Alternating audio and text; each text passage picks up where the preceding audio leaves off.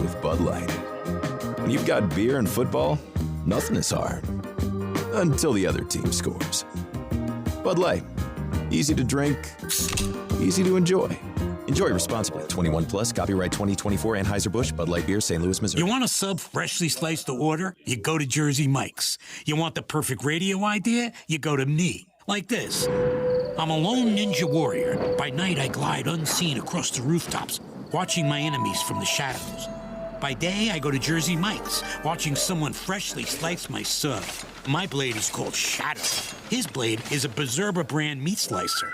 Clearly, I have much to learn about this land. Freshly sliced just for you. Jersey Mike's, a sub above. This is Trey Hayes with Advanced Moving and Storage. Advanced Moving and Storage is here to help you have the best move ever. Advanced Moving and Storage is dedicated to making sure you get everything you need on your next move, no matter how large or small, whether you're local, in-state, or out-of-state. Our courteous and experienced personnel is ready to help. Call Advanced Moving and Storage today at 252-321-3200. If you want to remove stress from your next move, use the moving company the Pirates use. Advanced Moving and Storage.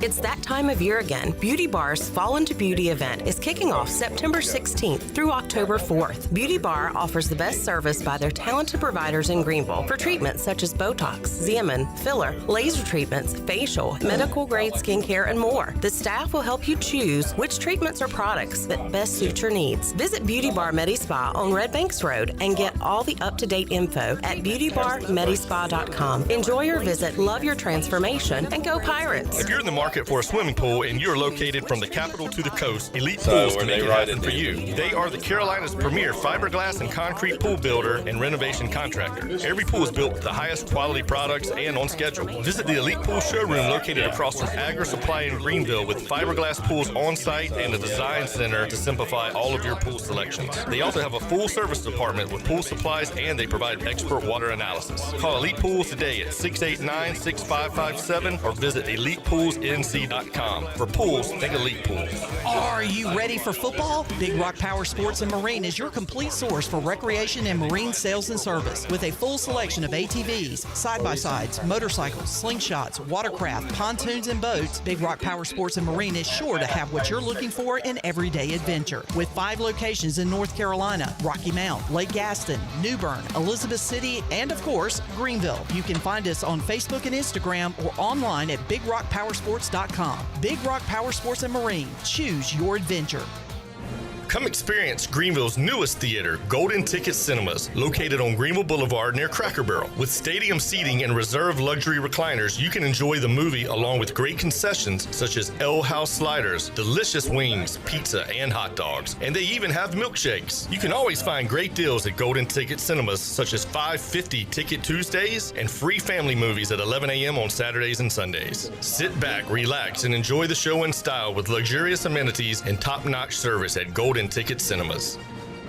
The Buccaneer Music Hall is your beacon of music in the land of the Pirates in ENC. Open at noon 7 days a week with live music. Come enjoy sports trivia with me, Clip Rock, every Monday. Tuesday and Wednesday, it's live local acoustic night, along with line dancing from 7 to 9 on Wednesday. Thursday, there's a brand new lineup with Singo starting at 8, followed by karaoke with DJ Dog. Ladies and free both Friday and Saturday nights with the best local bands in the area. Finish the weekend with free games and DJ Kids Scene. Y'all come get fucked up. Hey everybody, this is David Glenn, and you're listening to my favorite station in Eastern North Carolina, Pirate Radio, the voice of the Pirate Nation. On and off, and then they cut back and Virginia Tech's dancing, and it was wild.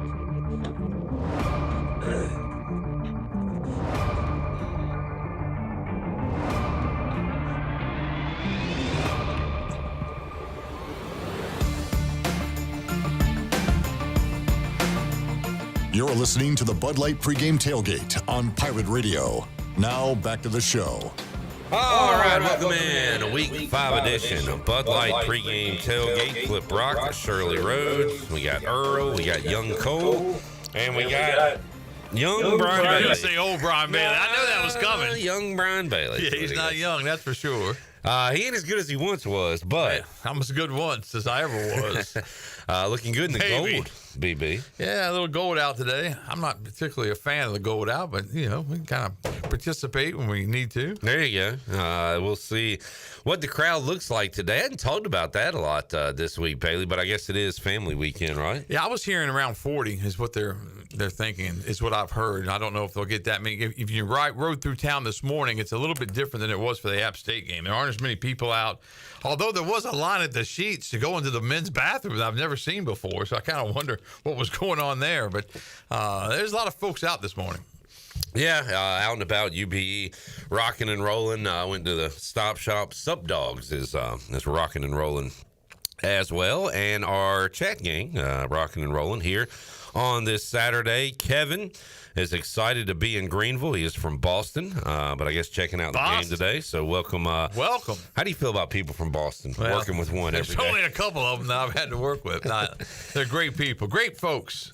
Fine folks. Jerry is in the house. Hello, Jerry. Welcome in. Ray is in. Jamie is in. And Chad is as well, getting pumped for game day. And I, too, am excited for this one, Bailey. I said early in the week, I think East Carolina has bounced back even the term. I mean, they have been in these games, winning these games the last couple of weeks, but I do think they can go out and get it done today. I don't know if UTSA is as good as last year. I don't know what UTSA is because of their scores. They've been blown out a couple times. They've also blown out a couple of teams, so they're kind of an enigma going into this one.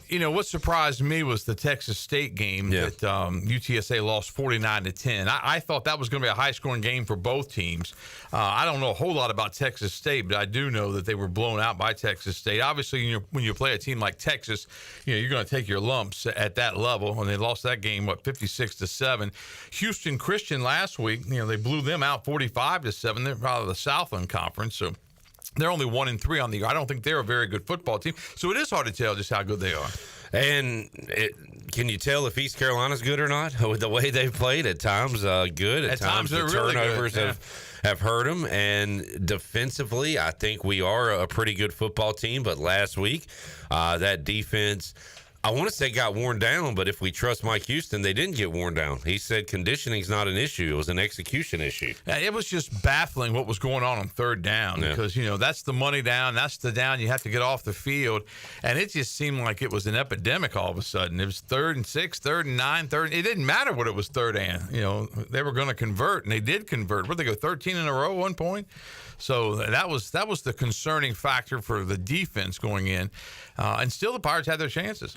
That they did, and it was early in the morning when they had those chances. Bailey, one of the most bizarre nights that I can remember. We talk about the teams traveling east to west, and especially with this wacky Big Ten. Washington played at Rutgers last night. Yeah. They're in a conference together. Go figure that out. But how about when you do that, you almost lose Sunday. And Mike Houston said that it was kind of tough getting these guys back after what they went through on Saturday. Surely they're caught up by now, but I wonder if that kind of affects at least the early part of the week a little bit. I think it had to affect the early part. Just think about how late that game went, and it takes a while for the team to get back on the bus, and that was a bus trip. So they were getting on the bus and going to go, I guess it's probably 4 hours by bus, about 3:45 is what we made it in. And then, there's certain things that have to happen after the game. Brian Meador and myself, we're doing the coaches show with Coach Houston, and imagine how difficult that is. It's 2:30 in the morning. Nobody wants to be doing a coaches show at that point. And then Meador had to put it together on the way back, and he was up all night trying to get that thing together so it would air at 11:30 a.m., which it did.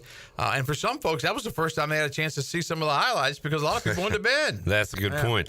Bailey, here's a question for you. What is the toughest coaches show you had to do as far as result or location or does anything come to mind where Because you probably run them pretty dang smooth now, I would think. Well, I don't know about that part of it, but I do know. I think the state loss, when Holton had him in position in the field goal, I mean, that's just one that was a gut wrencher for everybody involved with the program. You knew how hard they had worked. You knew that Holton wanted that for his signature victory, and he should have gotten it.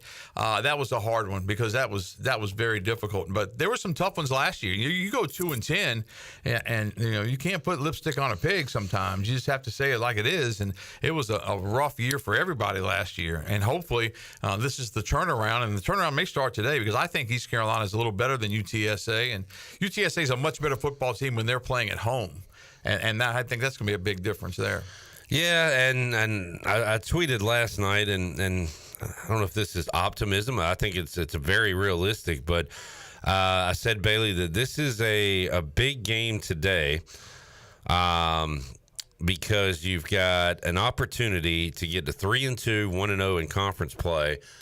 Then next week, you can go get some revenge on Charlotte, a team that beat you last year, a team that you are certainly better than talent-wise and everything, to get to 4-2, 2-0. Then you would have a bye week going into a game against Army, and looking ahead, I've got them. They're going to be 6-0, I think, at that time. Wouldn't that be nice? And potentially 6-0 Army and 4-2 East Carolina. How about like 24th, 25th ranked Army? Yeah, at 6-0. Yeah.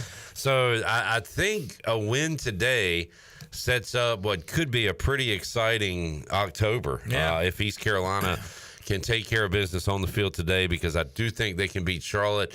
Now, again, there's an opposite side to this where you lose and then things go wrong again against Charlotte and you're in a giant tailspin. I think you don't want to be in that tailspin and then going to Army. That's for sure. No, they have put. That's going to be a difficult game anyway. But I think the more realistic outcome is door A that I presented there, with a win today, a win next week, and getting 4-2, 2-0 looks pretty dang good going into that Army game. I agree. I think that would be a great scenario. And when you look at what this East Carolina team has done so far, as you said, they've had some really brilliant moments, especially on offense, and then they had some real down. But Jake Garcia, to his credit, has cut down on his mistakes, and I think he's kind of taken ownership of the fact that, hey, sometimes I got to throw it out of bounds. Sometimes I got the other day for interviews day on Tuesday.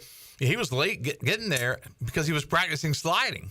I mean, think about that. Here's a guy who knows he's got to do something better, stays after practice and works on it. I asked John David Baker about the mixed feelings of him diving into the end zone. You want to make sure you get that touchdown when you get a chance. You also don't want your quarterback to go head first ever.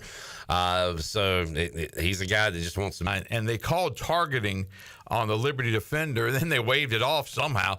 But let me tell you, I was standing right there, and I wish everybody would have a chance to do this, to stand on the sideline and hear some of the sounds, because that was the scariest sound I think I've ever heard on a football field, because those two helmets just cracked. And I was so thankful that Rajay got up, and I talked to Rajay moments after that. I said, hey, are you all right? And he said, yeah, I'm good. I thought, man, it was a terrible, terrible sound. And then I knew it was targeting, and there wasn't any question in my mind. And they reviewed it, and they called it, waved it off. I didn't understand that. I never saw a replay, but I didn't understand how they waved it off. First glance, I thought there was a slight chance that they call it on Rajay for lowering his head, and then I saw the replay, and I was like, oh, the defender goes in head first. Right. Yeah, it's pretty clear. So. How was it waved off? I don't get it. Yeah. Plus, it was 1 o'clock in the morning. Maybe they just the TVs weren't working up there or something. Well, I wonder if that happened last night in the Miami-Virginia Tech game. A wild finish there. That was wild. Virginia Tech hits a Hail Mary, although on the field and live, it didn't really look like a touchdown. You couldn't see a lot at all. Then they turned the lights out real quick, so you really couldn't see. They did. And then they review it and come back and say it's incomplete. And if they're calling it a touchdown, I don't know how they call it incomplete, but just a wild, wild finish there. The original call was a touchdown for that play. Right. I was stunned they overturned that. I don't know how they called it a touchdown. I don't know how they overturned it. I don't know how they saw anything. Yeah. I think you got to stick with – and they reviewed it for what seemed like 5 minutes. Is there not a time limit? Yeah, I saw a timer. It was at least 4:50 or something along those lines. Do we not have a time limit? I guess not. I don't know.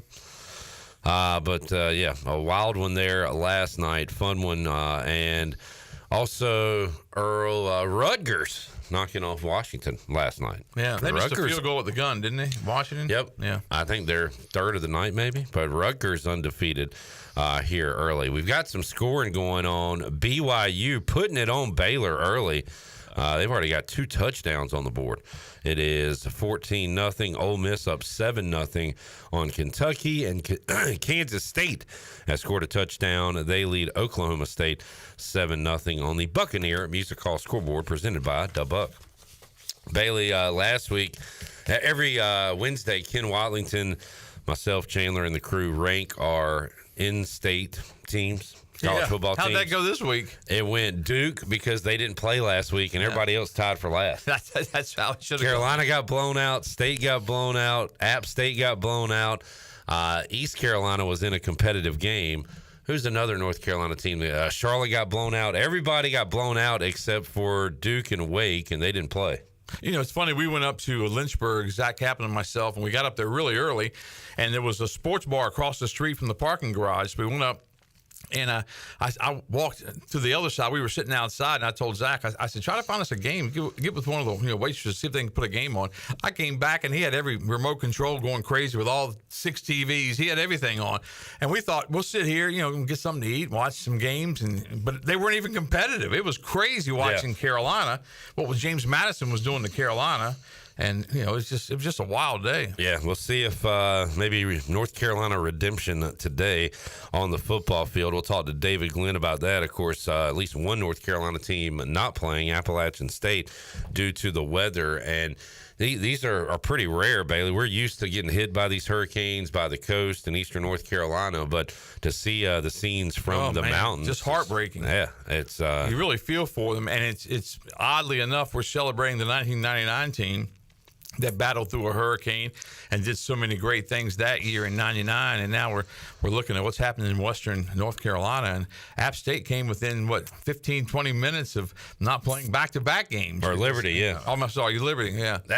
How about that? What are they? Yeah. They could have been like 7-0 and trying to make the playoff or something at the end of this year. That's the truth. Were very, very close. How about that, Bailey? Did you always think last week you were going to get that game in? Did any part of you think? I thought for a long time there's no way we're going to get it in because it got to be later and later, and you were trying to get information from everybody. And John Gilbert was down there, and J.J. McGlam were down there, and you try to see what they're saying. And one of the questions I had, there was a rumor going around they were going to try to come back and do it the next day.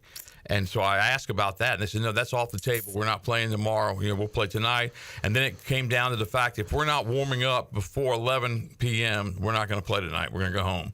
And then they got back on the field. It kind of cleared out. It was a great night for football once it got cleared out. Yeah. Man, seeing scenes of there's an alarm at Mountain Island Dam. Just some incredible scenes there. That is incredible. Obviously hoping for the best there. No football today in Boone with App State and Liberty. Bailey, can you stick around a few more minutes? Yeah, sure. All right, let's take a break. We'll give a few 1999 memories as we are honoring that team today at Dowdy Ficklin Stadium, and also get Bailey's final thoughts on East Carolina and UTSA before he heads out to the field. We'll take a break, come back, roll on Hour 1. Bud Light Pre-Game Tailgate brought to you by Bud Light, reminding Pirate fans to stay in the game, drink responsibly. Bud Light, the official beer of the ECU Pirates, proudly distributed by Carolina Eagle Distributing since 1989. We are back with you after this.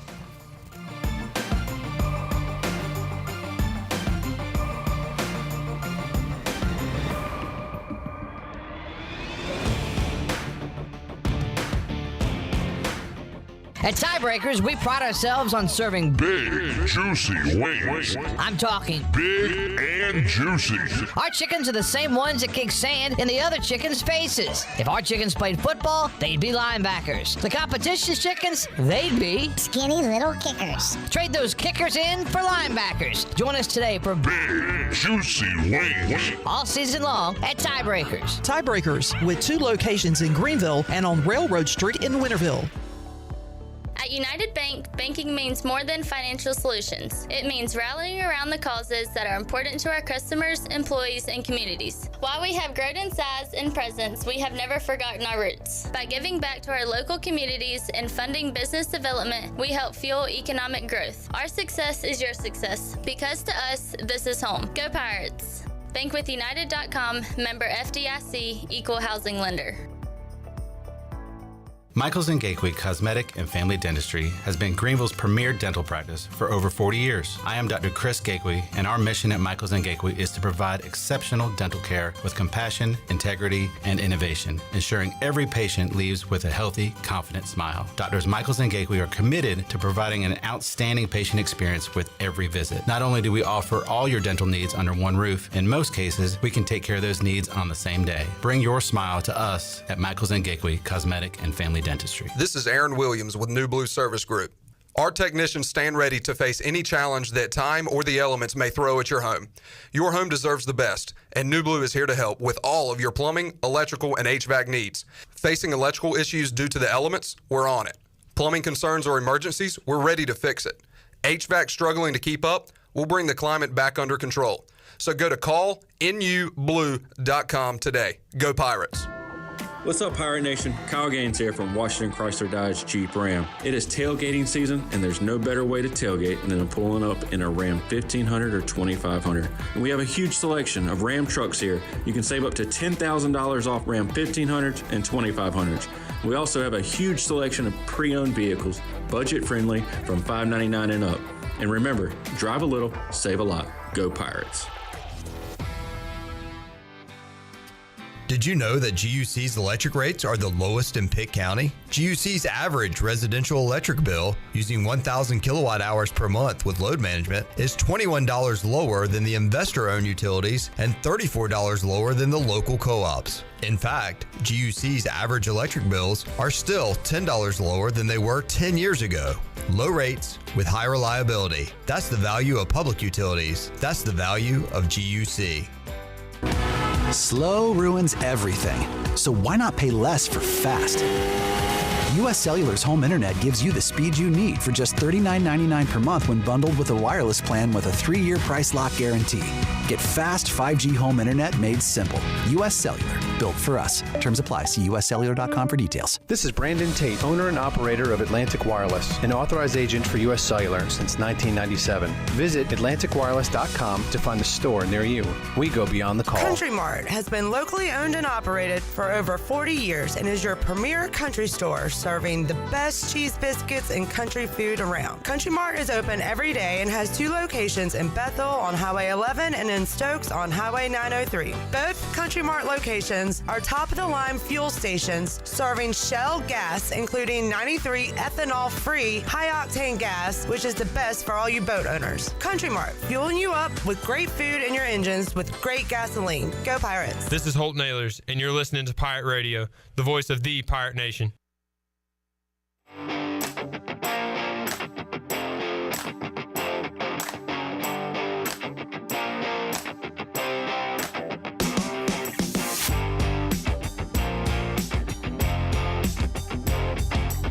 You're listening to the Bud Light Pre-Game Tailgate on Pirate Radio. Now back to the show. Welcome back. Pirate Radio is excited to announce that Inky Johnson will be the 2025 Leadership Luncheon Speaker on Monday, March 17th.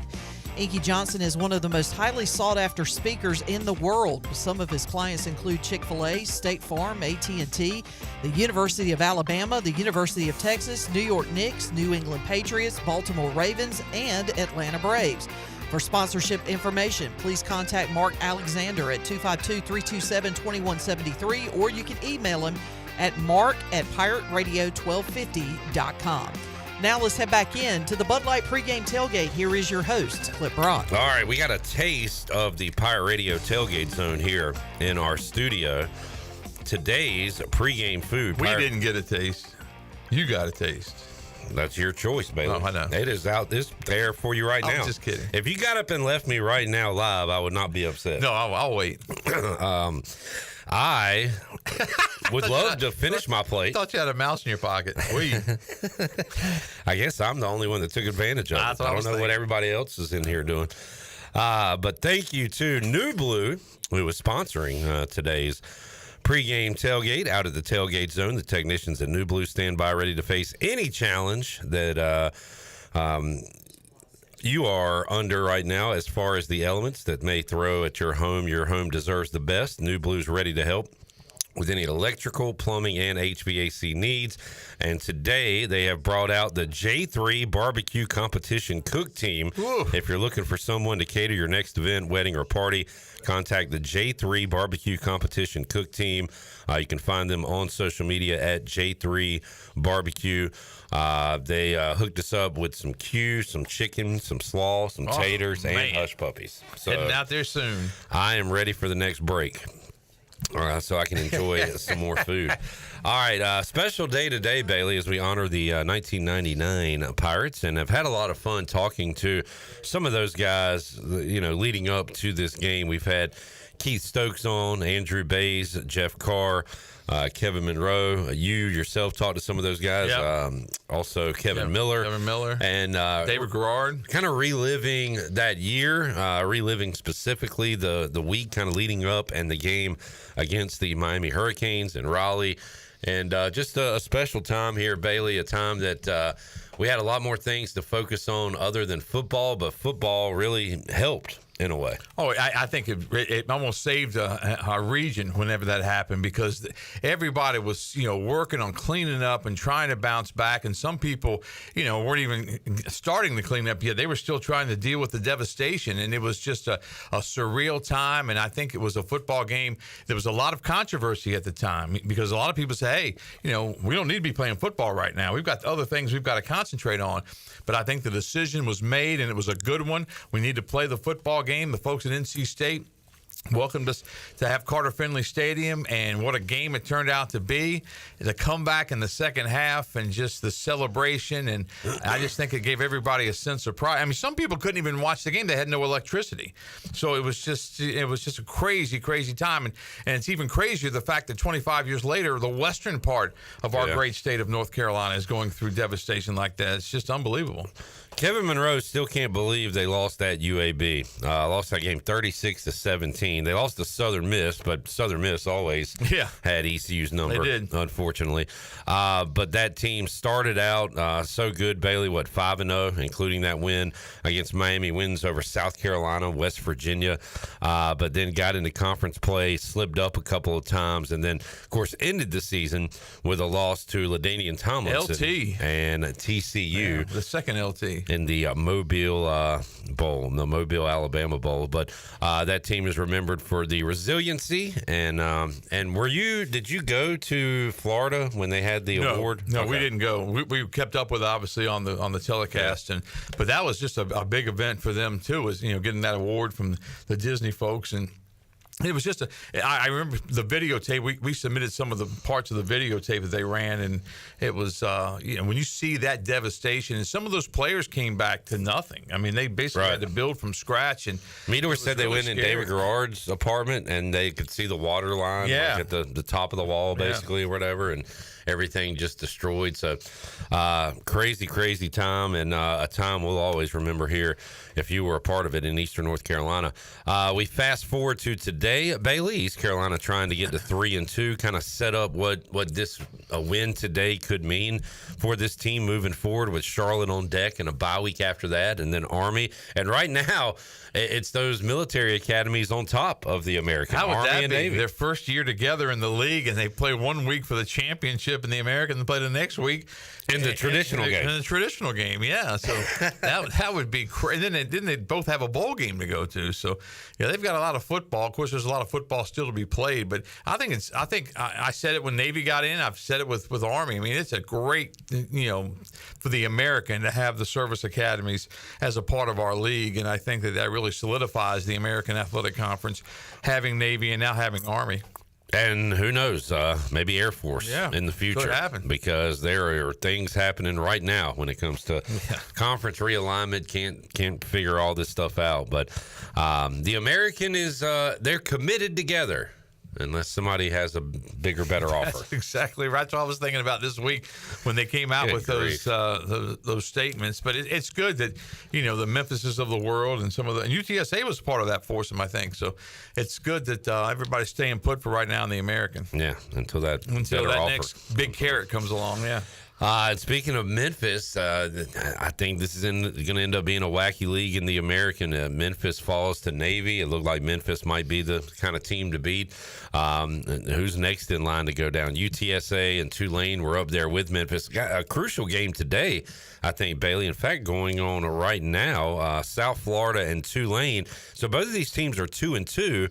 But they have played some really, really good competition. South Florida has played Bama and Miami. Tulane has played Oklahoma and K-State already. Tulane putting it on South Florida in the first quarter. It is 14-0 Tulane with 4:39 left to go in the first on the Buccaneer Music Hall scoreboard. That one is one to keep an eye on. And Tulane, without Willie Fritz, has looked good this year. They had a chance against K-State. Some say got a little screwed over by the officials, and then played a somewhat tight game in Norman against Oklahoma, but they are on top of South Florida earlier. And they're a really good football team. And I think if Memphis does fall off, Memphis was the pick to win the league. UTSA was picked by many. I think that's the one I took in the media poll. I'm not as impressed with UTSA as they come to Greenville today, just because of what we've seen in those 4 games. But who knows? It's like East Carolina.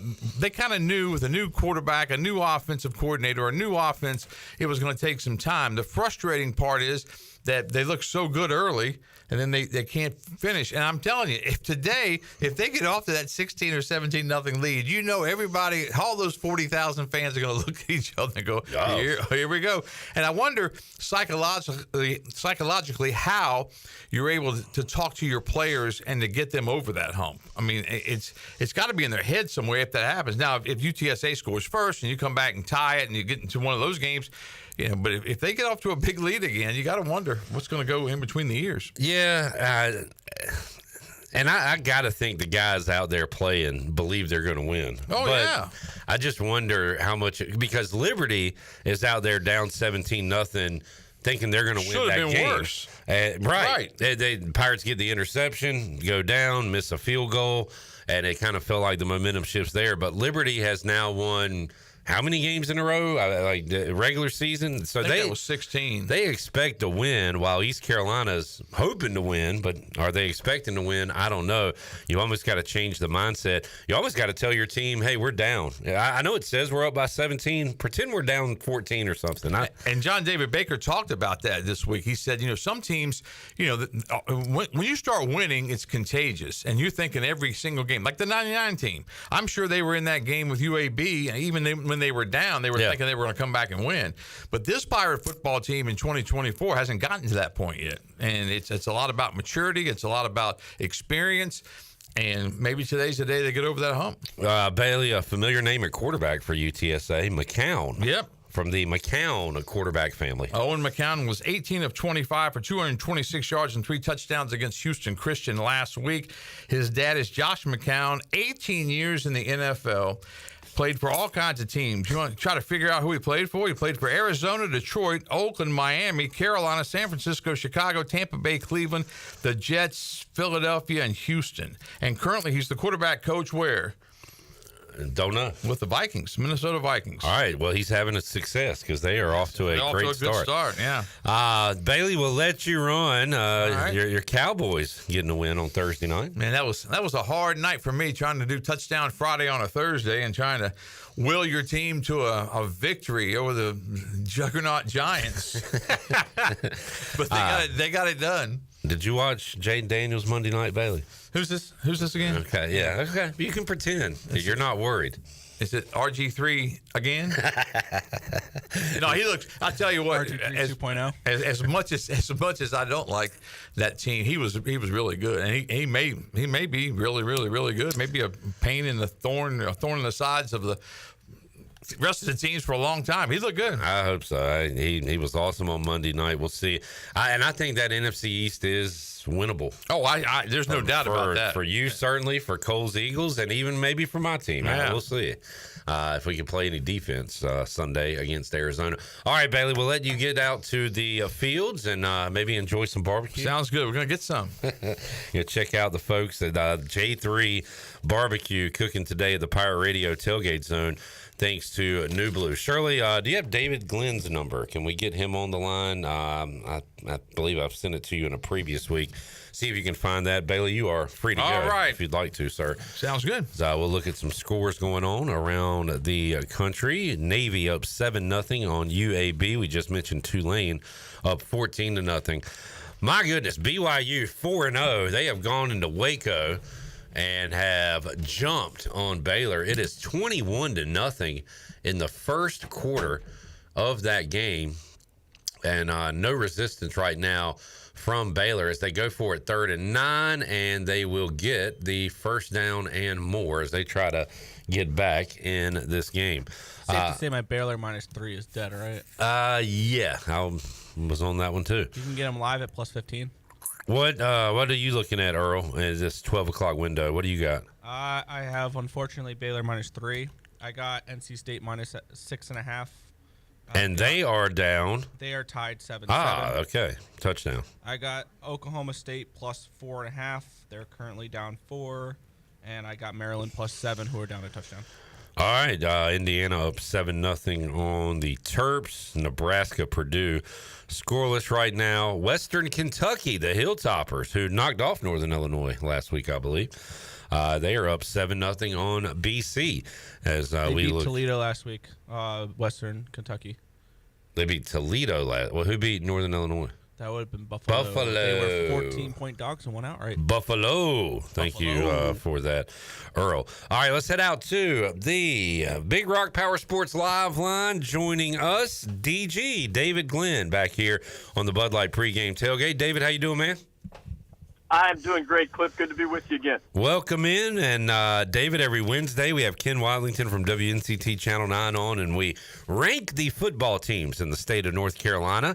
And this past Wednesday was pretty easy. We put Duke #1 and everybody else basically tied for last because our poll likes winning. Our poll likes head-to-head. We take that into consideration, and it was just a rough week for the state of North Carolina last week in football. When you look at what happened to North Carolina, NC State, Charlotte and App State were blown out. East Carolina had a 17-point lead. They end up losing on the road at Liberty. Rough Saturday for our in-state teams last week. Yeah, it was almost as if it was just degrees of embarrassment after the Duke Blue Devils, who, of course, are 4-0 as they take on the Tar Heels today. But remember, even Dave Clawson at Wake Forest, who didn't even play last weekend, his most recent outing was a 40-6 home loss to Mississippi. Yeah.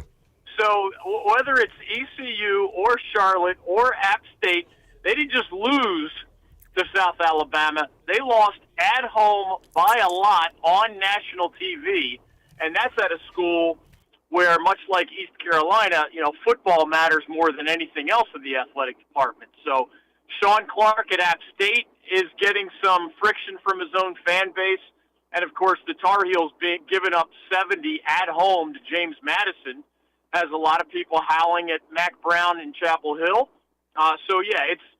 We'll see what happens between the Tar Heels and the Blue Devils, because I guess if Carolina beats Duke, maybe that elevates them to #1 in the state. But unless it is a 5-0 Duke, whoever's #1 certainly has some warts on its resume. No doubt about that. David Glenn joining us, Big Rock Power Sports Live line. Maybe it's get off the mat Saturday for these teams. NC State right now tied with Northern Illinois.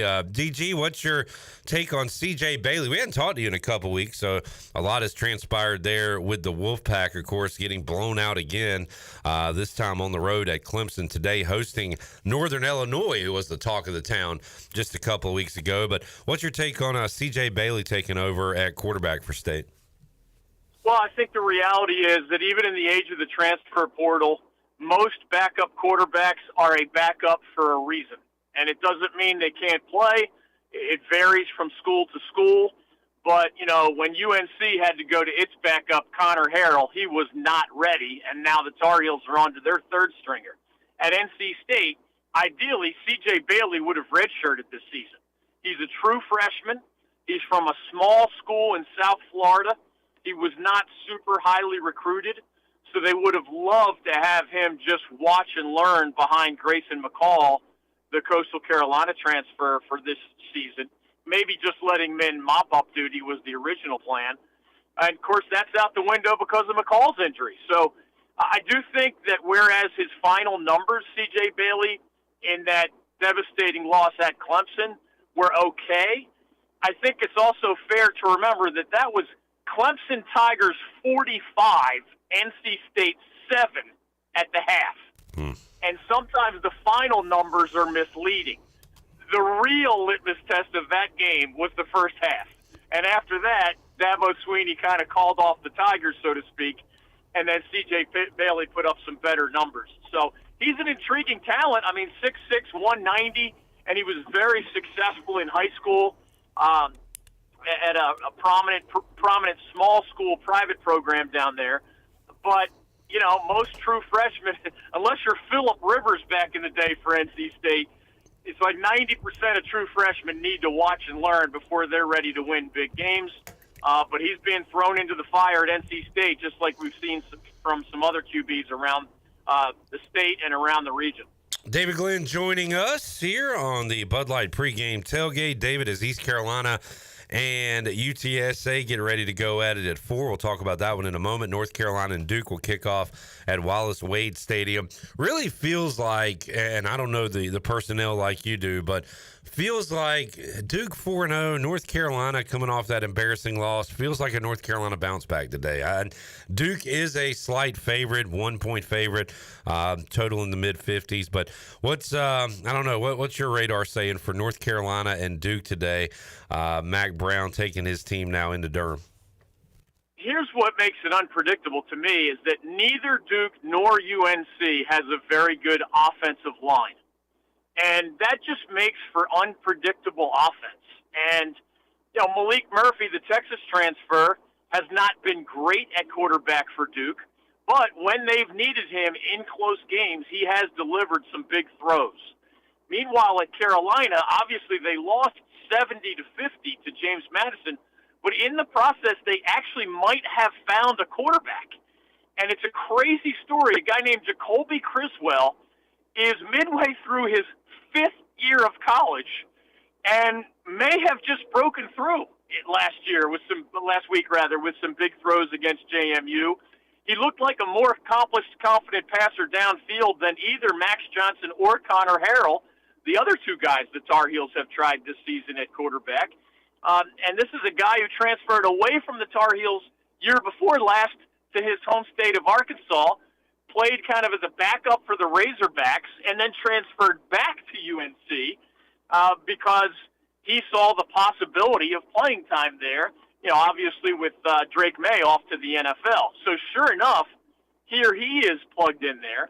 The only difference I see, Cliff, is that the Blue Devils are playing with more confidence overall, and their coach, Manny Diaz, is a defensive guy, and they just look like they believe in what they're doing on the defensive side of the ball.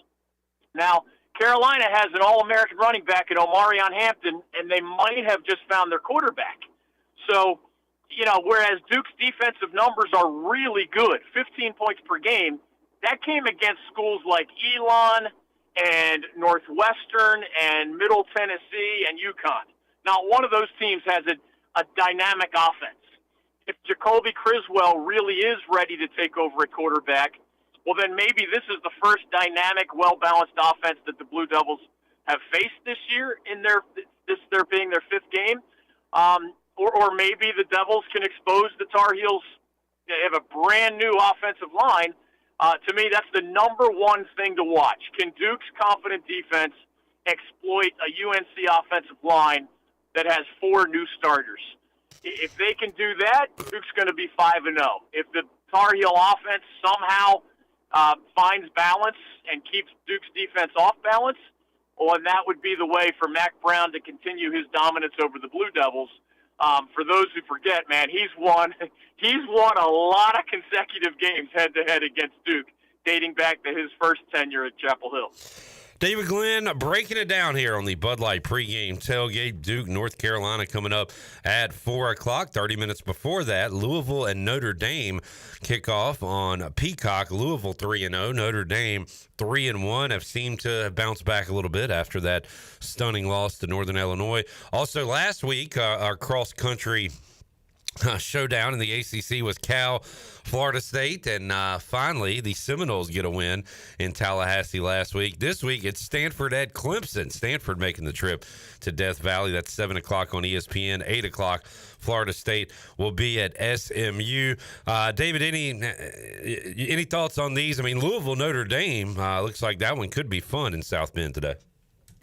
I agree with you on that. I don't think Stanford has any chance against Clemson. SMU, Florida State could be intriguing. The Mustangs are a pretty solid football team, as you guys saw last year when they were in the American Athletic Conference.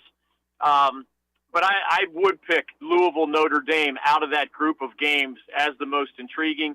The Cardinals have not lost yet, but Notre Dame is a really good defensive team.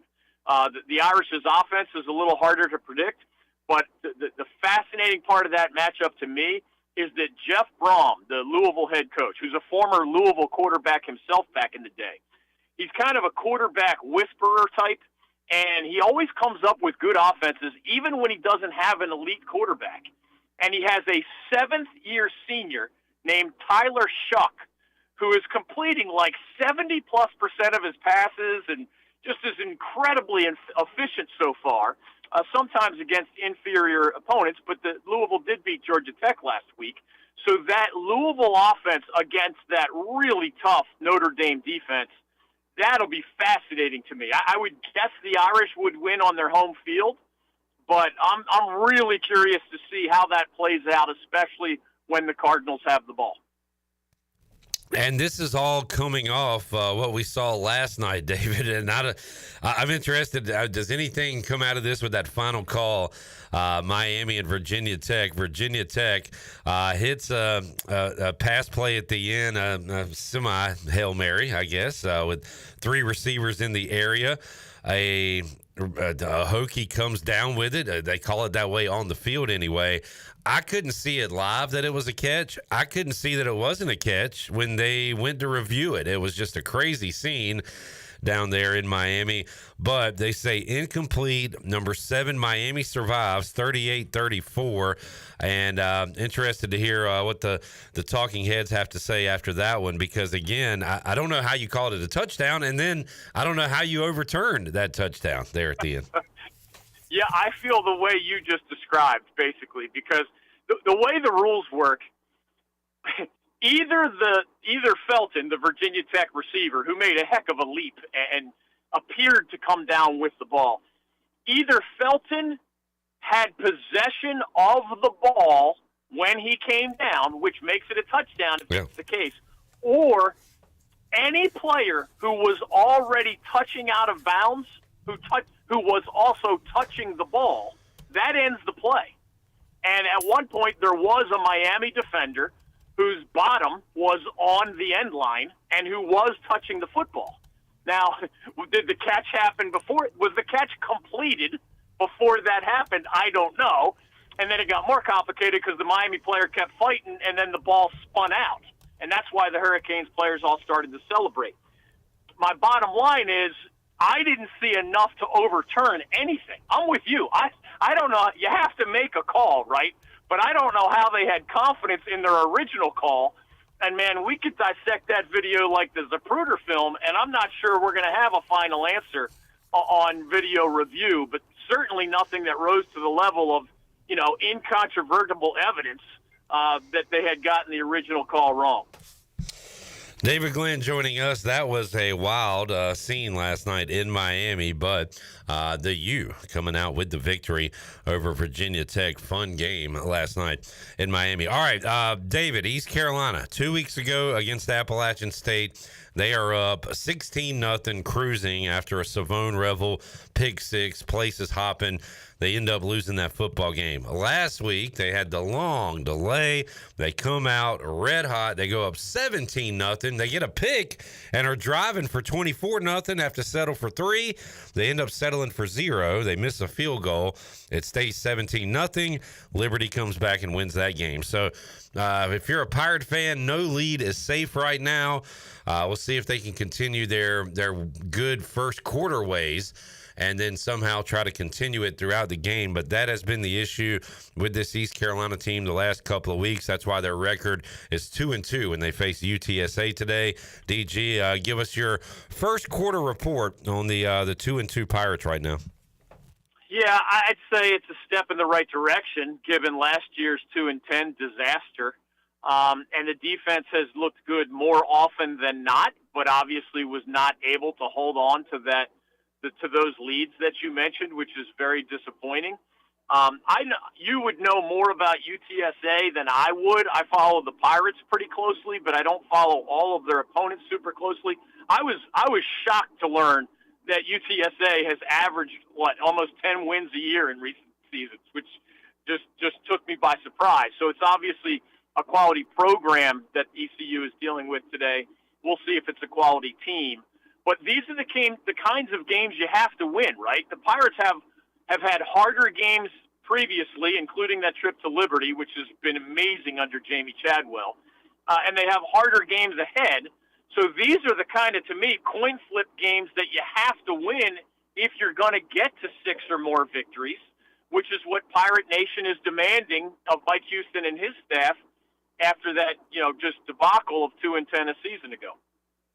David, here's one little factoid you need to know about UTSA. There's another McCown quarterback in this world, Owen McCown, son of Josh, will be quarterbacking for UTSA. So we saw Luke, we saw Josh, and now another generation of McCowns here throwing the football around. So we'll see him today at Dowdy-Ficklen Stadium.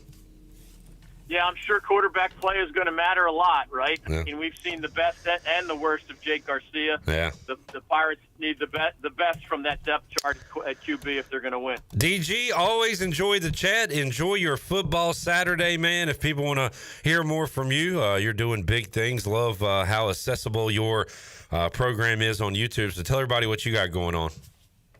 Yeah, the website to remember is ncsportsnetwork.com. The company is the North Carolina Sports Network. That's the only place folks can get my show. So NC, of course, for North Carolina, sportsnetwork.com. I'm still on Twitter and other social media at David Glenn Show. But we have great interviews with top coaches and athletes in college football. College basketball is not far away, obviously. We're looking forward to that. But we're going to keep covering all 7 of our state's FBS programs. We have some intriguing stories at the lower levels of college football. So it's the things that we love to write about most: football, basketball, and recruiting at ncsportsnetwork.com. DG, thank you so much. We'll talk to you again soon, man. Thank you, Cliff. Always fun, bud. Take care. Thank you. There is David Glenn joining us on this college football Saturday, hour 1 of the Bud Light pregame tailgate. He joined us on the Big Rock Power Sports live line. Big Rock Power Sports has everything you need to conquer the outdoors. If you're in the market for an ATV, side-by-side, motorcycle, personal watercraft, or boat, make Big Rock Power Sports and Marine your next stop with 5 locations in Eastern North Carolina. Big Rock Power Sports, choose your adventure. All right, we will take a break. When we return, we're done with hour 1. We'll open up hour 2 of the Bud Light pregame tailgate and hear from Jared Kalmus. He is from Alamo Audible, and we'll get his take on UTSA, some players to watch out for, what they've done so far this season. Got that and a lot more coming up hour 2 of the Bud Light pregame tailgate. We're back with you after this.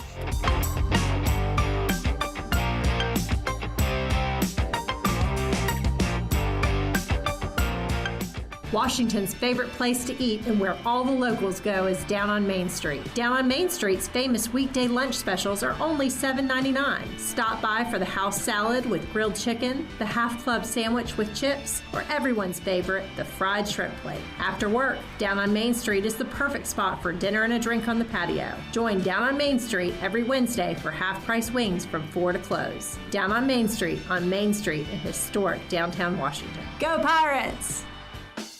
Where do you find the best selection of pre-owned vehicles in Eastern North Carolina? It's DriveHereNow.com. DriveHereNow.com is a combination of 4 dealerships in Eastern North Carolina with a fully stocked inventory of over 200 SUVs, trucks, and cars. If you're looking to upgrade your vehicle or purchase for a new driver in the house, get shopping today at DriveHereNow.com. DriveHereNow.com, supporting the Pirates for over 47 years.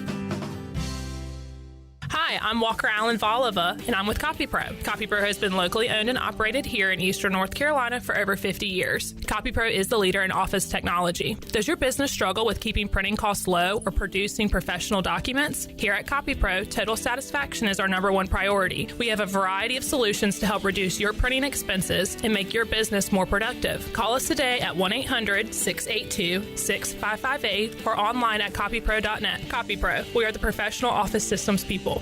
This is proud ECU alumni David Price of David Price Construction. As a leading general contracting firm, we specialize in commercial construction and renovation. Whether it's updating your office space, renovating your restaurant, or building a new retail store, our team at David Price Construction is ready to assist. We are committed to delivering quality, value, and customer satisfaction across all of our projects. So give us a call at 919-820-3612 or find us online at davidpriceconstruction.com.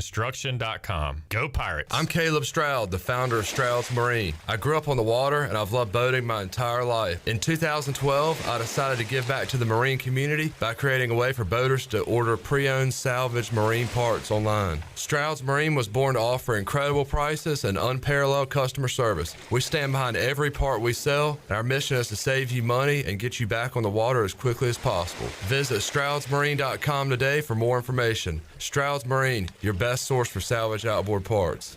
This is Martin Truex Jr., and as a NASCAR Cup Series champion, I love one-stop shopping. When I need fresh tires or fuel during a race, my pit crew takes care of everything. Off the track, I have an auto owner's independent agent. They handle all my insurance in one place: car, home, life, and business. Get your own pit crew and find a local agency with auto owner's insurance. This is Jeff Gibson with Town Insurance in Greenville. Call me today at 756-8300. Go Pirates!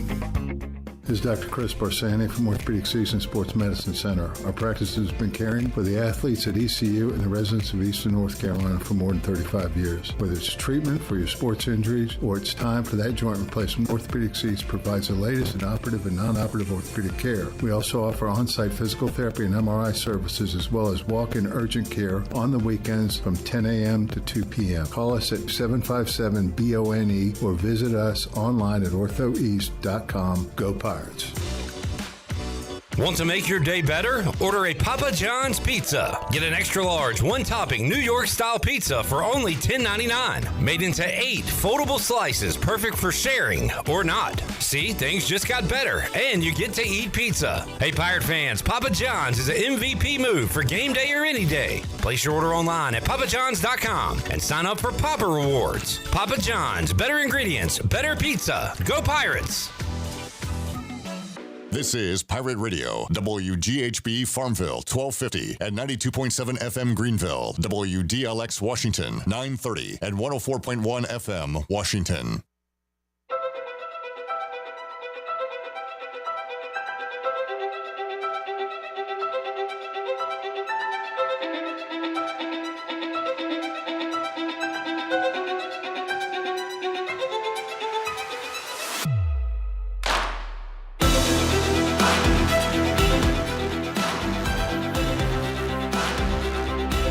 Listening to the Bud Light Pre-Game Tailgate on Pirate Radio.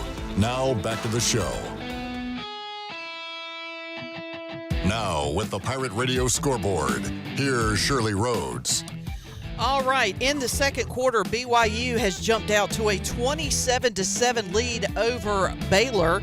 Michigan leads Minnesota 7-0 in the second quarter. It is Navy 14, UAB nothing in the second. NC State leads Northern Illinois 14-7 in the second quarter. It is Kansas State 7, Oklahoma State 3 in the second. Tulane all over South Florida 17-0 in the second quarter. It is Kentucky trailing Ole Miss 7-3, and Western Kentucky leads Boston College by a score of 14-0. And that is a look at your Buccaneer Music Hall scoreboard, brought to you by The Buck. It is your beacon of music in the land of pirates in eastern North Carolina. They're open from noon until 2 a.m. with live music every night and free entry for ladies all weekend long. You can follow The Buck on Instagram for an updated schedule, and we'll see you at The Buck. Now let's head back in to the Bud Light pregame tailgate. Here's your host, Clip Brock. Oh, my goodness. That is so good. Thank you to New Blue, sponsoring today's Pirate Radio Tailgate Zone food.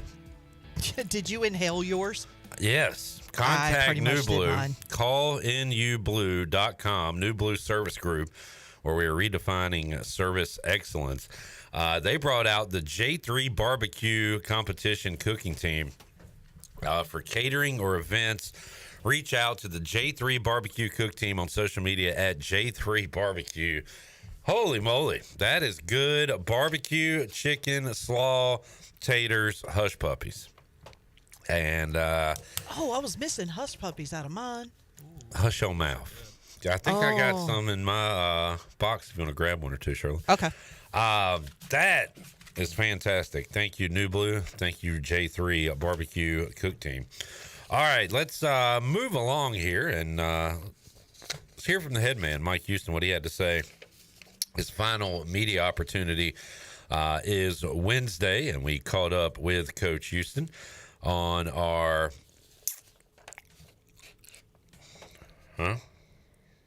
I'll tell you in a moment. Is that our Coach's Corner? It's our United Bank Coach's Corner. Are you missing your sheet? Nope, I got it right here. Okay. United Bank, safe, sound, secure since 1839. Now more than ever, trust is the foundation of any successful relationship with local bankers you know and trust. It's no wonder businesses and individuals throughout North Carolina continue to choose United Bank. Bankwithunited.com, member FDIC. Here's Mike Houston from Wednesday. All right, kids have been really good the last couple of days. Very motivated for this game this weekend. Obviously a challenge with UTSA, one of the top teams in our league. And, conference openers, a big game for us. So they're excited about having the opportunity to play this game.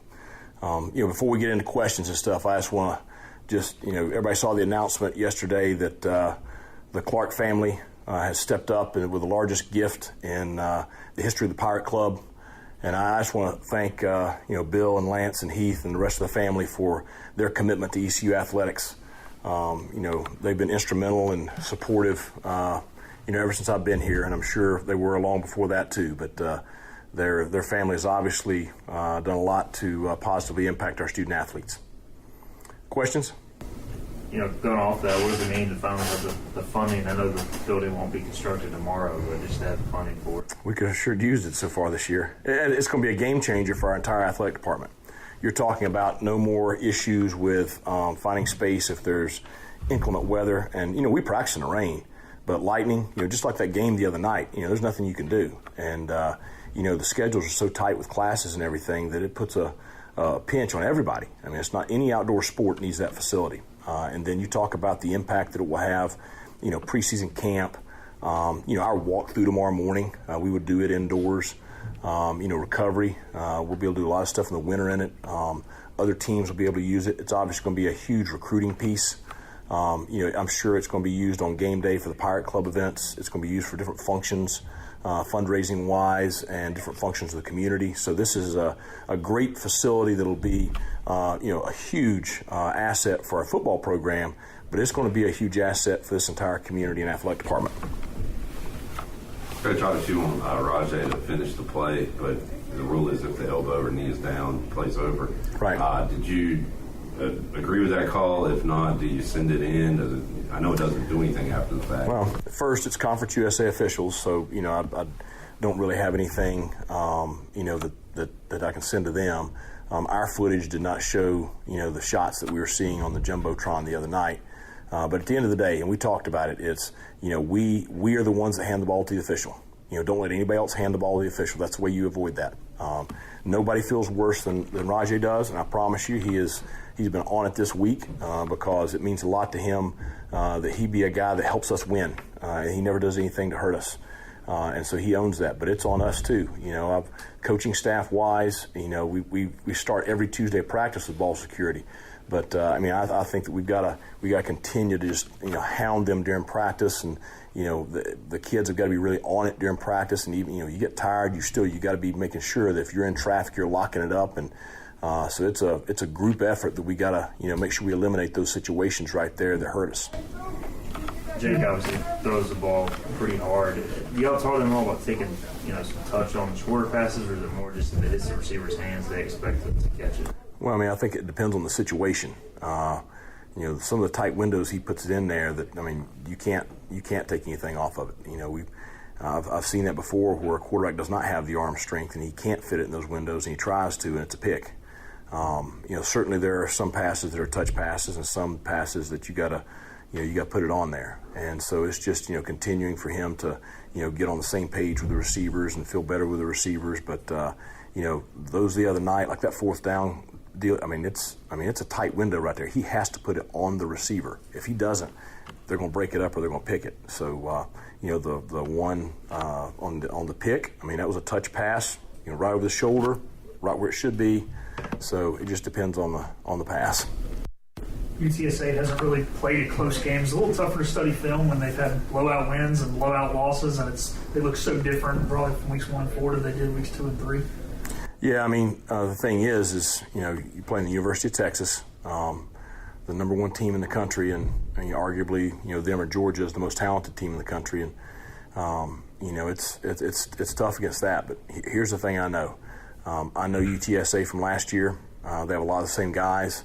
I know Coach Traylor. I know what to expect Saturday. They have dynamic playmakers on offense. Their quarterback is a great operator. Their defensive front is one of the better ones in this league. Their linebacking core is experienced and athletic. Their DBs are long and can run. And I know that they just like us. They pride themselves in physicality and toughness and playing with a chip on their shoulder. So we know what to expect coming in here. They've played kind of all over the place with where their games have been. But the thing we know is who they are. How has the energy level been just getting those guys back after the late night? It's been good. Sunday there wasn't a whole lot of energy because everybody was still trying to recover from getting back in at 7 a.m. But we did very, very little on Sunday. Really focused Sunday and Monday just getting rest, getting recovered. I thought we've been really energetic the last 2 days. I thought that Tuesday was a very, very good Tuesday practice. it was from the standpoint of just we had mistakes, things we can clean up, but there was no lack of energy, lack of effort, lack of trying to do things that are in the game plan that are new to them. So had another good practice today. So tomorrow and Friday are cleanup days. Last week was the best Thursday and Friday we've had so far this year, and I think that results in being ready to play on Saturday. We've got to be better this week on Thursday and Friday, and then our big focus today in practice, there was things all throughout practice where we're talking about finishing. That's the thing is we got to make sure that we have that energy in the fourth quarter. And we talked about the no quarter flag and what it means to us, but our plays got to back that up. And they want to. And the thing is, I don't want them to press. I want them to play fast and free and fearless and be very, very physical and just have fun because when they're playing that way, it's a different kind of team. Kind of speaking to that, given the nature of how the last 2 games have ended, how do you balance changing things up, conditioning-wise with, staying the course? Well, it's not a matter of conditioning. It's a matter of execution. Let's be real clear on that. We go out there, and I promise you we can condition run with anybody in the country.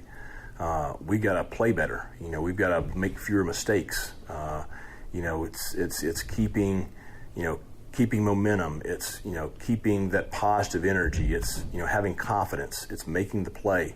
Those are the things that we've had to focus on. So, when you have those situations, you have to look at exactly what is happening. And what's happening is a variety of things that we've tried to address this week. Is Andrew Conrad still the guy moving forward at the kicker for you right now? Yeah. Yep, he's our kicker. Anything else? As you kind of just look at the conference as a whole, has anything stood out to you through the non-conference plays that you're ready to jump into it? Yeah, all those preseason media polls, y'all can take those and throw them in the trash. So it's wide open. I think, who is it? The academies are at the top right now? Yes, sir. Yeah. Nobody had that in preseason, did they? All right. Thanks, Coach. Have a good day. There is the head football coach of the Pirates, Mike Houston, inside the United Bank Coaches Corner. Pirates got to finish. They get a lead today.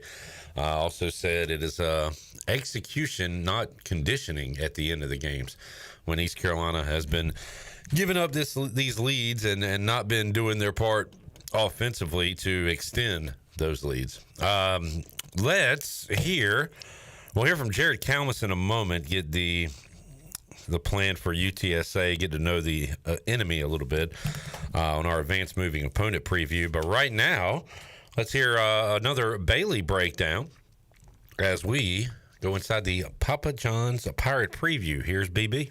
Into traffic, pop free and picked, intercepted by the Flames, returning it along the far sideline, finally knocked down. That's Dexter Ricks, and that's going to do it. 2 turnovers late for ECU. East Carolina's Pirates ride a 2-game losing streak into this afternoon's matchup with UTSA. The Pirates led Liberty early 17-0.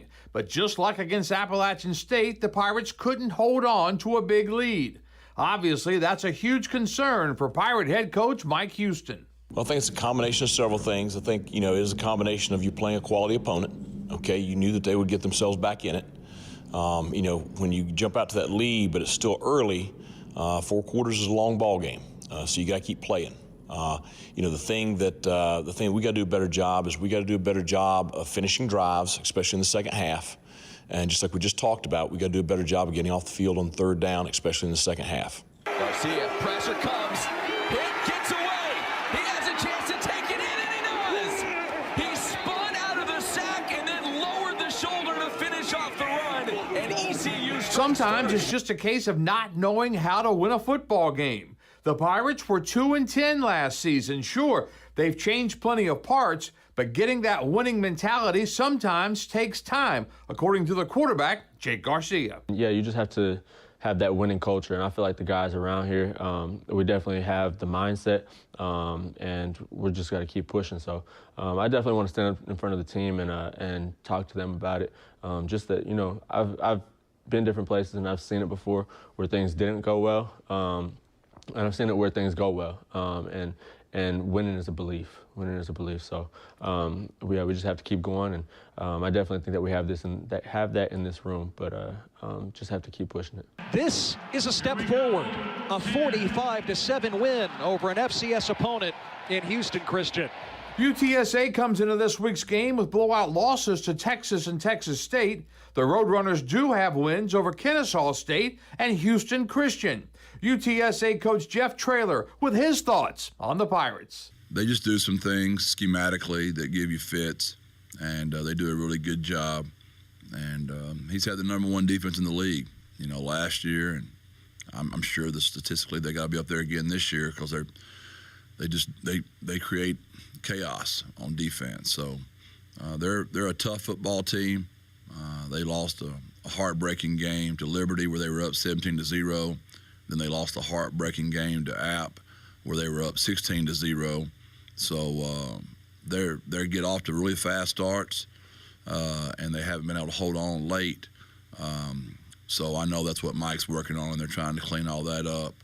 And it's just whenever you go on the road, your first conference ball game, it's tough to get it. Once again this week, it looks like it's a matter of the Pirates looking to play a clean game. They have cut down on the turnovers, but in crunch time... Up the gut, Harris hit, stop, ball came free. Ball came free, Liberty says they have it. Was it a fumble? The official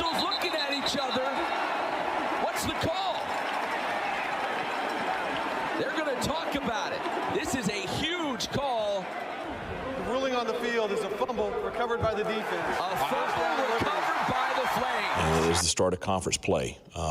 And, the goals very much to what we talked about each of the first 4 weeks is doing whatever we got to do to go 1-0 this week. Last year, UTSA beat the Pirates in the Alamo City 41-27. This year, the Pirates are a slight favorite at Dowdy-Ficklin Stadium, looking to snap that 2-game losing streak.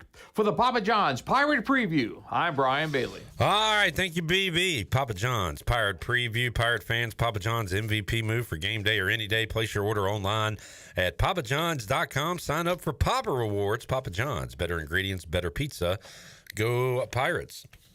All right, we will take a time out, come back, and get our advanced moving and storage opponent preview with Jared Kalmus. As we go to break, Pack get a field goal, 17-7 NC State over Northern Illinois. The Hilltoppers of Western Kentucky up 14-7 on BC. It is Syracuse 21, Holy Cross 14. There's some ACC scores for you. BYU continuing to pound Baylor. It is 28-7, although Baylor looks like they're about to score a touchdown here. Got the ball at the 1-yard line. Michigan up 14-0 on Minnesota. Ole Miss 7, Kentucky 3. Oklahoma State has the ball and trail Kansas State 14-13. It is Maryland and Indiana tied at 7. Purdue and Nebraska are scoreless. We'll keep you up to date on all the scores, including Tulane blowing out South Florida 24-0 and Navy up 14-3 on UAB on our Buccaneer Music Hall Scoreboard presented by Dubuck. Take a break, come back. We roll on hour 2 of the Bud Light Pre-Game Tailgate. Back with you after this.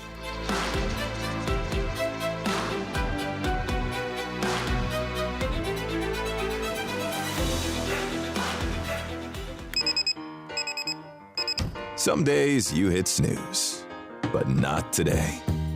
Today you have to go on a run to get burgers for the tailgate. You've got to haul something heavy, a cooler stocked with Bud Light. When you've got beer and football, nothing is hard. Until the other team scores. Bud Light. Easy to drink, easy to enjoy. Enjoy responsibly. 21 plus, copyright 2024 Anheuser-Busch, Bud Light Beer, St. Louis, Missouri. There is road work outside, but plenty of food and fun inside at Fish Street Hardware in downtown Greenville. Park right across the street and make your way in for a great lunch today or drinks with friends. There are over 40 beers on tap and plenty of new specialty cocktails to choose from. Don't forget about Singo on Tuesdays, trivia with DJ Captain Morgan on Wednesdays, local artist live music on Thursdays, and the best Sunday brunch starting at 10:30 a.m. Be sure to follow Fish Street Hardware on Facebook and Instagram for all the 411. Go Pirates! The price is always right at Doug Henry of Greenville. Doug Henry of Greenville has over 300 vehicles to choose from and brand new inventory arriving daily. Doug Henry is easy to find on the corner of Greenville Boulevard and Memorial Drive and always online at DougHenryGreenville.com. This month, Doug Henry is giving away ECU football tickets. Stop in and register to win and purchase the vehicle of your dreams. Doug Henry of Greenville, right on the price, right on the corner. Go Pirates! The convenience of Pitt Greenville Airport is waiting just outside your front door. Service is back, so you're connected to destinations worldwide through flights from American Airlines. Plan your next trip. Book your flights today at flypgv.com or aa.com. Good news, business travelers. PGV and American Airlines has added a new early morning flight available now. Book today at aa.com and be on time for that connection in Charlotte. Fast, convenient, and close to home, PGV has American flights perfect for your next trip. PGV, where the Pirates fly. Pirate Towing is now the exclusive towing partner for East Carolina Athletics. Pirate Towing has over 20 years of experience, open 24/7, and they can always assist you. Don't be stranded and wait for hours. Pirate Towing offers all roadside assistance to come give you a tow or jump start on game day or any day. Save Pirate Towing in your phone today and let the stress of car trouble go down. Pirate Towing, 955-4670. That's 955-4670, and also on Facebook. Pirate Towing, the preferred towing partner with ECU and Pirate Nation. Save a load on a new John Deere compact utility tractor and loader from Quality Equipment. It's never been easier to get the best brand on the market at an unbeatable cash price or with great financing at our lowest ever monthly payment. Now is the time to get that tractor package you've been dreaming of to get your next job done right. Stop by one of our 36 locations in North Carolina, South Carolina, and Virginia, or visit us online at QualityEquip.com. Hey Pirate Nation, Dank Burrito is coming to Greenville. Everyone loves a good burrito, but they're always the same basic flavors. Basic is boring. Dank Burrito is not your basic burrito joint. We use global flavors and fresh to death ingredients to make new kinds of burritos, bowls, and tacos you never knew you'd love so much. Dank Burrito is the official burrito of the ECU Pirates, and we're opening soon on 108 Red Banks Road in Greenville. Check us out at dankburrito.com or on Facebook. Go Pirates! This is Chandler Honeycutt from Pirate Radio Live, and you're listening to Pirate Radio, the voice of the Pirate Nation.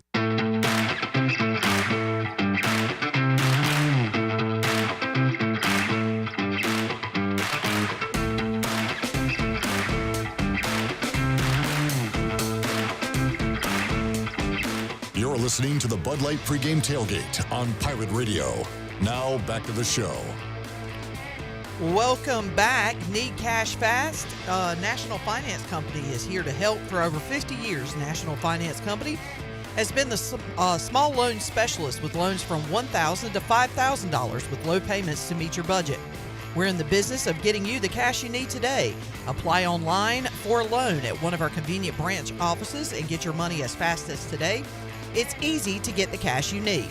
For extra cash, visit nfcmoney.com. Now let's head back in to PRL. Here's Clip. All right. Oh, yeah. Dang it, I owe you another Diet Dew. Another Diet Dew coming my way. That is Clip 1, Shirley 0. Zier. I like to identify the crap game of the day. And in that noon window today, we go to West Lafayette. We've got the Cornhuskers of Nebraska, Zier. Purdue, Zier. Zier. I hope Nebraska's sick and tired of losing to Purdue. Tired of losing to Purdue. It is 0-0. 2 minute. It's not a 2 minute warning. What do they call it? Timeout. The 2 minute timeout in college football. All right, UTSA on the docket today for East Carolina. Let's learn more about them as we go inside our Advanced Moving and Storage opponent preview. The team at Advanced Moving and Storage is dedicated to making sure you get everything you need on your next move, no matter how large or small. Whether you're in Greenville, New Bern, Kinston, or surrounding areas, their courteous and experienced personnel is ready to help. If you want to remove stress from your next move, use the movers the Pirates use. Advanced Moving and Storage, 252-321-3200. Jared Kalmus from Alamo Audible joins us on the Big Rock Power Sports live line. Jared, how you doing? Hey, Clip, doing great. Thanks for having me back on. It's always a blast. Absolutely. Appreciate you joining us. And let's recap what's happened so far with UTSA. They got a couple of wins going away. They got a couple of blowout losses. So that was asked to Mike Houston today. Is it kind of hard to look at a team on film, kind of see what all they've got when they've been in 4 lopsided games to this point? So right now, if you play somebody really good, it's been a struggle for UTSA. If you play teams that, quote unquote, you're supposed to beat, you have had an easy job handling them. So how's it been sitting through 4 weeks of UTSA football so far? I guess it's been a little bit confusing. To be honest, I still have no idea how good or bad this team is, to be honest with you. I mean, we've been saying it really since the preseason. Like, we're not going to really know if UTSA is good or bad until the ECU game. It's, I think, the first game where it's just kind of a normal matchup between two pretty equal opponents. Texas State was really talented, definitely more than expected, and they were very fired up for that game. UTSA just didn't show up, so that should have been a good barometer, but they just got kind of shell-shocked in that game, I think. So we'll see, how the Roadrunners show up. It's been a slow, I guess, progression for them to kind of start to click as a collective unit, especially on the offensive side of the ball. So we'll see how they show up this week. I asked Coach Blake Harrell today without Frank Harris there, who ran the offense for so many years, do they still look the same? He said that kind of studying them, the RPO, they're throwing more on first and second down than they did in previous years. And they have a quarterback with a famous last name, Owen McCown, 803 passing yards to this point. Also said he really likes the backup quarterback as well. First of all, Jared, McCown is the son of which McCown? Josh. All right, there you go. And he also said he is a lefty, so you can watch the film the same way. You don't have to look at it in the mirror or reverse it. Another lefty quarterback for UTSA. What are your thoughts on McCown so far? He's been pretty solid. I mean, for a young guy that's got limited starting experience, I think he's executed the offense pretty much as well as you could ask, given his lack of experience. He hasn't thrown an interception this year, and he hasn't even thrown any balls that could have been picked off. He's been very, very clean in that sense. Maybe almost a little bit too conservative. There's been a few times where he probably could have pulled the trigger to an open receiver and had a gain, and instead went with the check down or just threw the ball away. But I think he hasn't been a problem for the offense, but you definitely haven't seen the kind of explosive downfield attack that UTSA saw with Frank Harris, and I think that has more to do with the receivers and the offensive line than it has with Owen. In the Houston Christian game last week, he had time to sit back in the pocket and was very comfortable back there and connected on one, I think, 50-yard touchdown, and had another that was right there, but there was some pass interference on that play. So, it's been a good progression from him, but, just Frank Harris knew that offense so well, as far from a playbook perspective, but also just the chemistry with the receivers, knowing when the guy's going to break on the route, on those option routes, which one are they more likely to take. So there's been a little bit of a drop off as far as the connection goes, but, seeing some good signs there. I think you're going to see that receiver unit for UTSA shuffle a little bit as we get into conference play and, maybe some new guys get into the action, but just not a lot of targets getting wide open for the Roadrunners so far this year. Jared Kalmus joining us on our advanced moving and storage opponent preview. I'm sorry, Jared, did you say no interceptions for your quarterback? Yep, 0. That's a little bit different than our situation. Jake Garcia, 9 picks so far through 4 games. Only one last week and only one the previous week. So I guess he's gotten better at it. But interesting to see what these offenses look like coming up on Saturday and what East Carolina's offense can do against that UTSA defense, which, again, as a whole, you're confused about this team. How about what do you know about the defense so far through 4 weeks? I think the defense is a lot better than the scores would indicate from what you see. The Texas and Texas State games, I think really inflated the defensive output. But I think just on a play-by-play, down-by-down, drive-by-drive basis, they're a pretty solid defense. They're pretty similar to what you saw from the Roadrunners last year. Pretty strong up front. A lot of guys that can win those battles in the trenches, and some good experienced senior linebackers up there.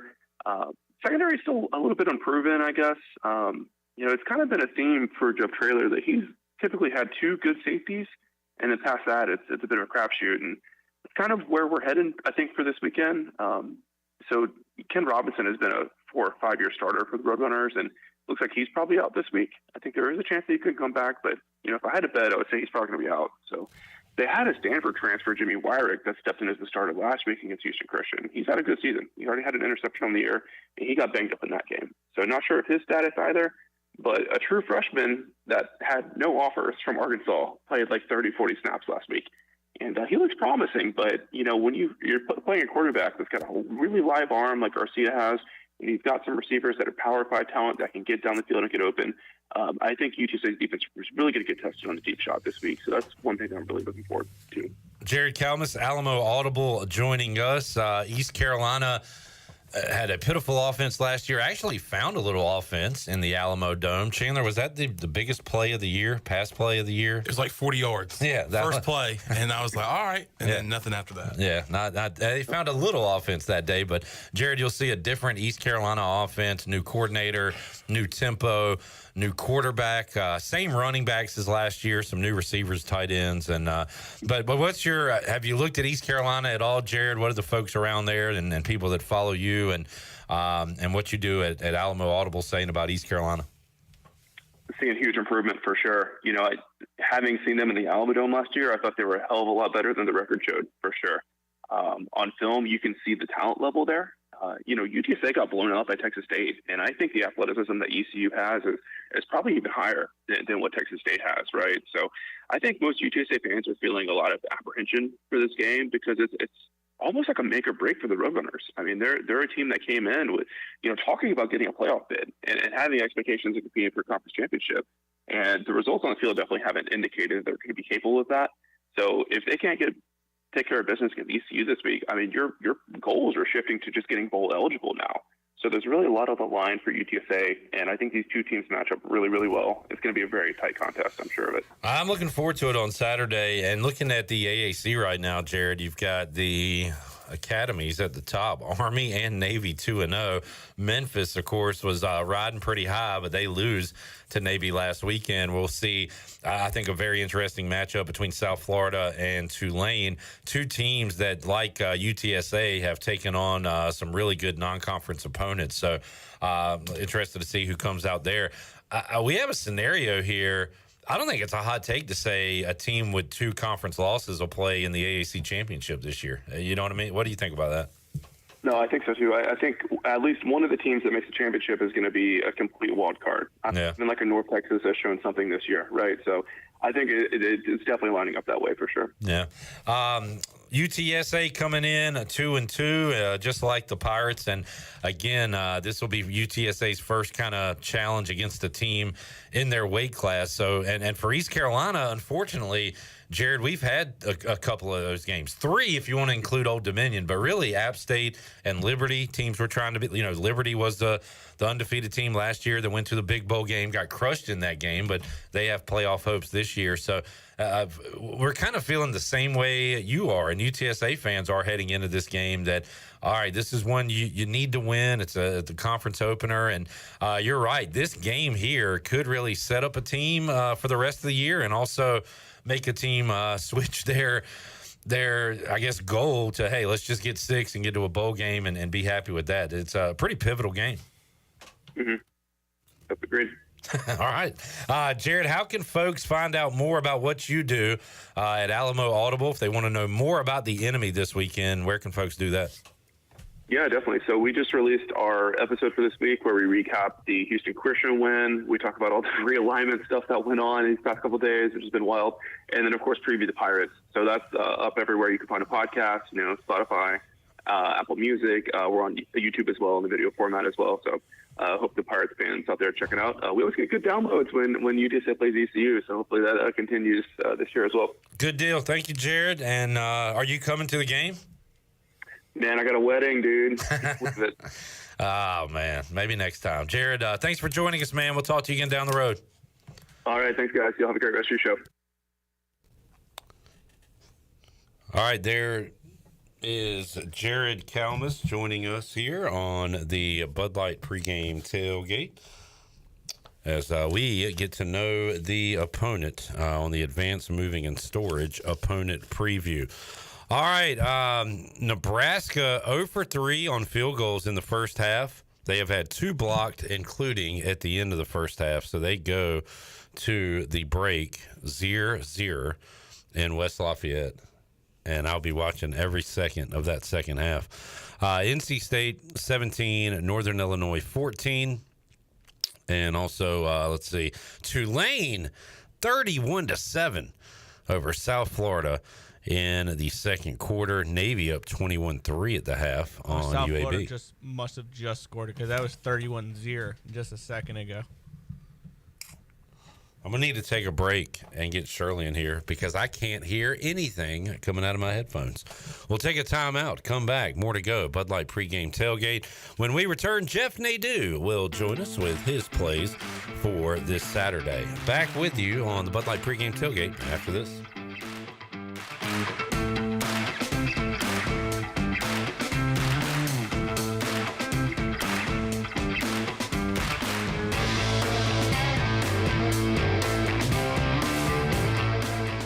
Great food, great atmosphere, and great service is Ottavola Market Cafe. Ottavola is simply a restaurant that focuses on that, being a great restaurant. There's something for everyone at Ottavola. The menu offers a variety of great choices like pastas, pizzas, sandwiches, soups, salads, and seasonal rotating selections. Lunch or dinner, Ottavola is always the right call. Call ahead and get Ottavola to go, or stop by the bar for a drink with friends. It's simple. Come and eat at Ottavola Market Cafe, Red Banks Road next to Food Lion, and OttavolaMarket.com. Ottavola, Pirates supporting Pirates. Hey there, Eastern North Carolina. Jeff Stein at Brown and Wood. We have the 2024 Encore GX at 0.9 for 36 months. You heard it right, 0.9. We also have the Envision and the Enclave at 0.9. For GMC, we have the 2024 Sierra at 1.9%, the Terrain at 0.9%, and the all-new Hummer EV 849 lease for 24 months. Brown and Wood, 89 years in business in Greenville, 4 brands, 3 generations, 2 rooftops, and 1 goal to make sure you leave a happy customer.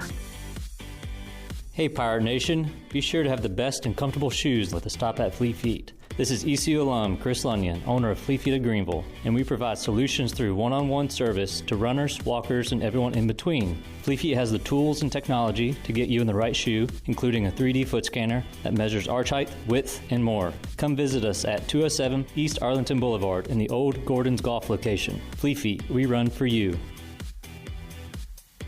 Fall into comfort with fantastic fall savings from Bostic Sugg Furniture. Transform your home this fall with some of our lowest prices of the season, plus 6 months special financing. Kick back, relax with beautiful motion furniture from Lazy Boy, Bassett, and Best at the guaranteed lowest price. Catch better Z's and save on a comfortable new Serta or Helix mattress with up to 48 months special financing. Cozy up and fall into comfort now at Bostic Sugg Furniture.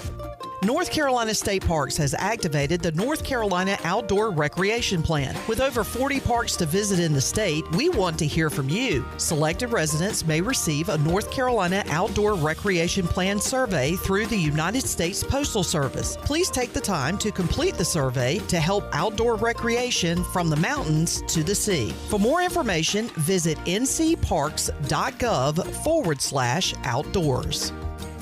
Mow like a pro with Hustler zero-turn mowers. They engineer their mowers to be maintenance and service friendly for the everyday homeowner while not sacrificing the build and cut quality they're known for. From the heavy-duty frame to the welded steel deck to their trademark smooth track steering, Hustler zero-turn mowers deliver professional grade cut quality for a perfectly manicured lawn. Come into Ron Ayers Motorsports to see the Hustler difference for yourself today. Ron Ayers Motorsports, Highway 11, north of the airport in Greenville.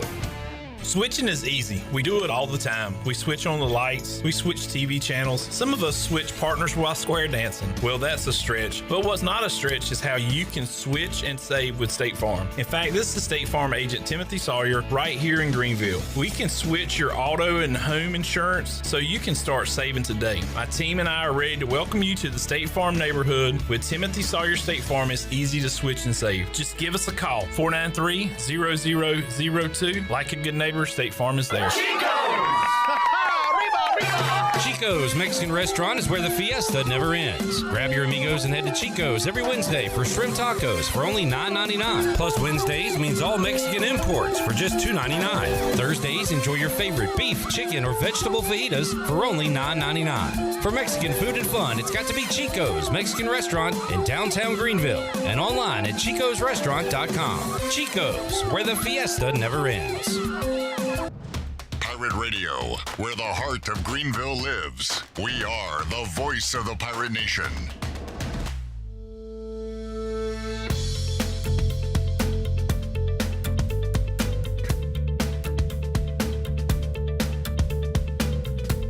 You're listening to the Bud Light Pre-Game Tailgate on Pirate Radio. Now back to the show. Now, with the Pirate Radio scoreboard, here's Shirley Rhodes. All right, a lot of these games are at halftime. BYU has gone into the locker room with a 31-14 lead over Baylor. It is Michigan 21, Minnesota 3 at the half. It is Navy leading UAB 21-3 at halftime. NC State has kicked a field goal. They lead Northern Illinois 17-14 at the half. It is Kansas State 21, Oklahoma State 13 in the second quarter. Tulane is all over South Florida. 31-7 is that score at halftime. Kentucky has scored a touchdown, so they now lead Ole Miss 10-7 at the half. Western Kentucky has a 17-7 lead over Boston College at halftime. And Nebraska and Purdue have gone into the half with a score of 0-0. And that is a look at your Buccaneer Music Hall scoreboard, brought to you by The Buck. It is your beacon of music in the land of pirates. They are open from noon until 2 a.m. with live music every night and free entry for ladies all weekend long. Follow The Buck on Instagram for an updated schedule, and we'll see you at The Buck. Now let's head back in to the Bud Light Pre-Game Tailgate. Here's your host, Clip Brock. All right, before that last blocked field goal before the half in West Lafayette, I did jump in on a under 24.5. I just can't help myself. I just love the ugliness of these noon games when we're here on the Bud Light Pre-Game Tailgate. So I will be watching Nebraska-Purdue in the second half. What do we got in state? Shirley, did you say 17-14 at the half? Yeah, for state, yeah. Wolfpack up on Northern Illinois, and we'll welcome in Jeff Nadeau to the Big Rock Power Sports Live line.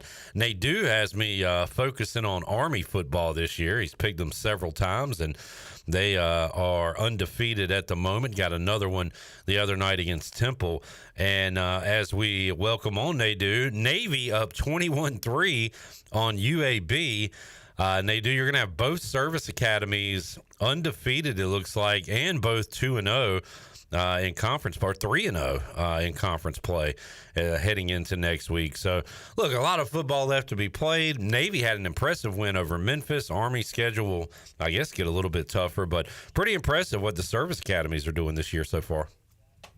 Yeah, it's going to lead up to a really good commander-in-chief battle. You look at Navy in the first half, Clip, 93 passing yards, 98 rushing yards. That's wow.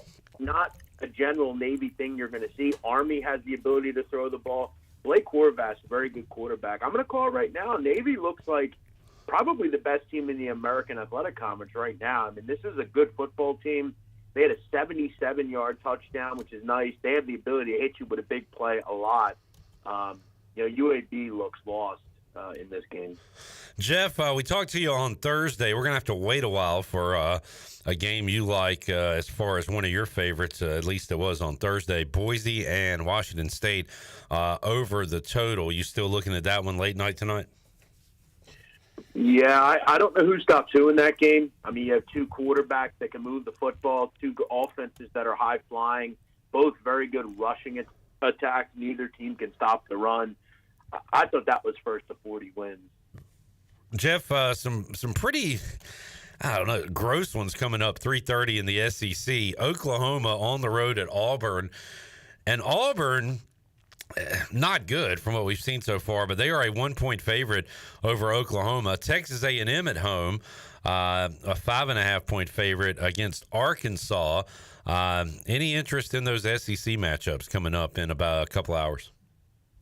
Yeah, I don't know that people are much in belief that A&M is a great football team. Taylon Green's look really good as the quarterback at Arkansas. Jackson, the running back's one of the better running backs in the country. That's kind of a high-flying offense, 41 points a game. Now you kind of step up a little bit, go on the road and play, what we would venture to believe is still a pretty good A&M defense. That's going to be an interesting kind of back and forth there. But as you alluded to, as far as the SEC, not a ton that I'm really excited about. Obviously, you have some big games at Louisville and Notre Dame. I will mention, I see a lot of people like UNLV. I'm surprised by this.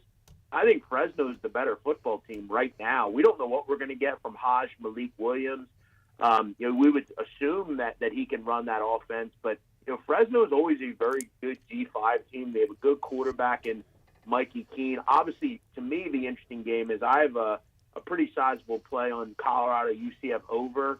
This number's come down. And Clip, I'm kind of at the point where, look, if this game's 30-27, so be it. I see two teams that should be able to move the football. I think the concern here would be that Colorado off a huge emotional win. I don't know if you remember last year, Clip, they were off a huge emotional win against Colorado State. They then played Oregon the next week and got shut out. They couldn't move the ball. But UCF can't stop the pass. Colorado can't stop the run. I just thought on a fast track with two good quarterbacks in Shadur and KJ Jefferson, I thought this was first to 50 wins. Maybe I'm way off. Maybe the Sharps will be right. I don't see it. All right, I'll jump in with you there. Colorado UCF coming up at 3:30, and I put in a little Fresno action 4 days ago, but I am looking forward to it. That is a good one coming up, Fox Sports 1. So as far as UNLV, Jeff, Michael Allen, the running back, went to high school about 5 minutes away from our studio at J.H. Rose High School. He announced after the quarterback Sluka that he was also leaving UNLV, and is Sluka still out, right? Like they're going back with the former Campbell QB today. Yes, Sluka's gone. Yeah, okay. I believe from what I understand, I heard from somebody out in Vegas that a casino owner, Derek Stevens, who owns the Circa, he intended to pay the balance to Sluka to come back, and he still said, no, I'm not coming back. So it's gone. I think he'll go to JMU. He'll follow his old coach who was at Holy Cross and now is at JMU. All right, there you go. Keep an eye out for that. Jeff, big one tonight, Georgia-Bama. Obviously, we touched on that one a little bit on Thursday. I think you said what? You're pulling for Bama because you have them at nearly even money going to the playoffs this year. So will you get involved? Anything total around 50? Georgia, a slight road favorite. You going to do anything with this game tonight? I think one thing that I'm kind of concerned about it, and look, I think what we're seeing is Kentucky's still a very good defensive team. They're shutting out Ole Miss, who is a very good offense compared to Georgia. Georgia just couldn't get much explosiveness. But to me in this game, it's a tough one. It's a complete coin flip.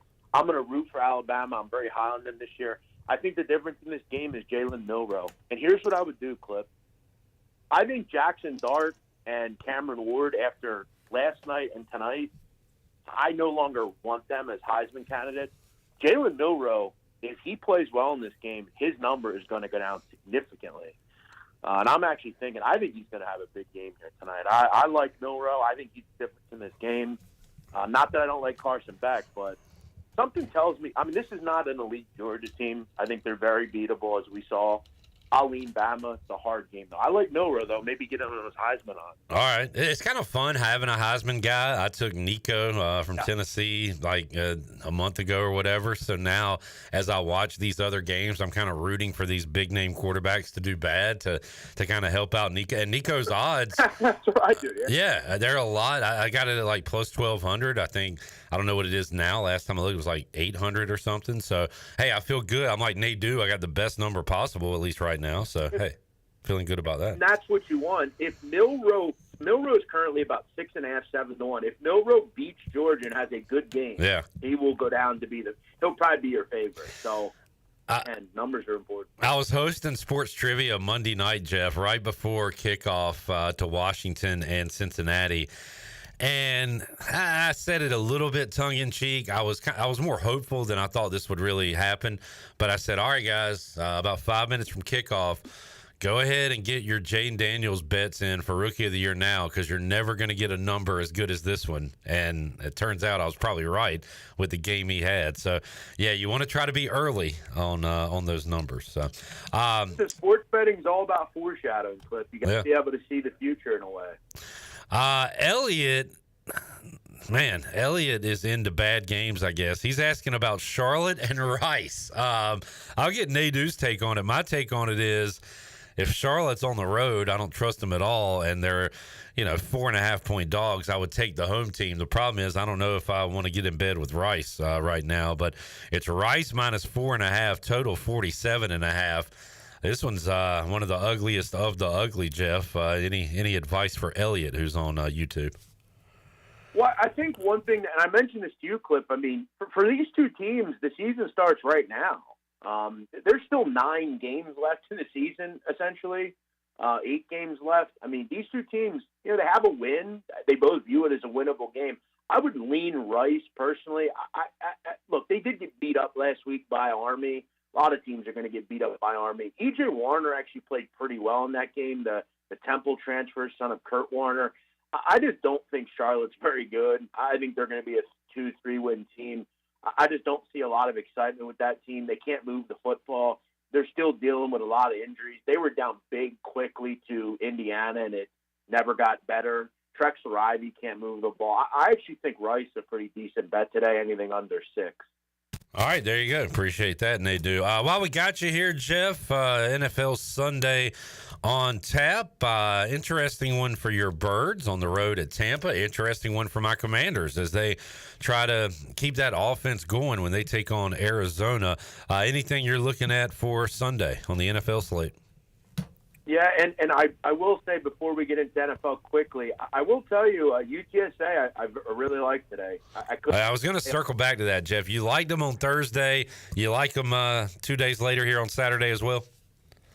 Yeah, this number's down to 3. It's been plummeting. I think Owen McCown is a good quarterback. I think they found something there. It's all going to come down to turnovers. And I don't believe that ECU cannot turn the ball over. It's like Washington, Clip. They can't stop with the penalties. Last night, penalties cost them again a game. Oh, my God. Some teams just are who they are, and they're very irritating. But I like UTSA. As far as the NFL, Clip, a game that I'm very keyed in on, I love. I'm all in on Jacksonville tomorrow, plus 6.5. I'll circle the drain with an 0-3 team. It's desperation time for Trevor Lawrence. What do we know about the NFL? Bettors generally look at what they last saw, and what do we hear? Jags got beat up. They got beat up. Houston will bounce back. They got beat up. They can't lose 2 in a row. Well, look, Nico Collins is about half healthy. Tank Dell's not going to play. Can they run the ball effectively? Jacksonville's circling the drain. I wouldn't be surprised if they win this game, quite honestly. Give me the 6.5 with the Jags. This number is very indicative of pro-Joe splits. Pros are going to be on the Jags. Squares are going to be on the Texans. All right, interesting there. Jeff, you mentioned Washington penalties real quick. The penalty after the blocked field goal, you had a player for Washington run on the field in excitement as the play was going on. One of the dumbest things I've ever seen. I almost felt bad for the guy because it wasn't like one of these taunting or anything. He was actually happy for his team and his teammates. He was a freshman, ran on the field. But that was a game changer. I mean, I had Rutgers, so I was loving it. They block a field goal. They get that penalty, and then the very next play, touchdown Scarlet Knights. It was a game changer, but that was one of the dumbest penalties I've ever seen. But, I mean, Cliff, here's the thing, and I related a lot to the sit-down podcast that I do. A lot of mobsters will contact me through lawyers, things of that nature, and they'll complain about my view of them publicly. And I'll say to them, you know what's always you, it seems to happen to? You ever notice, like, that friend of yours that always gets arrested?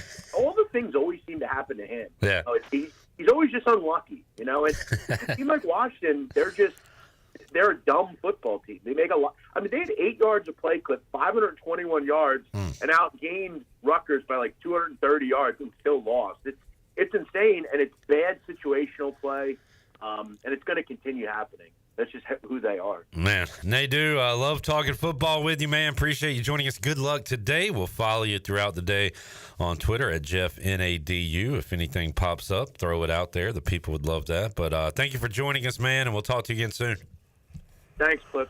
All right, there is Nadu. Appreciate his take on the Rice-Charlotte game. Hopefully, Elliot, you got the advice you wanted, and I agree with Nadu. I certainly don't love Rice, but I'm not going to take Charlotte on the road. I can tell you that. All right, as we get ready to take a timeout, this Purdue-Nebraska game is going to be awesome. Purdue just ran basically a reverse on the kickoff. Of course, they caught a flag on it, but we also had a kicker. The kicker for Nebraska speared the return man. This game is awesome. Like I'm all in on this. I'm going for a 0-0 overtime. So this is the two homeless guys throwing rocks at each other game of the week? It's ugly out there, man. But we'll see who can crack the scoreboard, put some points on the board first. Let's see. Any other games going on third quarter? And that game, Nebraska's a 10-point favorite, by the way. Yeah, so. Yeah. Should have saw that coming after last week. They're 3-1. Purdue, though, just 1-2. Navy up 28-3 as they add another in the third quarter. Tulane up 31-7 as they play in the third quarter. If we're looking for good games to follow, competitive games, Kentucky, watch out, 10-7 over Ole Miss. They're doing this again. They gave Georgia a scare 2 weeks ago. See, they do the same against Ole Miss. All after getting blown out by South Carolina. Since then, they have played against top 10 teams and looked very competent in those games. K-State up 21-13 over Oklahoma State.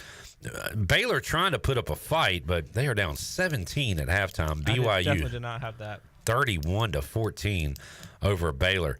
Maryland down, but Maryland driving 14-7 that score. But Maryland's got its second and goal, trailing Indiana by 7. UConn break up the Jim Morris. They are up 23-3 on Buffalo. Wow, the Huskies 2-2, looking to get to 3-2. Maybe they're not just a basketball school. Hilltoppers up on Boston College, 17-7 that score, and it is Northern Illinois trailing NC State 17-14. Keep an eye on all the scores on the Buccaneer Music Hall Scoreboard presented by the Buck. How does James Madison follow up 70 points? Well, they're going for it again. They got 15 with 54 left to go in the first quarter. JMU up 15-0 on Ball State. All right, we'll take a break, come back halfway home here on the Bud Light pregame tailgate. When we return, we will roll on. We'll go back inside our United Bank Coaches Corner. Hear from John David Baker, his thoughts on last week and moving forward for the Pirates. That and a lot more on the way. Back with you. Bud Light pregame tailgate rolls on after this.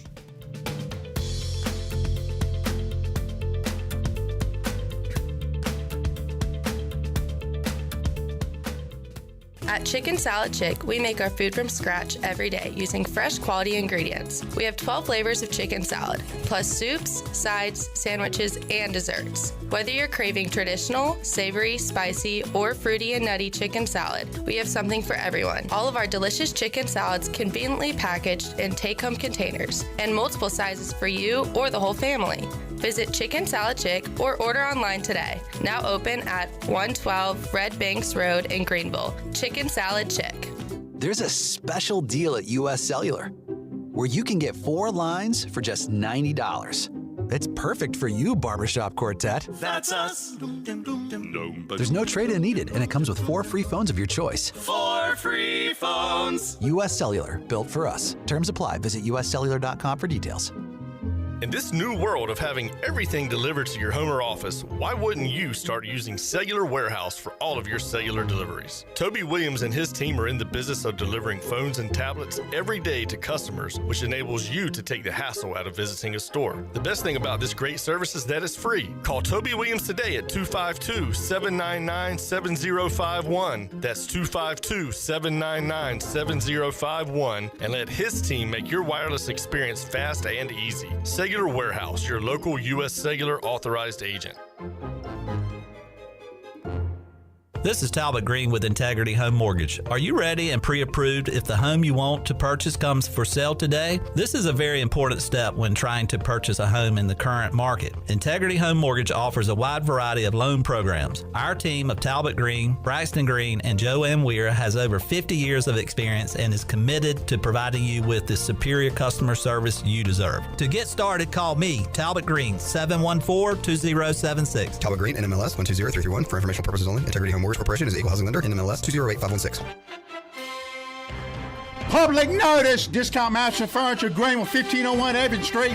Everything must go up to 75% off. Living rooms, bedrooms, dinette, purple swivel chairs, ECU, $99. Desk chairs, $10. Queen mattresses, $199. Sofas, much more. Discount Mattress and Furniture up to 75% off. 1501 Evans Street in Greenville. And I'll see you there.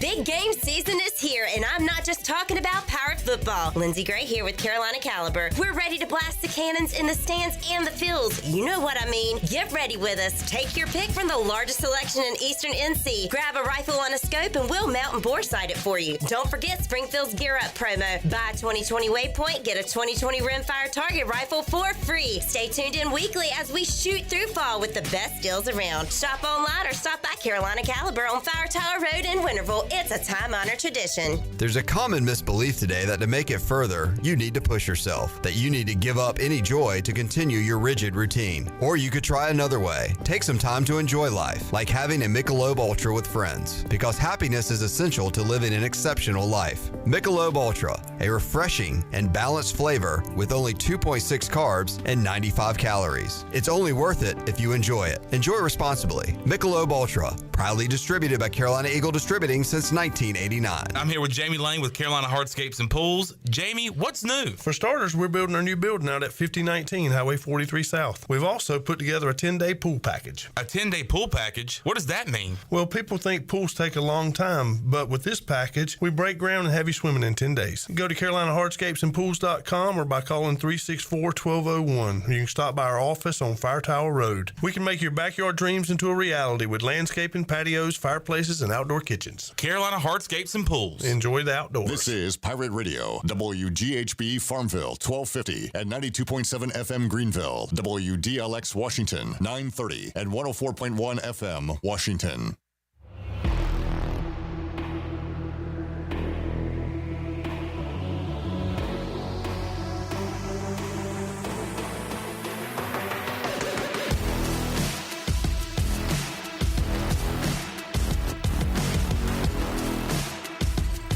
You're listening to the Bud Light Pre-Game Tailgate on Pirate Radio. Now, back to the show. Welcome back. Hey, it's party time. Join the city of Greenville as they celebrate their 250th birthday, and you are invited. Join them on Friday, October 4th at 5 Points Plaza from 5 until 8 p.m. You can enjoy music by the Dickens, a vibrant vendor market, and a beer garden, and there will be fun for the whole family. Attendees will also have a chance to win $250 each hour. So mark your calendar for the City of Greenville's 250th birthday celebration on Friday, October 4th. Now let's head back in to the Bud Light Pre-Game Tailgate. Here is your host, Clip Brock. All right, stay active and energized all day with Celsius by your side. Look for your favorite Celsius flavor at your favorite retailer and at ECU games. Celsius, the official energy drink of Pirate Radio, proudly distributed by the Minges Bottling Group. Man, I need a nap. I ate a lot of barbecue and a lot of chicken and a lot of slaw and a lot of potatoes and a few hush puppies. Taking nothing away from the chicken and the barbecue because, man, that was some good stuff. But whatever they cooked the coleslaw or made the coleslaw and cooked the potatoes in, if you bring me nothing but 2 or 3 plates of that stuff, I will destroy it. Thank you to New Blue sponsoring today's Pirate Radio Tailgate Zone out at the tailgate fields. New Blue, call nublue.com, New Blue Service Group, where we are redefining service excellence. They will help you out with any electrical, plumbing, and HVAC needs. They brought out the J3 Barbecue Competition Cook Team. And my goodness, it was amazing. They specialize in whole hog barbecue, smoked brisket, barbecue chicken, plus the mouth-watering sides and fixins that Shirley was talking about a moment ago. Trust me, it's mouth-watering. For catering or to reach out to the J3 Barbecue Cook Team on social media, you can check them out at J3 BBQ. And also, Shirley, I'm a little upset now. Because on this thing that I'm reading here, it says you must try their loaded brisket mac and cheese and banana pudding. Where's that? We didn't get any of that. I feel robbed. It now. says I must try it. It is not a suggestion. It is a demand. We must, but unfortunately we don't have it here. So for those of you out there, Chandler, you're not doing anything. Yeah, you have the day off. You're pounding Fireball. How about you bring us some loaded brisket mac and cheese and banana pudding? Yeah, but don't drive. Just Uber over here or something. Smoked brisket? Mm-hmm. That was not in our plates either.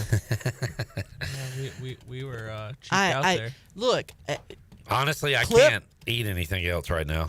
I'll make room. I'm tapping out. For mac and cheese, it's worth it. Smoked brisket. Clip, you know that I am a finicky eater. So if I tell you that I like this and I like it a lot, that's saying something because I have a very sensitive palate. The potatoes and that coleslaw is worth getting the plate if nothing else.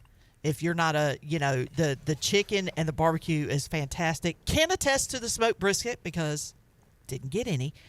Can't give you any update on the mac and cheese. We didn't get any. I believe that could be all one thing. There's no comma. What, the brisket mac and cheese? You must try their loaded brisket mac and cheese. No. That is a I would very much like to try that. Okay. Me too. But we didn't get any. Yeah. And I want some smoked brisket. We didn't get any. Banana pudding? I'm not a banana pudding person, but I can go for some. Clip is. I like banana pudding. Me too. And we didn't get any. I'm just saying. Time for our second drop-off, our second delivery here. Our second segment called We Didn't Get Any. On the Bud Light Pre-Game Tailgate. Reed, what's up, buddy? He says, cheers, Clip and Shirley. Greetings from Georgia. What's up, Reed? Long-time listener, caller. Hope you fared okay with the with Hurricane Helene. I don't even know how to pronounce it. Helene. Is that how they were saying it? And Shirley's nemesis, Austin, also a Georgian who tunes in to our programs. Yeah, hey, Austin. We're in a good mood today. We're gonna win a football game. Everybody. Are we? Mm-hmm. I think so. I hope so. I hope so. I've been feeling it all week. Nadeau says no. I guess, Earl, you're picking UTSA? I bet UTSA +4 for this game. Okay. I don't think ECU should be laying points to many teams right now. That is fair. Very fair. All right, let's go back inside our United Bank Coaches Corner. Safe, sound, secure since 1839. Bankwithunited.com. Shirley, can we hear from John David Baker, East Carolina offensive coordinator, and what he had to say earlier this week? Coach, y'all, only have kind of limited second half drives, move the ball. Is it just like the message kind of finished now? What was kind of the mindset coming out of the last game? No, it was, it's more kind of like, probably what Blake said. It's a little bit of a mindset. I think for our team, our players, a lot of them are not only learning how to win, they got to learn how to be able to put their foot on the gas when you got somebody down like that. Obviously the big possession where we missed a field goal, it shouldn't even come down to that. We should have put the ball in the end zone, had multiple chances, started the drive with a penalty, had a couple of busts, and then ended up having to kick a field goal and missed it. And so having opportunities in the game like that early, like I said, I think that our players, they're not only learning how to win, but they got to learn how to do that. They got to learn how to have a killer mindset, when you get a chance like that. And so it's hard. It's not easy. Winning's not easy, and it's definitely not easy, for a lot of these guys that, they're not used to being in that situation yet. And they got to learn how to do it, and they got to learn how to do it quickly. Is that something that can be kind of coached into and then instilled, or is that more of a on-the-fly, like you kind of need to learn in the game, in the moment?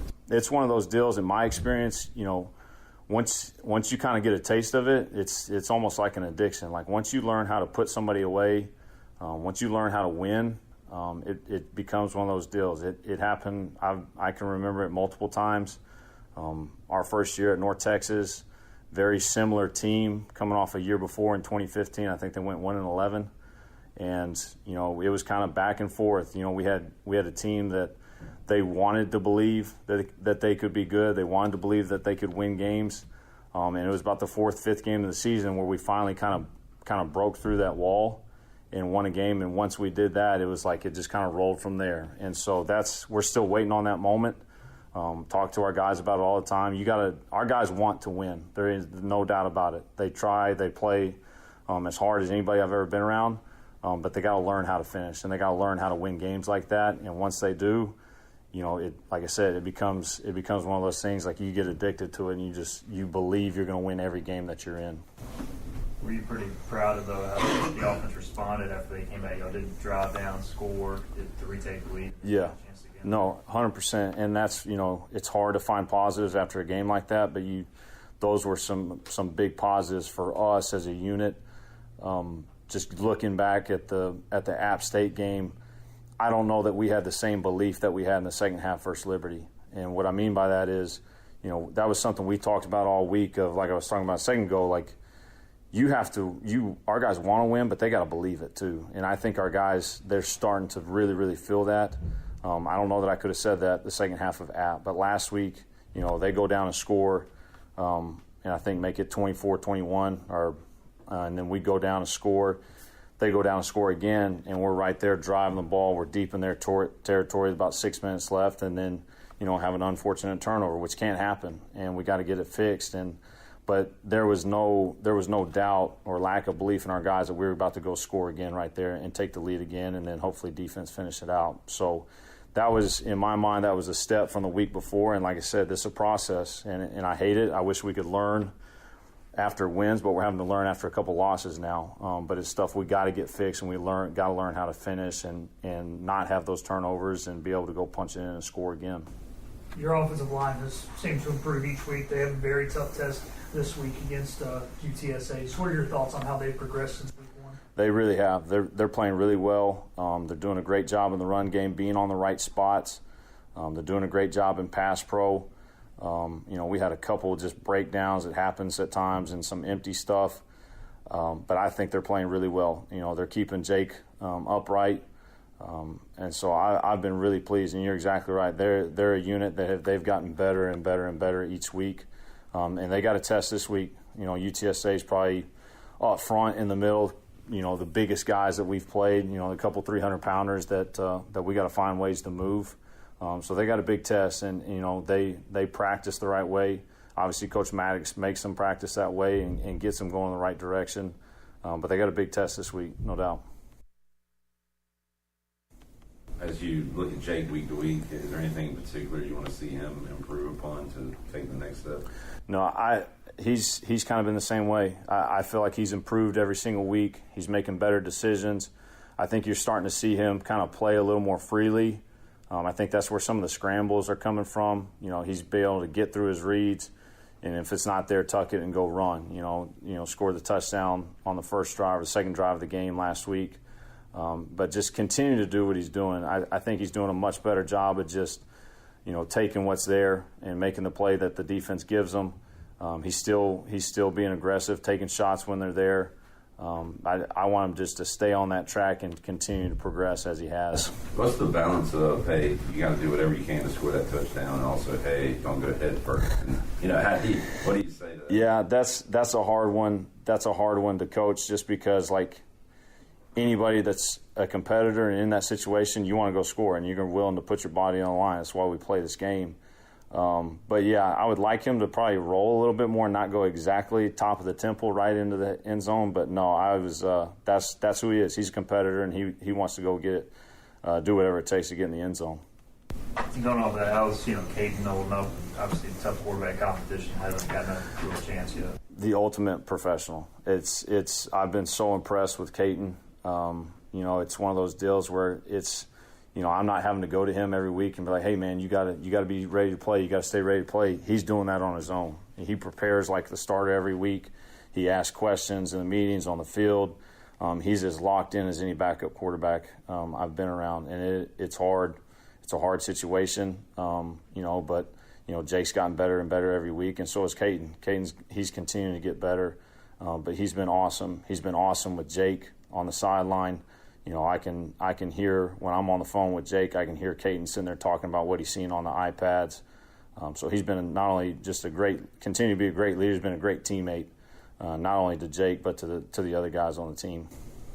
Anthony and Jake, they've been close to connecting on those deep balls. So I don't know, have y'all been working on the time there? What's kind of like the takeoff there? It's just. You never know. It's one thing where he's got to slide over and balls comes up a little short or whatever it may be. But we got to connect on some of those, and that's something that's a point of emphasis for us this week. We're not creating enough explosives, and we got to continue to take shots down the field. But it's time we start connecting on some. And there's some technical things that we can do better at receiver as far as slowing down and going up and getting the ball when it's a little underthrown. But that's a big deal for us as quarterbacks. We want to give those guys a chance always. We don't ever want to overthrow guys. We don't ever want to throw them out of bounds because then that's a wasted down for us. We feel like if we can put the ball in play, something good's going to happen. We're either going to catch or get a PI.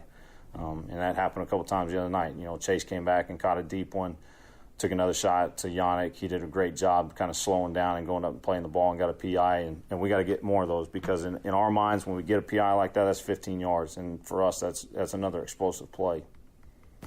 Do you feel like Yannick, even though he's a freshman, he seems like he's ready for more snaps? I know it's hard to get everybody out there. No, he's got to play more, and he will play more. He does a great job. You would not know that kid's a freshman. He stepped into that App State game there at the end and catches a big ball, and I don't think anybody even knew he was in the game. But he did a great job and made a play. But he's shown and proven, with practice reps and game reps that he deserves to play more. And so that's something that we got to, continue to get him into the game more. That means you take somebody else off, but that's okay. Guys need to play a little less so they stay fresh and that they're clean throughout the game as well. All right, there is ECU offensive coordinator John David Baker on our United Bank Coach's Corner, and the Pirates looking to get out up early like they've been doing, but then putting the foot on the throat. John David Baker says this team has to learn that mentality. They have not in the last 2 weeks. 16-0 against App State, and then 17-0 against Liberty. Pirates losing both of those games.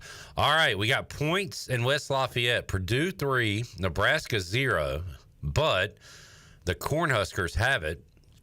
2nd and goal. I am tailing Holton Ahlers, NC State pick.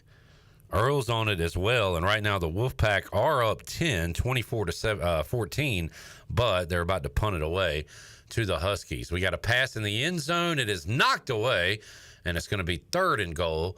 Nebraska driving on Purdue. Purdue trying to keep them out of the end zone. Earl, Baylor is showing life. They're down 10, but BYU has it in the red zone, 2nd and 12 at the 20-yard line. I gave up on that play in the first quarter. All right. I'm sticking with it. And we've got a Kentucky field goal. They take a 13-10 lead over Ole Miss. So we'll be keeping up with what's going on here as we are in the kind of the late third quarter, mid-third quarter stages, going over to the fourth. Going to be some wild finishes today in college football. Pass is caught. Nebraska scores the first touchdown of the day. It comes with 2:49 left to go in the third quarter. Nebraska 6, Purdue 3, PAT pending on the Buccaneer Music Hall scoreboard. You starting to sweat your under there? Not sweating. It just doesn't feel like a game where teams are going to start going down the field and scoring. Both of these, I believe this is the second drive of the second half. Wow. I think Purdue got the kickoff and held the ball for half the quarter, and now they're under 3 minutes. So, I mean, unless a big play, what I'm scared of with these teams right now is like a pick six, a fumble, something freaky. I think if they just keep playing their normal boring games, I'm okay. Yeah, that's why one thing when I hear people give out unders because the defenses are really strong, you can make arguments that if the defenses are really strong, overs are in play because of the turnover possibilities, especially if they're a team that can create pressure and force turnovers like that. That's my concern moving forward in this one. A block punt. It's going to be something fluky. Yeah, some kind of fluky score. All right, let's take a break because P-Mace is awaiting our call. We'll talk to Patrick Mason on the other side, get his thoughts on East Carolina and UTSA, as we are about 2 hours and 40 minutes away from kickoff. We got more to go on the Bud Light Pre-Game Tailgate. We roll on after this.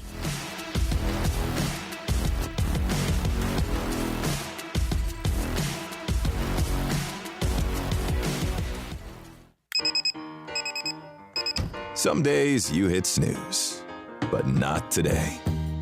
Today you have to go on a run to get burgers for the tailgate. You've got to haul something heavy. A cooler stocked with Bud Light. When you've got beer and football, nothing is hard. Until the other team scores. Bud Light. Easy to drink, easy to enjoy.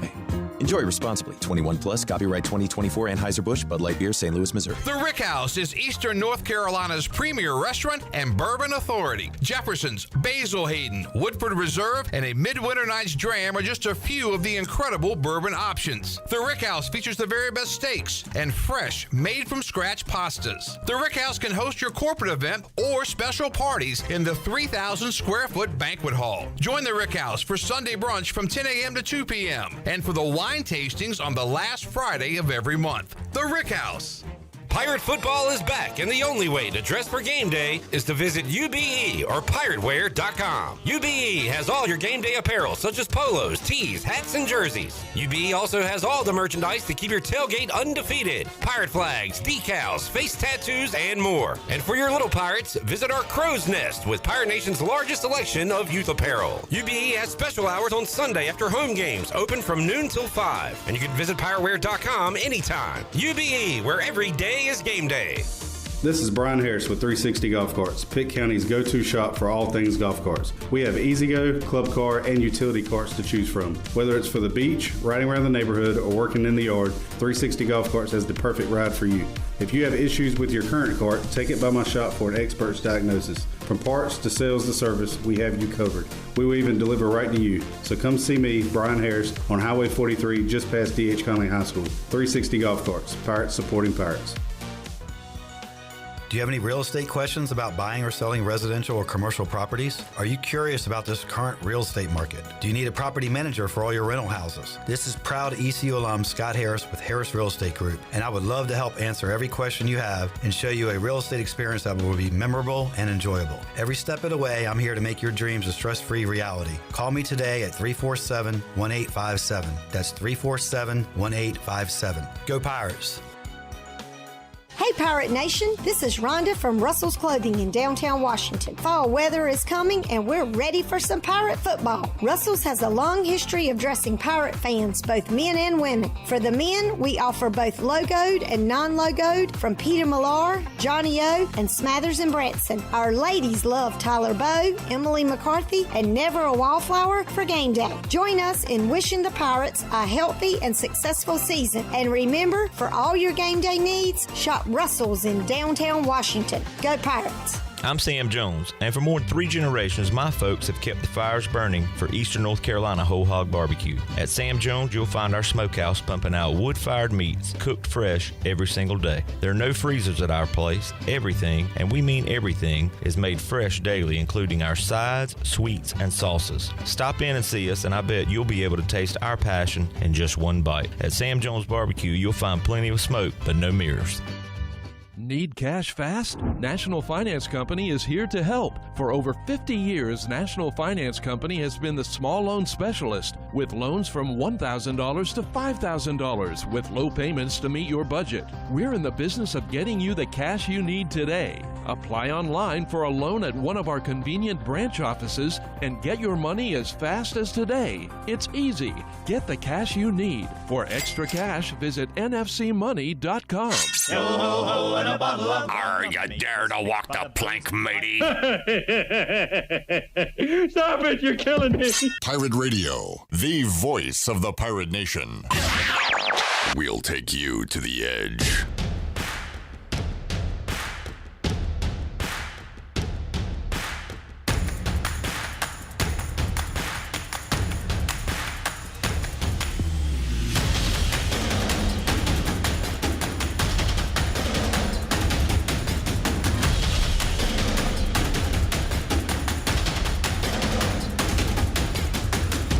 You're listening to the Bud Light Pre-Game Tailgate on Pirate Radio. Now, back to the show.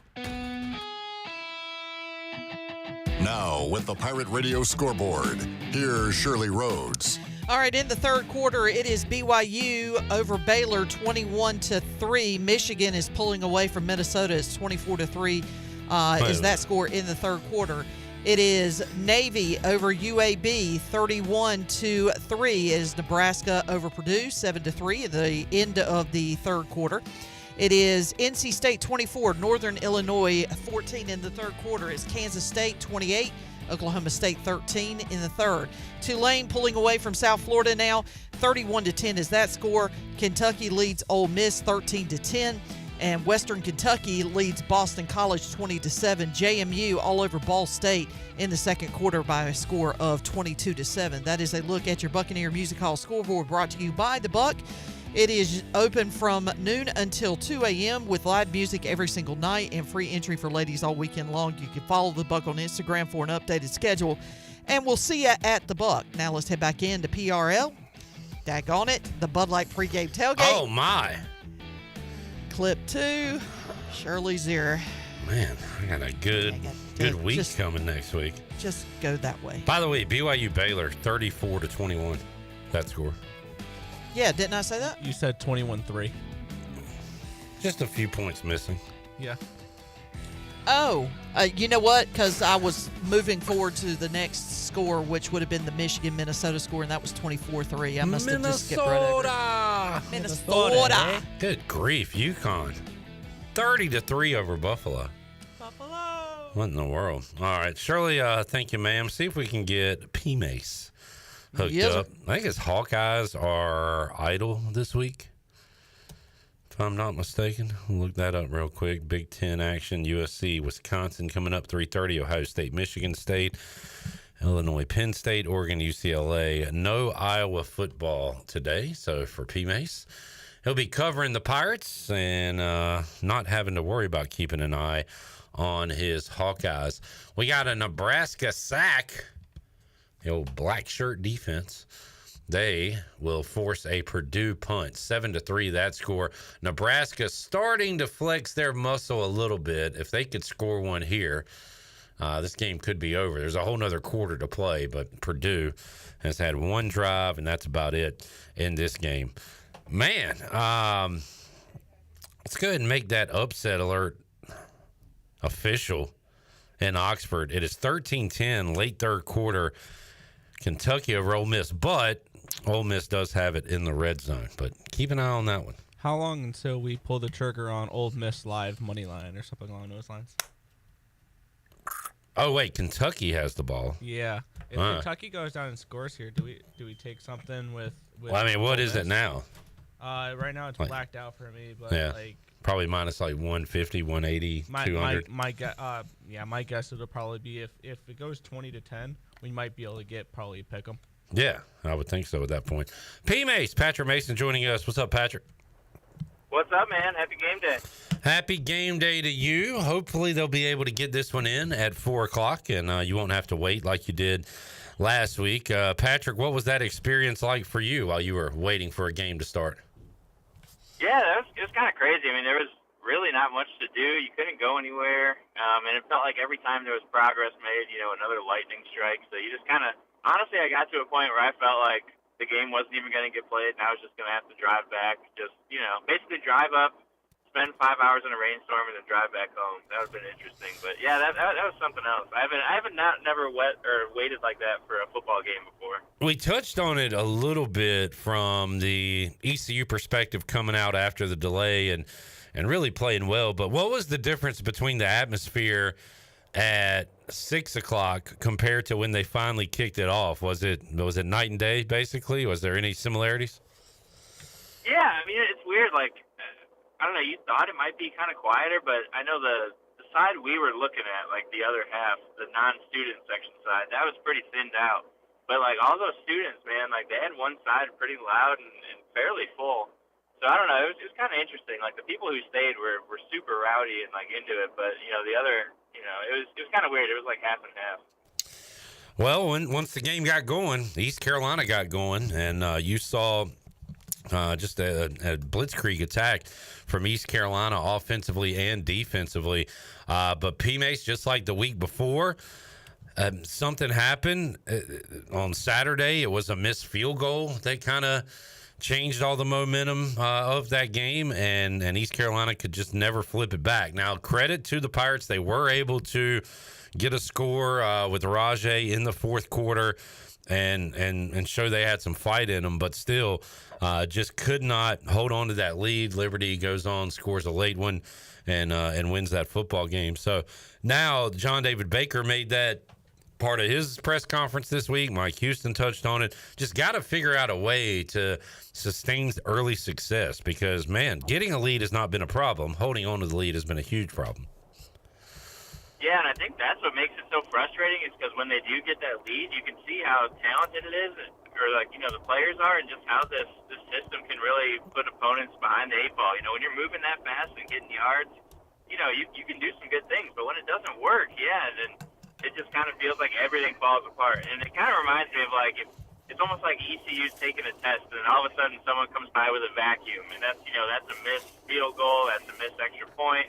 And just kind of breaks their attention a little bit, and it's hard to get it back. And it feels like once they lose it, they haven't been able to grasp that rope again. And, what is this? We're going into week 5, so maybe now as we, going back home, hopefully a good crowd, start a conference play, maybe they do keep that attention and focus a little bit longer. I think, now's the time. Patrick Mason joining us on the Big Rock Power Sports Live Line. Your injury reports brought to you by Orthopedics East for offering a variety of services that will get you back in the game. For experienced and professional medical care, visit Orthopedics East on W.H. Smith Boulevard in Greenville. Online at orthoeast.com. Savone Revel out for the Pirates. Patrick, last week they had basically 2 days to prepare without Revel, and that was 2 days when all the practice work is pretty much done.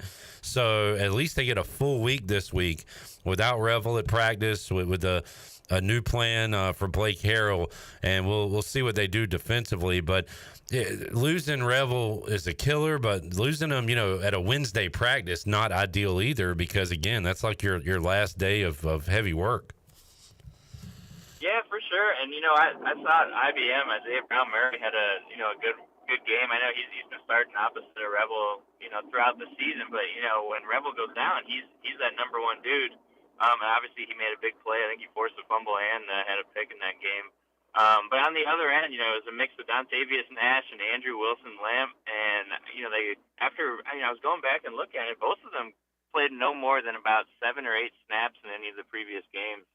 Except for some, kind of garbage time at that Norfolk State game. But, both those guys all of a sudden were up in the 40s and high 30s. So, they've been counted on a lot more. So I thought they did pretty well, kind of as well as they could have. I know Liberty had a big passing game. But, yeah, like you said, with another week of them knowing they're going to be on the field a bunch, hopefully you see some improvement on that side of the field. And on the offensive side, when it comes to injuries, Javius Bond once again came out gimpy in that game against Liberty, and don't know his availability today. Patrick, maybe we'll get some reports closer to kickoff on who is and isn't warming up on the field. But if he's unable to go or go 100%, that means obviously you're going to need Rajay. We're going to need to see more Marlon Gunn. I haven't seen London Montgomery much since the opener, maybe him as well in the backfield. But the Javius Bond in and out has been an unfortunate kind of reoccurring theme here for the Pirates this year. Yeah, it really has been. And I know when we were standing around in the field waiting for some interviews at whatever it was, 2 a.m. last week, just seeing Javius Bond kind of limp around. And it's just a shame because when he's healthy, you can see how electric he is and how he can kind of change the game because he's probably the fastest, most maybe elusive, explosive kind of guy they have in the backfield. Both Rajay and Marlon Gunn are just kind of some pounders back there. So he just adds so much more. So, yeah, you'd love to see him play. And then I think Montgomery can, maybe be that Javius Bond role. But, yeah, like you said, we haven't really seen him much since that Norfolk State game. Patrick, are you seeing progression each week from Jake Garcia, or is it the opposite? You're seeing maybe a scenario where Caden Hauser could get behind center at some point for East Carolina soon? I don't know. I think we were all calling for Jake because he was turning over the ball so much. In the last couple of weeks, he hasn't really done that. It just kind of came at the end of games, and even the one last week, hit off receivers' hands, and then, it's not really on him. I think he's doing a better job of cleaning up the turnovers, but I think with that, you almost don't want him to get too conservative because I think his biggest attribute is just being able to sling that thing. So hopefully he finds some kind of middle ground. But no, I don't think it's like a Caden Hauser type situation yet. I think he's still got a good little bit of a leash, I think. I think they really like the way he can drive that football because when he can step into it, I'd like to see him do some more play action, stuff like that. When he steps into it, he can really put the ball where he wants it. Yeah, Patrick, I'm not going to ask if you have a good read on UTSA because even Jared Kalmus, who covers UTSA, said he is confused and still kind of wondering what this team is through 4 weeks. But kind of going back to last year, what do you remember about the game in the Alamo Dome? And, of course, new quarterback, but same head coach, say a lot of similarities with what they're doing. They got a lefty quarterback just like they had last year. What do you remember about that one? And what do you think goes different? If the Pirates win today, what could go different than what took place last year? Yeah, last year, I mean, Frank Harris was there, I think, 7 seasons, right? So that's a long time, and he was just one of those guys who was steady, kind of like how when Holton was here, you just kind of felt comfortable with him doing what he was doing. And again, in that game last year, ECU, they took a lead. They also, did some nice things in a pretty disappointing year at that point, did some nice things on offense for a little while. But this year, I think it's way different. You got a whole different quarterback, and he's not really slinging it everywhere, but he's not making mistakes. So, I think it's going to be interesting. But I think, Blake Harrell's probably got some sort of tricks and ideas up here to kind of get this quarterback off his game. And I don't know. I think ECU has a better chance this year than last year. All right, Patrick, I always ask you, how many points does the winner need to get to today? First one to blank wins. How many points will it take? Yeah, I think 30. But I think ECU gets up to 35 or so. And just really kind of rolls in this one. I'm actually kind of confident with ECU this week. All right. Pirates score, Pirates roll. That would be very pleasant for the family weekend crowd to see at Dowdy-Ficklin Stadium. Patrick, we'll check out your work on the pages of the Daily Reflector online, reflector.com. Appreciate you joining us today, and we'll talk to you again soon. All right, I appreciate it, guys. Have a good game day. You do the same. There is P-Mace, Patrick Mason, joining us on the Big Rock Power Sports live line. Big Rock Power Sports has everything you need to conquer the outdoors. If you're in the market for an ATV, side-by-side, motorcycle, personal watercraft, or boat, make Big Rock Power Sports and Marine your next stop. With 5 locations in eastern North Carolina, Big Rock Power Sports, choose your adventure. All right, we'll take a break, come back. When we return, we'll see if we can hook up with the QB, Holton Ahlers. Still got to hear from Blake Harrell. We still got some player interviews to run as well. Brian North will join us, and more live check-ins out at Dowdy-Ficklin Stadium and the tailgate zones. A lot more to go. Pirate Radio, Bud Light Pre-Game Tailgate. 2-1! Yes! Whoa, I never said Pirate Radio Live. Now, you said last week. Ah! I said Pirate Radio, 'S, Bud Light Pre-Game Tailgate. Quicker than that. 2-0. Back with you after this.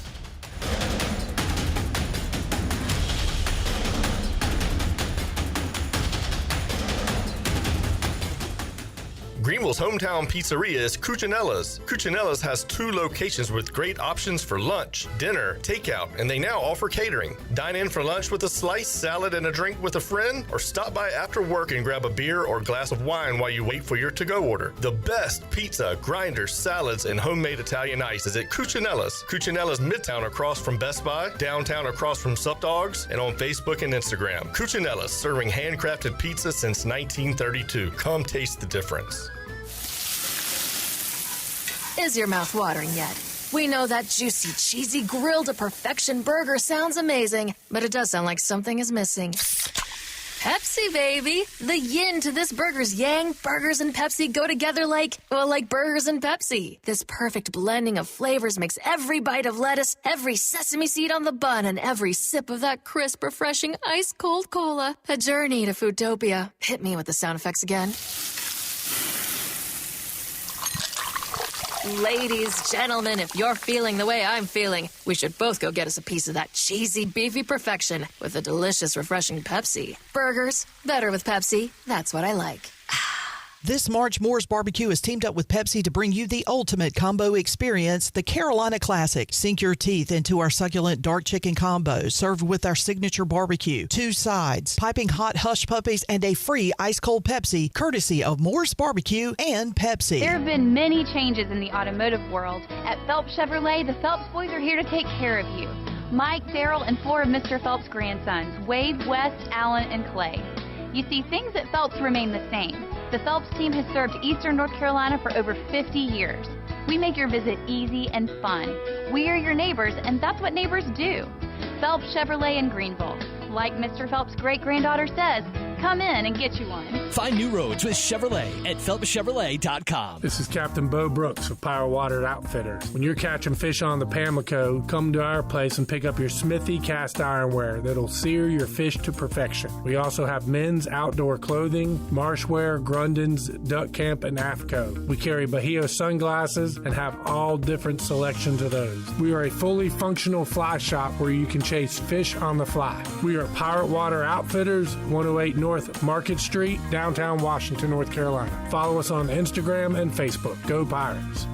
Ahoy, mateys! It's Captain Jack Spare of R&R Tire Express. We're here to serve our pirate community by offering easy payments for easy ownership. For you landlubbers, R&R will install a new set of tires for just $20. $50 installs new custom wheels and tires. To learn more about R&R, stop by 3920 US 264 or rnrtires.com. There's more to fall than just pirate football. It's also a great time to list your home for sale with ENC Pirate Realty Allen Tate. Why should you list your house for sale in the fall? Greenville business is booming. Greenville is growing fast, and new businesses are setting up shop all around the area. That means new employees and managers relocating to the community, and they need quality homes now. Visit our website, encpiraterealty.com, to connect with our experienced team of agents. Go Pirates! Are you tired of the same old fast food routine? Shake things up for lunch and dinner at Clean Eats Cafe. We've cracked the code to make healthy dining tasty and affordable. Whether it's a power lunch or a family dinner, we've got you covered. Sit down in our cafe for a brainstorming session or catch up with friends. Even stop in after a workout for protein smoothies or a protein iced coffee. Our atmosphere is welcoming and our food is fresh. All for about the same price as fast food. It's time to ditch the drive-thru and feast on flavor at Clean Eats Cafe, Red Banks Road in Arlington Village. This is Carter Spivey, and you're listening to Pirate Radio, the voice of the Pirate Nation.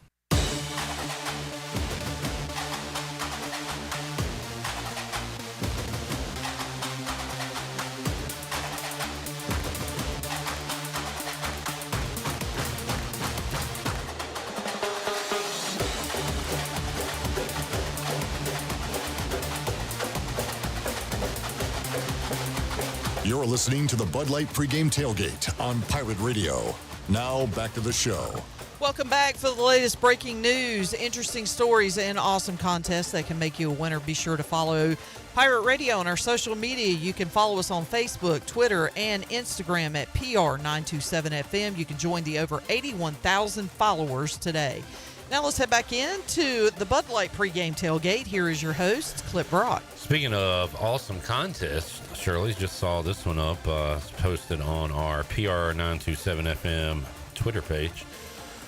You can win a Happy Dad Seltzer beer pong table and prize package. Okay. Retweet and follow Pirate Radio. Is this still in the back there? It's probably out of the tailgate zone now. I saw Mark and Jonathan setting it up the other day. Pretty sweet. Happy Dad Seltzer, which I'm not familiar with Happy Dad. But an awesome beer pong table. You get some Happy Dad seltzers and some Happy Dad gear as well. So that would make me a happy dad if I could win all that. I did retweet. I did follow, but I don't think I'm eligible to win. But one lucky follower will be winning that. Shirley, see if we can hook up with Holt Nailers. Okay. Oh, we got a video from intern Zach, who's got says a little pregame beef starting. We got some players on the field jawing back and forth. Okay, I like that. Makes things interesting. Huh. What's beef? Beef is when you need two gats to go to sleep, said Christopher Wallace, a.k.a. Biggie Smalls, a.k.a. the Notorious B.I.G., a.k.a. the Black Frank White. All right, where are we? NC State up 7, 24-17. We got another Nebraska touchdown. Now is when I start to sweat a little bit. 14-3, 10:34 left to go in that one. Purdue goes 3-and-out. Nebraska goes right down the field and scores. So the Cornhuskers flexing their muscles a little bit.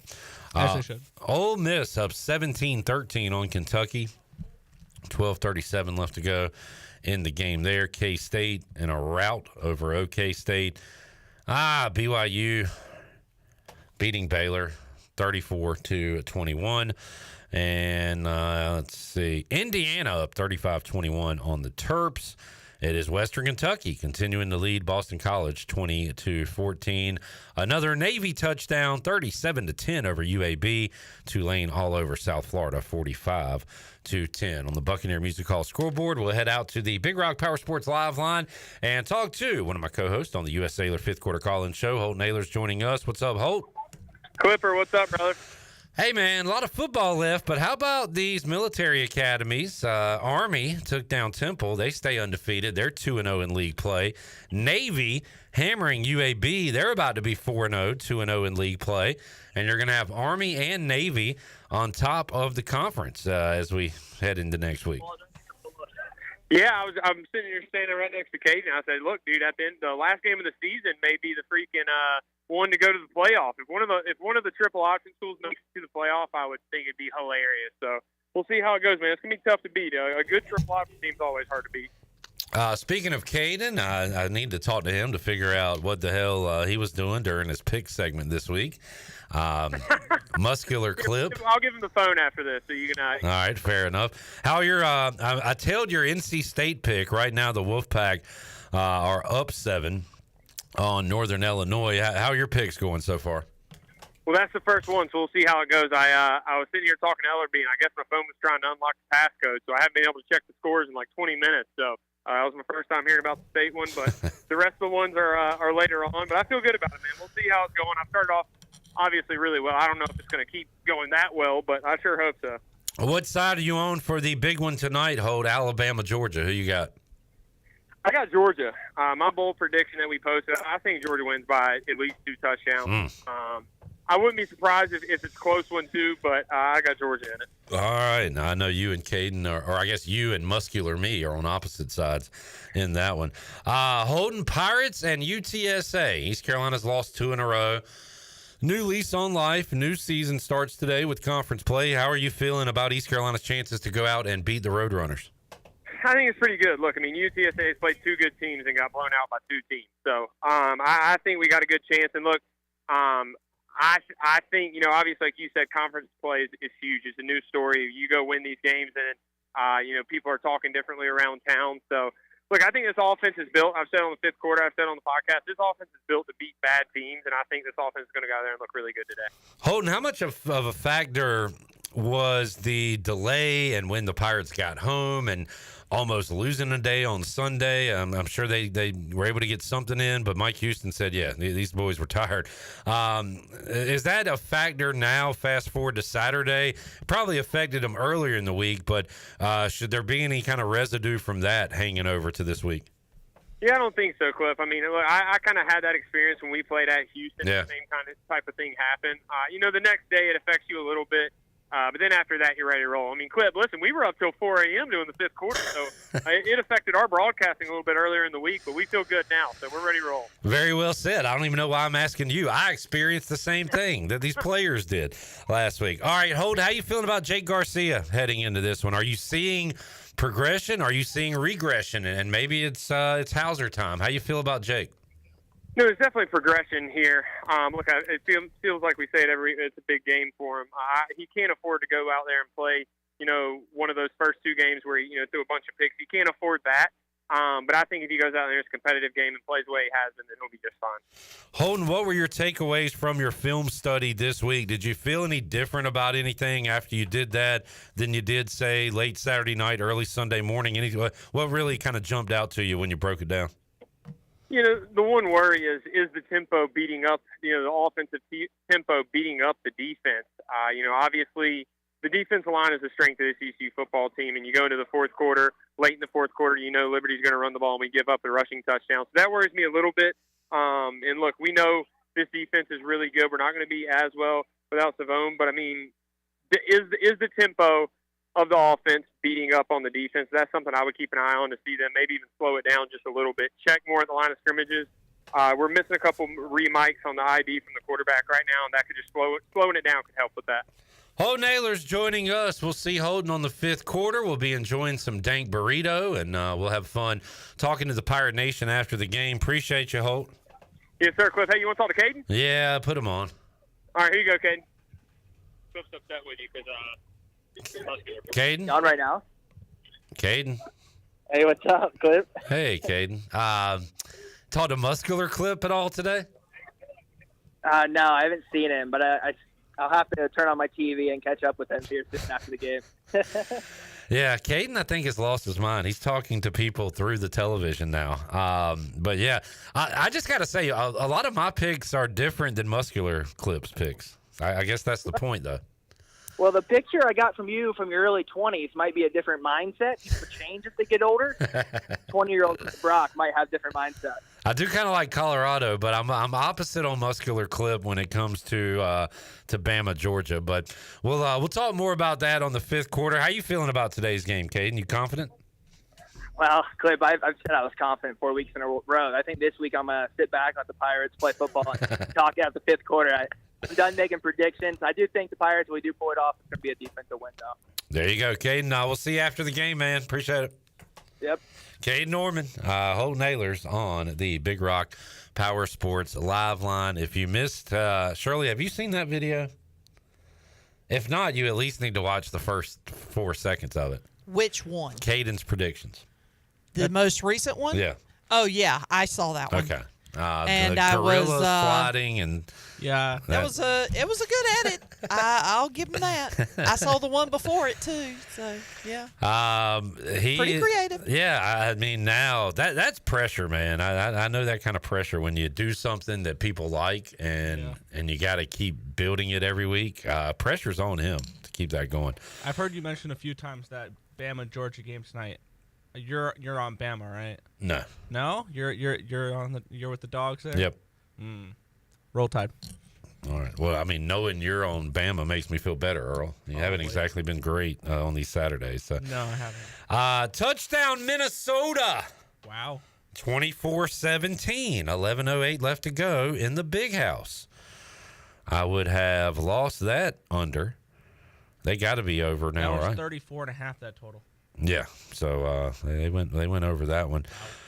Baylor driving. Earl's giving up. For some reason I'm not giving up yet. And even if they do go down and score, they're down 6, which would make it perfect for them to go down, score a touchdown, and win by 1 point and don't cover. Oh crap! They're 3-point favorites. They're 3-point favorites. Oh. That's why I gave up because the numbers, the math just doesn't math. The math ain't mathing. Unless they miss an extra point, then we have some life. But we need them to tie up the game, and it's a 13-point game with 10 minutes to go. They're not going to kick multiple field goals. Guess what? Touchdown Baylor. 34-27 PAT pending. We need a missed extra point here. Is that what you're telling me? We need one of the PATs missed, or we need another 2 touchdowns. All right. 10:07 left to go. Might have to flip over to that one. NC State, we need them to score. That sounds gross saying, but gambling is gambling. You got what? I got -7. I got 6.5 earlier in the week.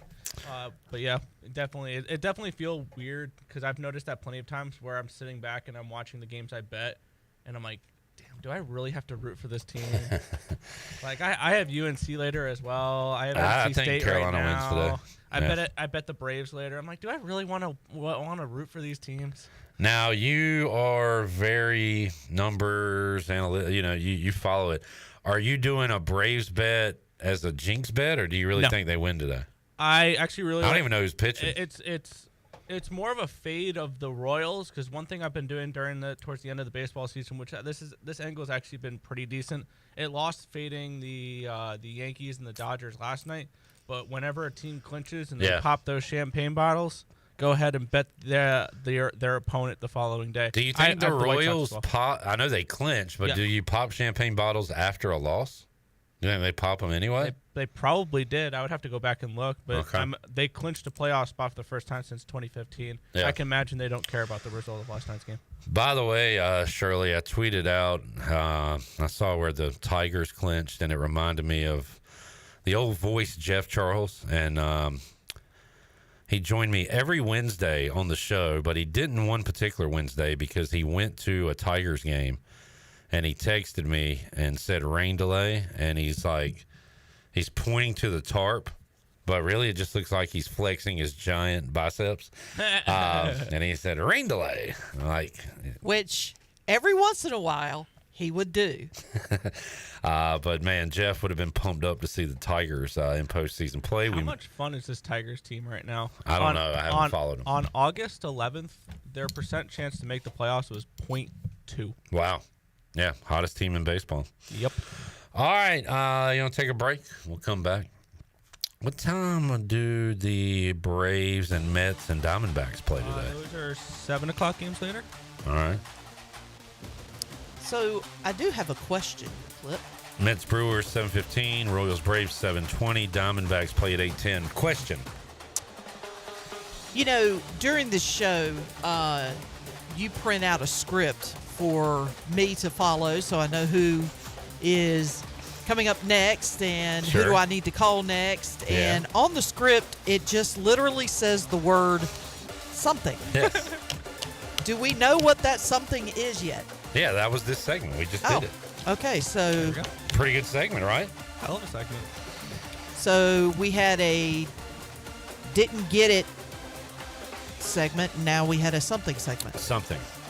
Okay. If all else fails, I'll sing Something by the Beatles. Or is that Paul McCartney? What? Something in the way. That's James Taylor. No, it's not. Something in the way that she looks tonight. And that's a different song. Oh, well then what song are you singing? Something in the way she woos me. I don't want to leave her now. Oh, God. You know I believe in her. On that note, let's go to break. Apparently, we are now in the karaoke version of the Bud Light Pre-Game Tailgate. Back with you after this.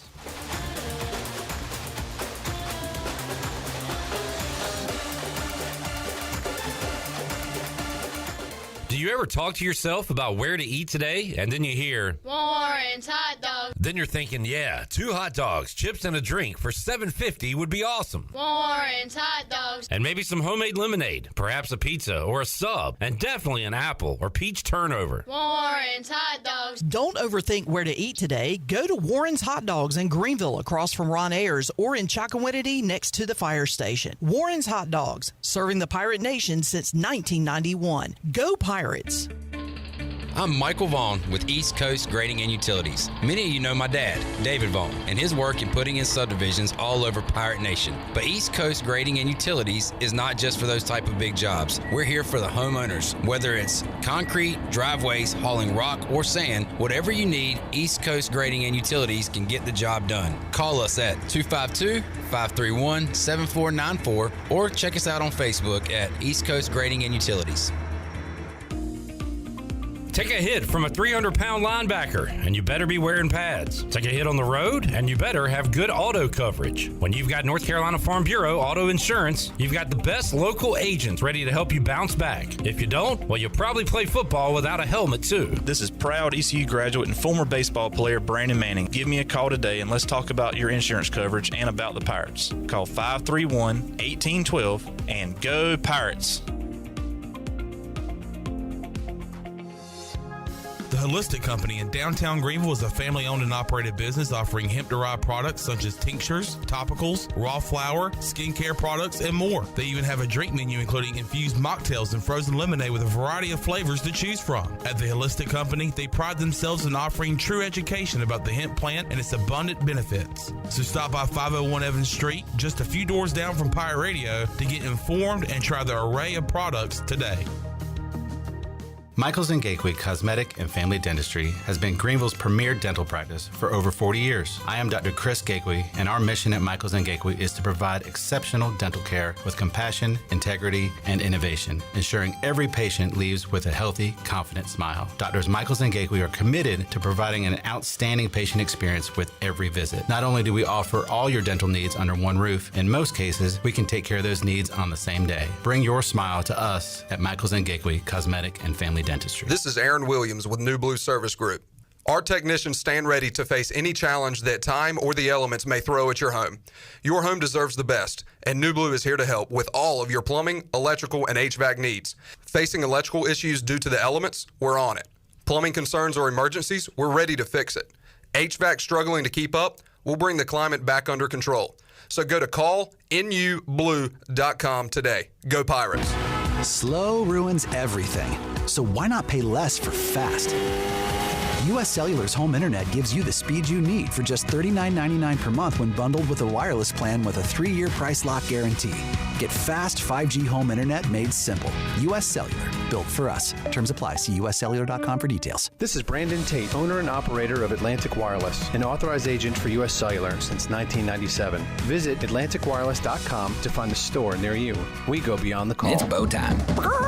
It's not just football season. It's tailgate season, and that includes every kind of football, whether it's got goalkeepers or goalposts. The kick is good! Because it doesn't matter where or how you tailgate. When you've got crispy chicken and fluffy buttermilk biscuits from Bojangles, your tailgate is better than great. It's legendary. Head to Bojangles and order your tailgate box with boldly seasoned chicken, fixins, biscuits, and legendary iced tea today. It's bow time.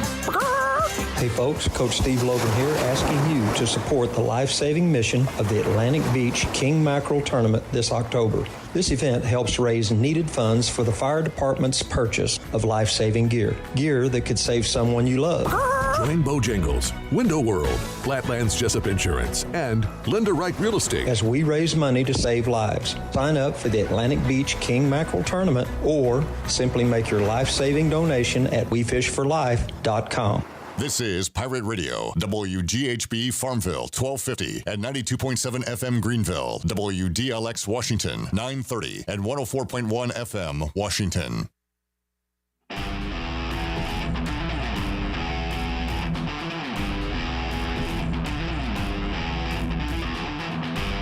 You're listening to the Bud Light Pre-Game Tailgate on Pirate Radio. Now back to the show. Now, with the Pirate Radio scoreboard, here's Shirley Rhodes. All right, this BYU-Baylor game is starting to get interesting. It's 34-28 BYU in the fourth quarter. Michigan leading Minnesota 24-17 in the fourth. With about 9 minutes to go in the game, it is Navy 38, UAB 18. Nebraska has a 14-3 lead over Purdue in the fourth quarter.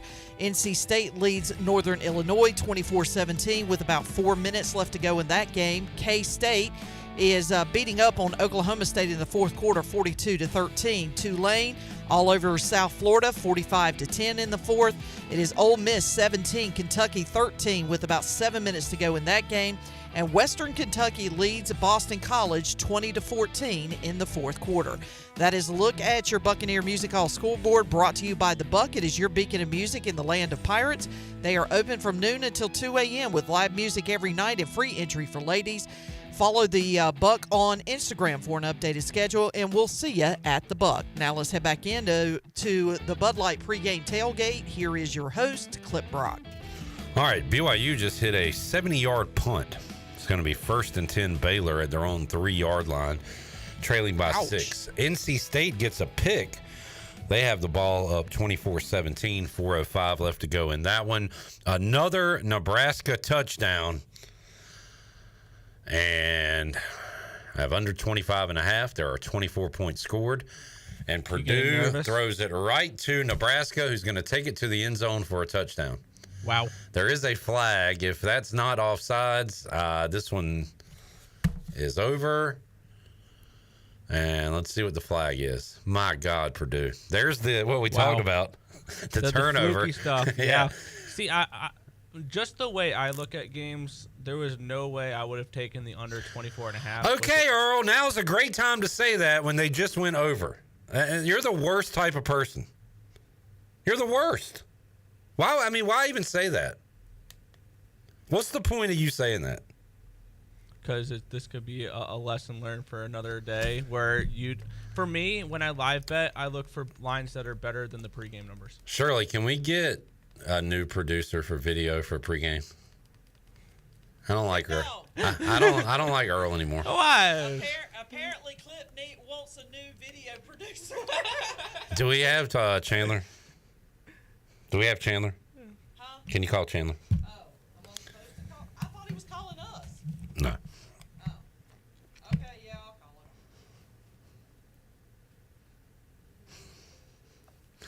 him. Moving on. Yeah. Ole Miss 17-13. Maybe I'll check that one out. Yeah, we missed our opportunity on that game. Earl, I don't need any more hindsight. Yeah, no. Let's forget the hindsight talk for the rest of the day. Fair enough. Let's talk about the future, not the past or the present. All right, State with the ball, but it's going to be 3rd and long for them, up 7 on Northern Illinois. We go out to the Big Rock Power Sports Live line and talk to the Chan man, Chandler Honeycutt, who is enjoying this game as a fan. How you doing, Chan? I'm doing good, Clip. Great to hear from you, brother. Brother. Chandler, your day got started early. How was the Game Day Run Club presented by Fleet Feet earlier today? What a great turnout that was. Early day for me. Got up about 6:45, met Ellerby around 7 o'clock. The race started at 7:30, and there was probably around 150 runners this morning. So a great turnout for the Pirate Radio Game Day Run presented by Fleet Feet. So thanks for everybody coming out and doing that. But great start to the day watching everybody run. I don't know how they can do it because, I don't know if I can get halfway down the street. But everybody finished the race, and everything went well. So just great job by Fleet Feet, and shout out to Pirate Radio for putting it on. Well, look, we're all good at something. We're all, may struggle at other things. They are good at running. You are good at pounding fireballs, as we've seen video evidence of. So how's your tailgate going out there? Oh, dude, we're having the time of our lives, man. My mom and dad are here. It's just great to see them. Two of my dad's college buddies are here. They're reliving their days here at ECU. I'm about 4 fireballs deep. I'm about 5 beers in, maybe 6. I'm not sure. But I'm having a great time. I'm just letting loose, man. You know what? I hope the Pirates let loose today, and I hope they do. I hope so, because I've got the Pirates. Listen to this, Clip. I've got the Pirates -3, and I've got the Pirates money line, baby. So let's go. A burglary. Chandler is fired up. What does Clark have the Pirates today? Clark has the Pirates first quarter. All right. That's not a bad play, the way East Carolina's been playing. That's actually pretty smart. And that's what he said. He was like, we're getting off to good starts. And I'm like, hey, Dad, you're right. Like, good bet there. I probably should have took it instead of the -3 and the money line. But I'm not putting no shame into that. I think the Pirates get it done today. I think the Pirates go 3-2. We're looking the next week in Charlotte, looking to go 4-2 and 2-0 in the conference. I saw your tweet last night, Clip Brock, and it fired me up. I love it. I love the Pirates today. Give me the Pirates, the spread, and the money line. Chandler, shout out intern Zach. Got some video of a little pushing and shoving going on, a little talking before the game. So I like that. Was he in a fight? No, not him. Some of the players on the field. Oh, okay. No. I couldn't see intern Zach in a fight. Jarrett, yes. Jarrett probably has already been in 3 fist fights today. Oh, yeah, I'm sure. Yeah. He's probably fought other interns in different media outlets. All right, Chan. Well, sounds like you're having fun. Dude, how good was the J3 barbecue earlier today? For catering or events, reach out to the J3 Barbecue Cook team on social media at J3 Barbecue. Thanks to New Blue for sponsoring today's tailgate at the Pirate Radio Tailgate Zone. Thanks to for y'all and for Big Daddy for bringing us some plates. I took down 2 plates already today. Dude, did y'all see the video on social media of the meat just falling off the bone? The only thing you had to do was lift it up, and the meat was just falling off the bone. And just watching them chop it up, it's just soothing. It's great, and what a great job they did of putting on the tailgate. We didn't even have our usual big tent. They gave us a couple of tents, and they got a TV right beside their their RV / whatever motorcade, whatever they have. Thank you J3 Barbecue, and thank you New Blue for your sponsorship of today's tailgate. All right, Chan, man. Chan's all over the Pirates today. Final score will be what? I'm going to go Pirates 31. I am going to go UTSA 17. All right, Chan, have fun. I would say pace yourself, but you're already off pace, so just be safe. Yeah, it's going to be even worse here in about an hour or two. So. All right. Well, all right. Good luck. See you tomorrow at the Bucs. I might be there watching Jaden Daniels continue to light up the league. All right, there you go. And I will be there continuing to see Andy Dalton light up the league. All right, sounds good. Later, Chan. All right, see y'all. There is the Chan Mon. Let's see. How many hours until 4:05 Sunday? Folks, let me announce that we are 24 hours and 53 minutes away from having the privilege of watching Jaden Daniels play football again. I saw an interesting stat for the NFL. There is one quarterback so far this season that has had a game of at least 300 passing yards and 3 touchdowns. One quarterback has done that this year. Does he have a red hair? He does. That man is Andy Dalton. Correct. Goodbye, Chan.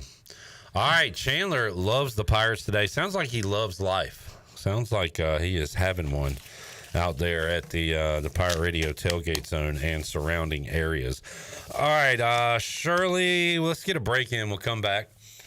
We'll go back inside the United Bank Coaches Corner and hear from ECU defensive coordinator Blake Harrell. Also got some Pirate players to hear from. Brian North will join us, fantasy picks, and more. We roll on a busy hour 4 of the Bud Light pregame tailgate, and we come back with you after this.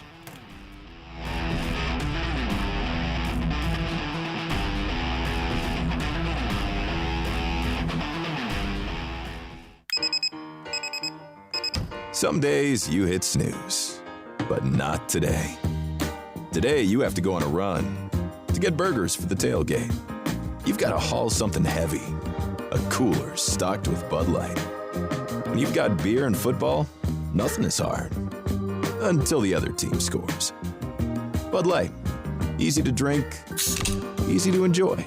Enjoy responsibly. 21 plus. Copyright 2024 Anheuser-Busch Bud Light Beer, St. Louis, Missouri. Just off of Greenville Boulevard and the Public Shopping Center and a short distance away from Downey-Ficklin Stadium, Bad Daddy's has a lineup of chef-inspired burgers, giant chop salads, the famous badass margarita, and a fabulous selection of local craft beers. Get started with Not Your Mama's Deviled Eggs or fried pickles before diving into one of their juicy burgers like the bacon cheeseburger on steroids. Or spice things up with the Heat Wave Burger. People have called their burgers totally insane, but they'll take that as a compliment. Bad Daddy's Burger Bar. Go Pirates! This is Trey Hayes with Advanced Moving and Storage. Advanced Moving and Storage is here to help you have the best move ever. Advanced Moving and Storage is dedicated to making sure you get everything you need on your next move, no matter how large or small, whether you're local, in-state, or out-of-state. Our courteous and experienced personnel is ready to help. Call Advanced Moving and Storage today at 252-321-3200. If you want to remove stress from your next move, use the moving company the Pirates use. Advanced Moving and Storage.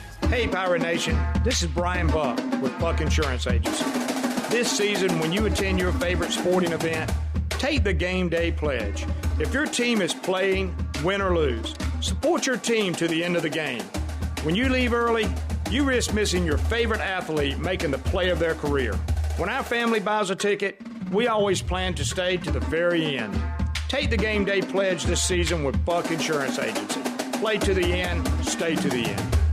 Are you ready for football? Big Rock Power Sports and Marine is your complete source for recreation and marine sales and service. With a full selection of ATVs, side-by-sides, motorcycles, slingshots, watercraft, pontoons, and boats, Big Rock Power Sports and Marine is sure to have what you're looking for in everyday adventure. With 5 locations in North Carolina, Rocky Mount, Lake Gaston, New Bern, Elizabeth City, and of course, Greenville. You can find us on Facebook and Instagram or online at BigRockPowersports.com. Big Rock Power Sports and Marine. Choose your adventure. If you're in the market for a swimming pool and you're located from the capital to the coast, Elite Pools can make it happen for you. They are the Carolina's premier fiberglass and concrete pool builder and renovation contractor. Every pool is built with the highest quality products and on schedule. Visit the Elite Pool showroom located across from Agri Supply in Greenville with fiberglass pools on site and a design center to simplify all of your pool selections. They also have a full service department with pool supplies and they provide expert water analysis. Call Elite Pools today at 689-6557 888-888-2887 or visit elitepoolsnc.com. For pools, think Elite Pools. You want a sub freshly sliced to order? You go to Jersey Mike's. You want the perfect radio idea? You go to me. Like this. I'm a lone ninja warrior. By night, I glide unseen across the rooftops, watching my enemies from the shadows. By day, I go to Jersey Mike's, watching someone freshly slice my sub. My blade is called Shadow. His blade is a Berserba brand meat slicer. Clearly, I have much to learn about this land. Freshly sliced just for you. Jersey Mike's, a sub above. This is John David Baker, offense coordinator for the ECU Pirates, and you're listening to Pirate Radio, the voice of the Pirate Nation.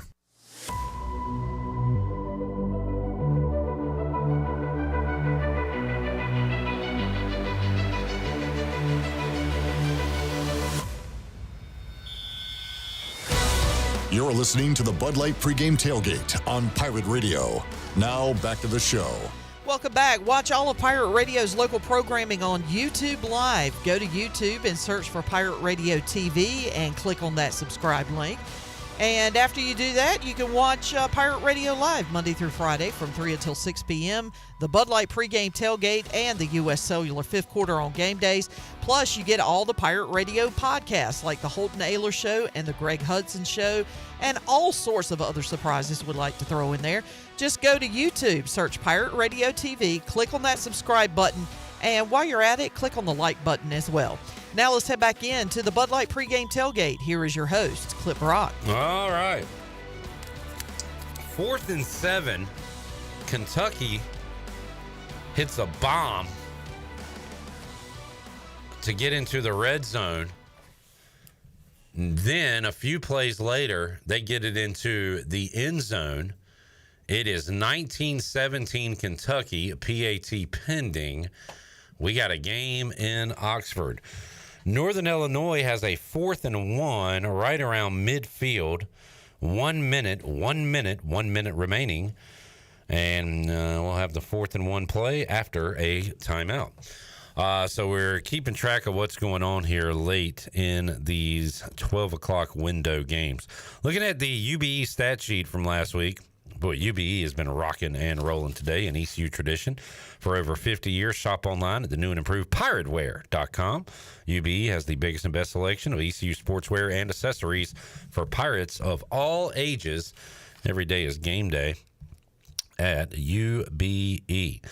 Looking at the stats from last week, Pirates just had 331 total yards, 414 for Liberty. Both teams had 2 turnovers. The big stat there, nearly 37 minutes of possession for Liberty, and also third downs. 13 of 17 were the Flames.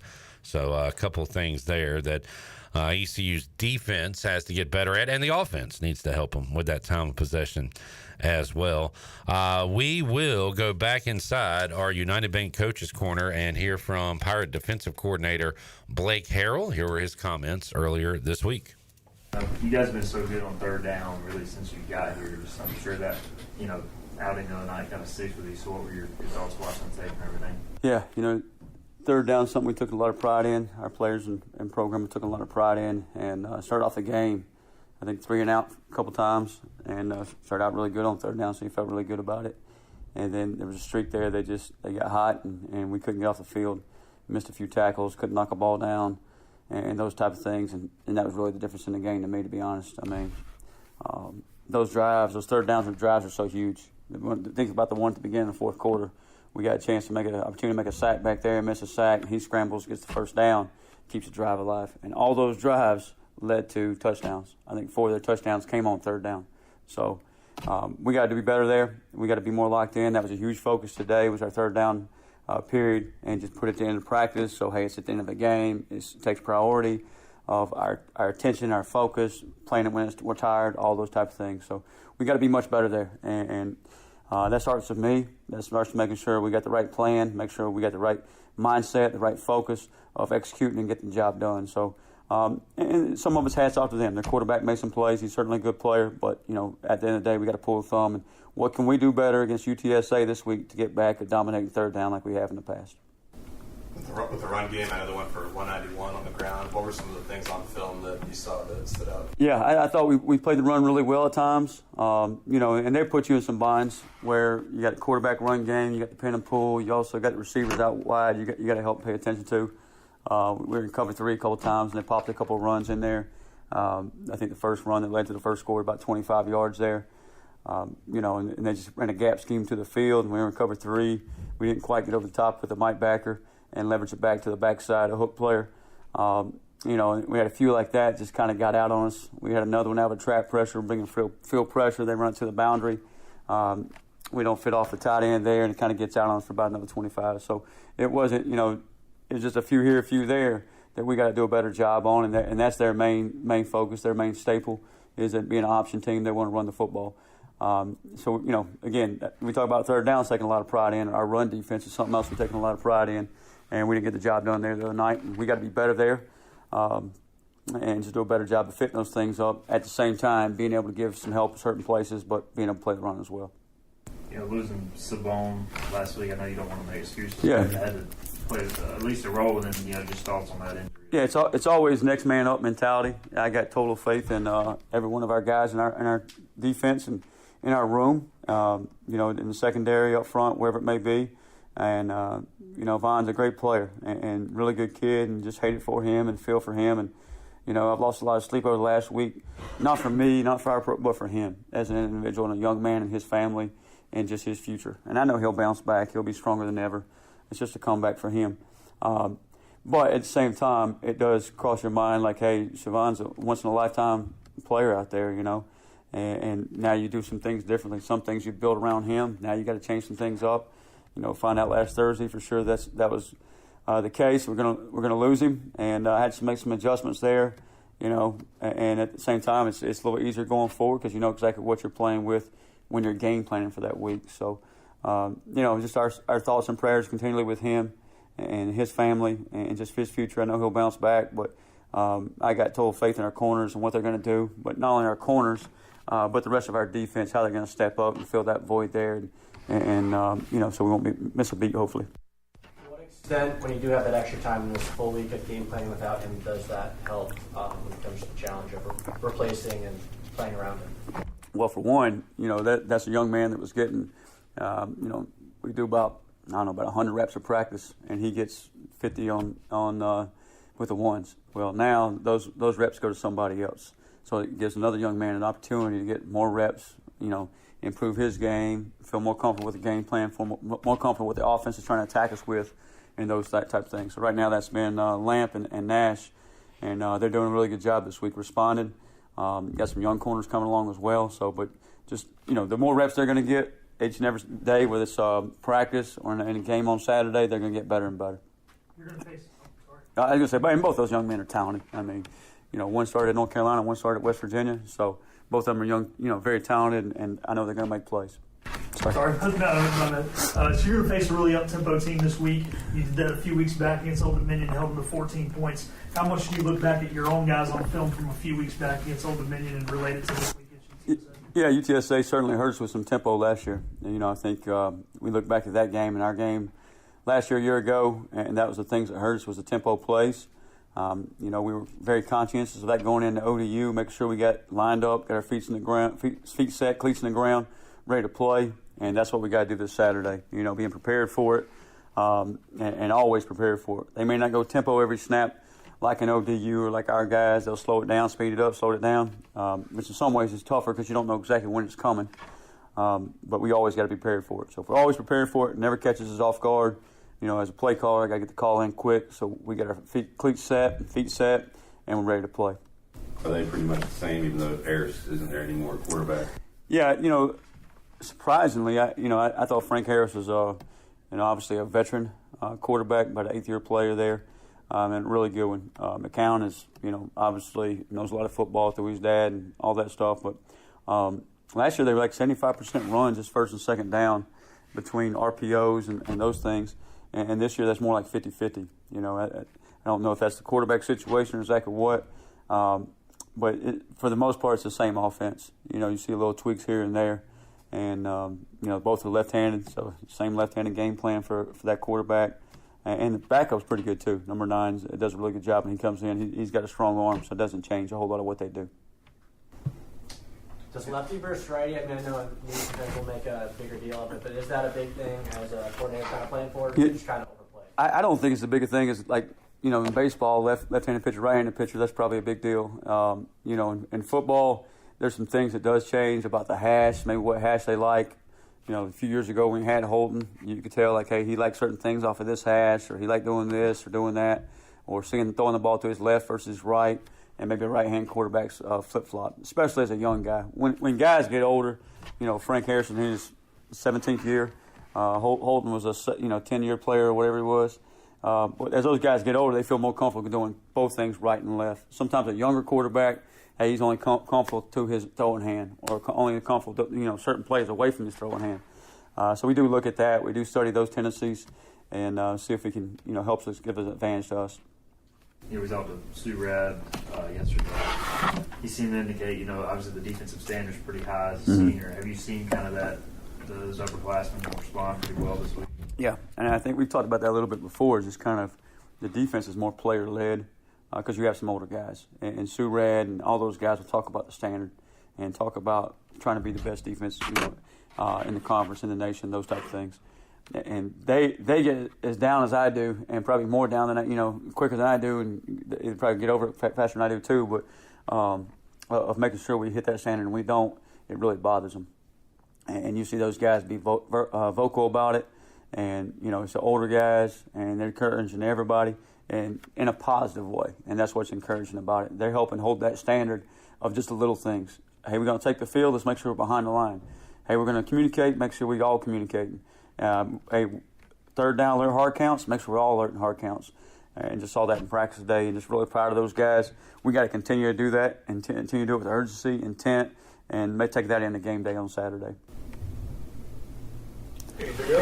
Just last thing I close with, and I know my mom watches this, so just kind of when you guys, really apologize first of all to Pirate Nation about Saturday night. Obviously, we all program. We got to do better there, but just kind of keep my family and thoughts in your prayers back home. They're going through some things. Just appreciate if you do that for me. Thank you.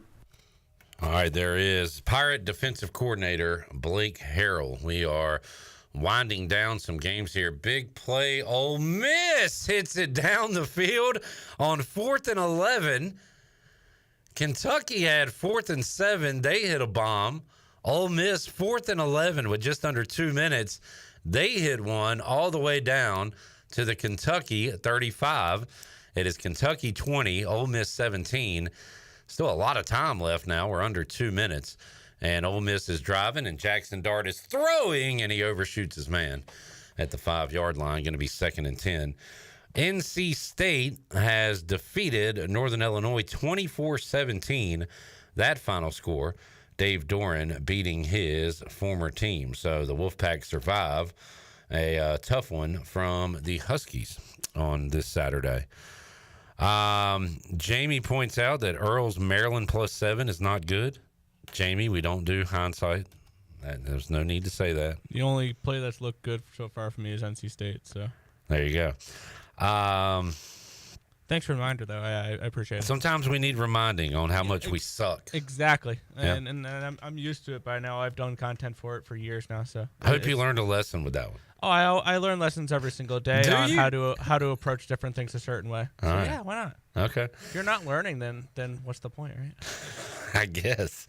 BYU has it 3rd and 19. Baylor's going to maybe get one more shot at it, but they are down 6 in that one. Still hope for a touchdown, blocked extra point, and overtime in Waco. Not asking for much there, right?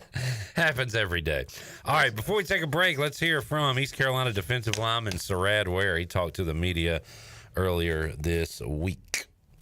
Sarad, how have you guys bounced back after a couple of tough losses? Man, it's, after you got to watch get your mistakes ready and come together as a team, accept your mistakes, correct them, and get back to it.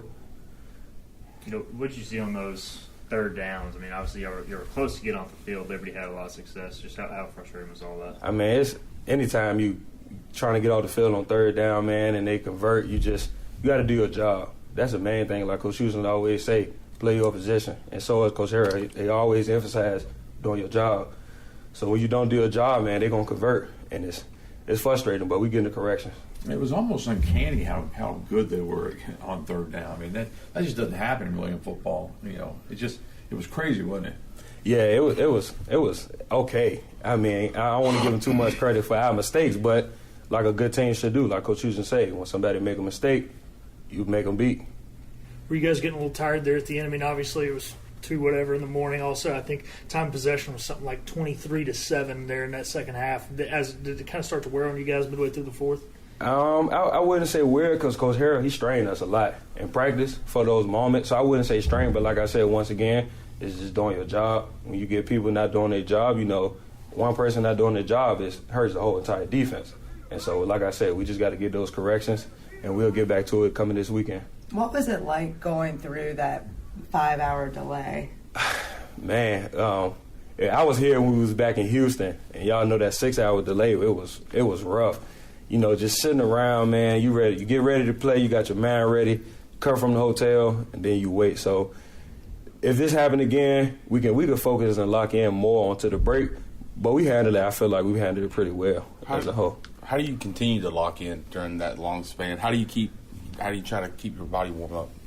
You can stretch. I mean, we stretch here and there, but you know, after a while, you can't stretch for 3 and 4 hours at a time. So as a whole, we watch film a little bit. Like we all know, we watch film 3-4 days at a time a week. So it's just like after a while, it comes down to stretching, mentally lock in.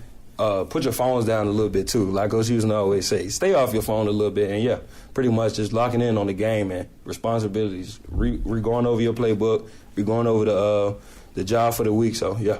It was a small sample size, but were y'all able to get the film of those first 2 drives and look at what you had done so far? Yeah, we got 3 plays on offense and 3 plays on defense. So the little 3 plays we had, you know, Coach Harrell, he was on it like right then and there, man. Yeah, we got to it quick.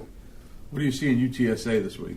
Pretty much the same much as last year. You know, they got a couple plays where they're going to go at us where they got us last year as far as mistakes again. And like I said, we correcting those mistakes not only from last year, but as far as last week, you know, something they may see. So they're a good overall team, but we got something for them.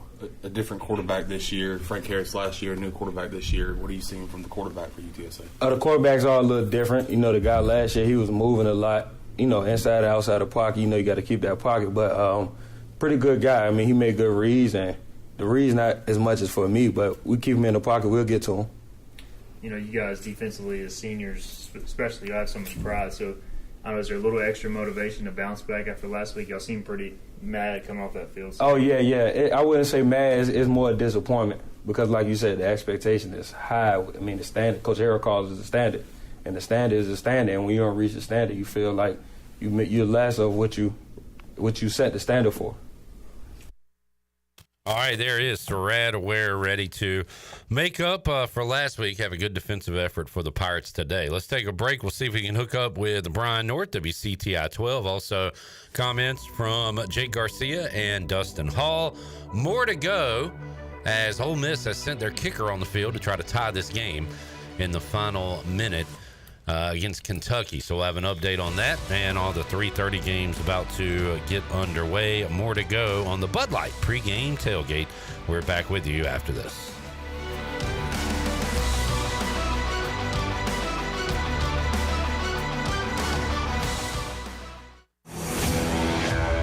The best burgers around.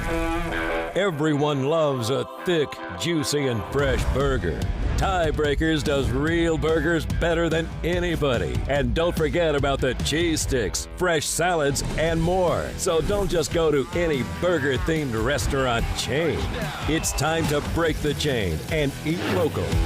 Tiebreakers, burgers and sports at its best. Go Pirates! Arr! This is proud ECU alumni David Price of David Price Construction. As a leading general contracting firm, we specialize in commercial construction and renovation. Whether it's updating your office space, renovating your restaurant, or building a new retail store, our team at David Price Construction is ready to assist. We are committed to delivering quality, value, and customer satisfaction across all of our projects. So give us a call at 919-820-3612 or find us online at DavidPriceConstruction.com. Go Pirates. Do life stresses have you feeling exhausted? Do your golf, tennis, and workouts have your body aching? If so, K-Ross Float and Wellness Studio has your solution. Come visit us on 2800 East 10th Street and try our services like our Float Therapy, which is a private pool containing a saturated solution of Epsom salt that allows you to float effortlessly for ultimate relaxation and therapy. At K-Ross Wellness Studio, we also have an infrared, sauna, cold plunge, and salt halo therapy that will leave your body feeling relaxed and healed. Contact us today at krossfloats.com. K-Ross Floats and Wellness Studio. Restful intentions. You know, texting while driving is dangerous. That's not new information. Yet most people admit to doing it anyway. Drivers are 23 times more likely to be involved in a car accident while texting. Know the facts and wait to text. The danger is real and it applies to you. Auto Owners Insurance. The no problem people. Information provided by Virginia Tech Transportation Institute. This is Brian Smith with Town Insurance in Greenville. Call me today at 756-8300. Go Pirates! This is Dr. Hode from Orthopedics East and Sports Medicine Center. Our practice has been caring for the athletes at ECU and the residents of Eastern North Carolina for more than 35 years. Whether it's treatment for your sports injury or it's time for that joint replacement, Orthopedics East provides the latest in operative and non-operative orthopedic care. We also offer on-site physical therapy and MRI services, as well as walk-in urgent care on the weekends from 10 a.m. to 2 p.m. Call us at 757-BONE or visit us online at orthoeast.com. Go Pirates! Hey Pirate Nation, be sure to have the best and comfortable shoes with a stop at Fleet Feet. This is ECU alum Chris Lunyon, owner of Fleet Feet of Greenville, and we provide solutions through one-on-one service to runners, walkers, and everyone in between. Fleet Feet has the tools and technology to get you in the right shoe, including a 3D foot scanner that measures arch height, width, and more. Come visit us at 207 East Arlington Boulevard in the old Gordon's Golf location. Fleet Feet, we run for you. This is Talbot Green with Integrity Home Mortgage. Are you ready and pre-approved if the home you want to purchase comes for sale today? This is a very important step when trying to purchase a home in the current market. Integrity Home Mortgage offers a wide variety of loan programs. Our team of Talbot Green, Braxton Green, and Joanne Weir has over 50 years of experience and is committed to providing you with the superior customer service you deserve. To get started, call me, Braxton Green, at 526-8260. Braxton Green, NMLS 222-3878. For informational purposes only, Integrity Home Mortgage Corporation is an equal housing lender, NMLS 208516. Washington's favorite place to eat and where all the locals go is down on Main Street. Down on Main Street's famous weekday lunch specials are only $7.99. Stop by for the house salad with grilled chicken, the half club sandwich with chips, or everyone's favorite, the fried shrimp plate. After work, Down on Main Street is the perfect spot for dinner and a drink on the patio. Join Down on Main Street every Wednesday for half-price wings from 4 to close. Down on Main Street in historic downtown Washington. Go Pirates! You're listening to Pirate Radio, the voice of the Pirate Nation.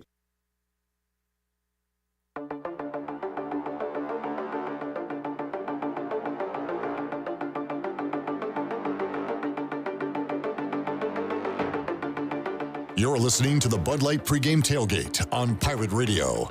Now back to the show. Now, with the Pirate Radio Scoreboard, here's Shirley Rhodes. All right, a lot of your noon games have now gone into finals. BYU holds off Baylor and wins it 34-28. Navy beat up on UAB 41-18. It was Michigan staving off Minnesota 27-24. Nebraska beat Purdue 28-10. It was NC State 24, Northern Illinois 17. Kansas State beat Oklahoma State 42-20. It was Tulane over South Florida 45-10. Kentucky held off Ole Miss 20-17. Boston College beat Western Kentucky 21-20. And a couple of games going on right now. Colorado and UCF kicked off, but now they are currently in a delay. Louisville has an early 7-0 lead over Notre Dame in the first quarter. And that is a look at your Buccaneer Music Hall scoreboard, brought to you by The Buck. It is your beacon of music in the land of pirates in Eastern North Carolina. They're open from noon until 2 a.m., 7 days a week, with live music every night and free entry for ladies on the weekends. Follow The Buck on Instagram for updated schedules, and we'll see you at The Buck. Now let's head back into the Bud Light Pre-Game Tailgate. Here's your host, Clip Brock. All right, Shirley, see if you can hook up with Brian North on our Big Rock Power Sports Live line. Earl, help me out here. So week 0, number 10, Florida State lost. trying to think of all the top 10 teams to lose so far this year. Did we have any more week 1? Was Notre Dame top 10 when they lost? I think it was a top 10 matchup. I believe I think it was like 5-3 or something like that. It was, or they were higher than they were supposed to be. Notre Dame, yeah, when they lost to Northern Illinois, they were in the top 10. Yes, they were.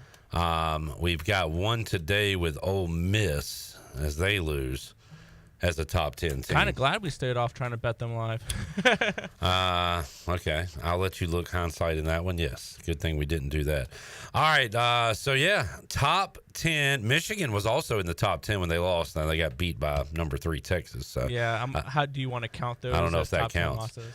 But, man, shocker today in Oxford. We head out to the Big Rock Power Sports Live line and talk to Brian North, WCTI 12. He joins us here on the Bud Light Pre-Game Tailgate. North, how you doing, man?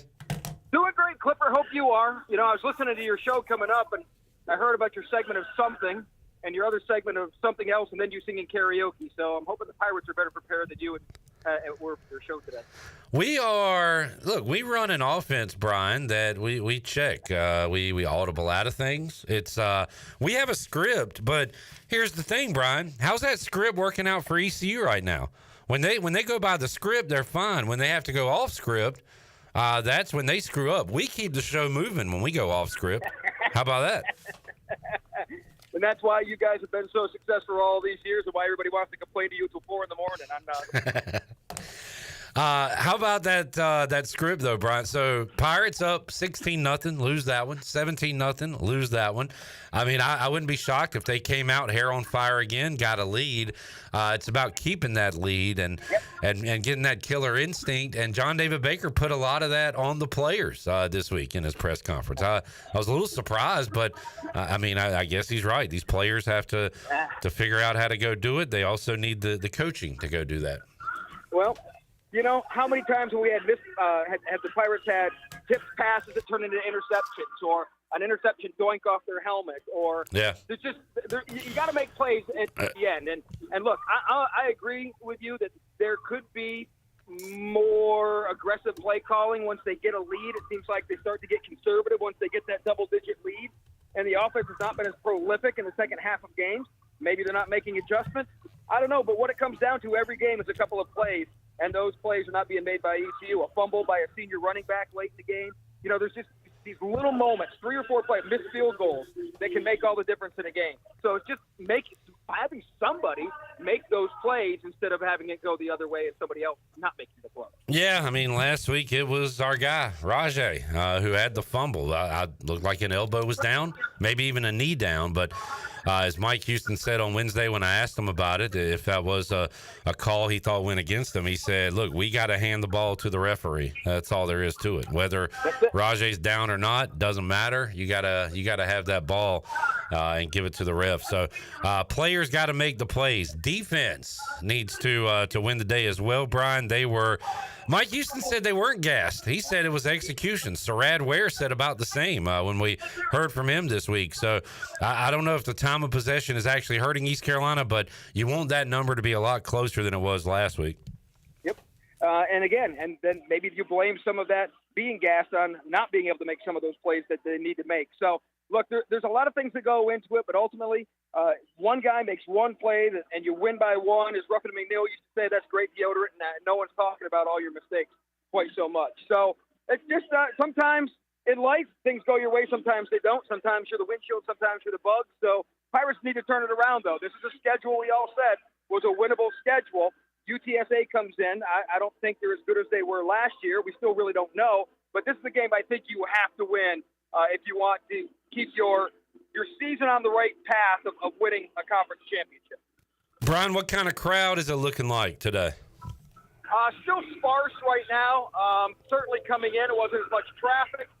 Probably a late arriving crowd. I was hoping them honoring the 1999 team might bring a few people out, but hotter day right now, so I think people will arrive a little bit late. But, my gut feeling is if you get 35 in here for this one, if you get 40, it's a good crowd. I don't know if they'll quite reach that today.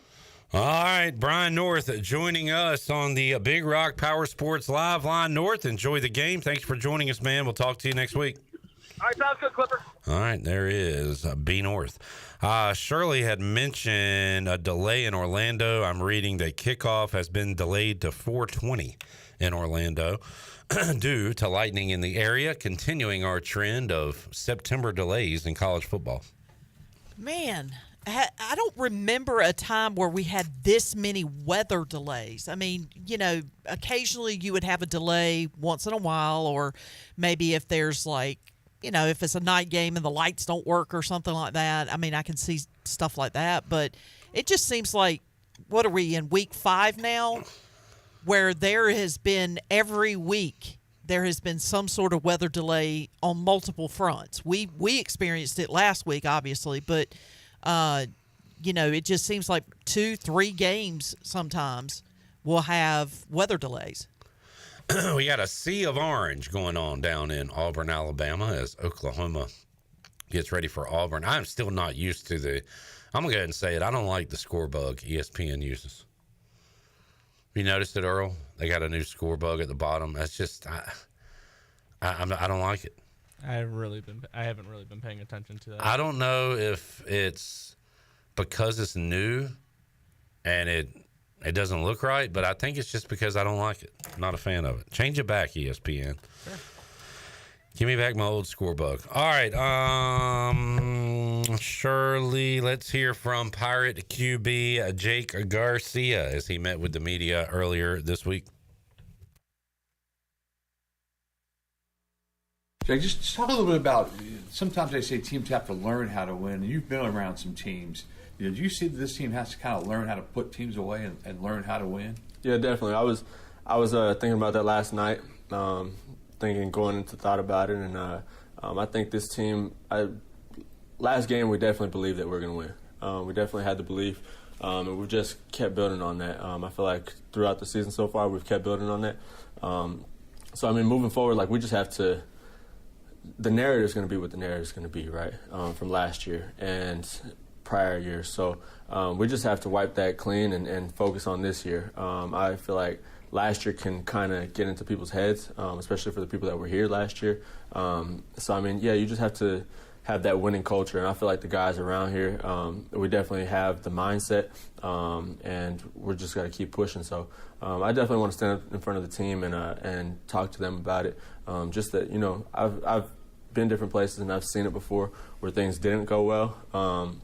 And I've seen it where things go well. And winning is a belief. So we just have to keep going. And I definitely think that we have that in this room, but just have to keep pushing it. As of the first 2 games, speaking of mentality, as of the first 2 games, you talked about the goldfish mentality. How important has that message been the past 2 weeks, and how important is it going forward? Yeah, it's huge. It's huge. Obviously, you got to learn from your mistakes, what's gotten us beat, and take that and improve on it. But also build off of the good, right? And I have like an 80-20 rule to where, there's 80% of the time that you have to take the positive out of things, and the other 20% that you have to be hard on yourself. And obviously as a competitor, I mean, you're always hard on yourself, right? And I think just having that goes back to like the goldfish mentality, but I think the 80-20 rule is important for us as a team, just to be able to build off of what we've done so far that has been good, but then to learn from what hasn't been good. So, how specifically have you applied that 80-20 rule where the last couple weeks you see so much potential getting into those great starts, but then obviously not able to put it all together and finish? So have you kind of, dissected those games and tried to use that rule to take that moving forward? Mm-hmm. Yeah, today in practice, it was all about finishing. We've done a really good job of coming out fast, starting fast. So, I mean, it's just about finishing, right? And you have to keep the momentum going. So during practice today, I'm just trying to be positive, and it's raining outside, right? I mean, everybody's still a little bit tired and crazy game, right? Delayed and whatnot. So, I mean, I'm just out there hey, we get to today. We get to do this. And this is an opportunity that we got to capitalize on, right? And just saying all day, hey, we got to finish. Keep the momentum going. Keep that momentum going. And let's be clean. Let's be sharp. So, and I know the guys on the defensive side of the ball were doing the same as well. Speaking of the delay, how did you stay fresh during that long delay? And have you ever experienced anything like that? I've experienced something like No, I haven't experienced anything like that. Similar, I mean, I've had delays before at Miami with the Lightning, but nothing along those lines. Like, that was a whole different deal. Getting done at 2 o'clock in the morning, it's past my bedtime, like 11, come on. But, I mean, it was a great opportunity to go out there and play. And, again, we had the belief that we're going to go out there and get a win. So that's why we went into it confidently, right? And we wanted to play. And we were hoping that the Lightning cleared out so we could have that opportunity because we drove 4 hours.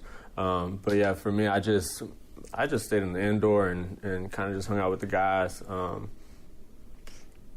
I mean, there wasn't really much to do. Just twiddle thumbs a little bit, play Among Us on the phone. I mean, yeah. That's kind of what we did too. You seem to be getting more comfortable each week. After the first 4 games, how do you evaluate your play? Yeah, I feel like I have definitely grown up in the last couple of weeks since the season started. There's been things that have happened and where I've been able to learn from, right? And trying to get bad out of my vocabulary just because it has a negative feeling to it, right? And I just try to take that as a learning experience. So I feel like there's things that I've definitely learned from and been able to improve upon. Like we had I had Casey running one time last game in the back of the end zone. He kind of got tied up, and I was like, all right, it's early downs right now. Like, let's just throw the ball at the back of the end zone. Little things like that I feel like I've done a better job of, and just mentally playing out through the week, just playing it out in my head. And, I mean, I'll go home and, hey, if I get this play and where's my answer right here? Like, I have to have an answer for everything, right? So with the ball in my hands. And just got to take care of the ball, but I feel like I've done a really good job of improving upon that, and look to grow. I mean, look to keep growing, and obviously the game didn't end how we wanted it to. But I mean, I got to find a way to elevate everybody's play as well as the quarterback. So got to find a way to be a winner.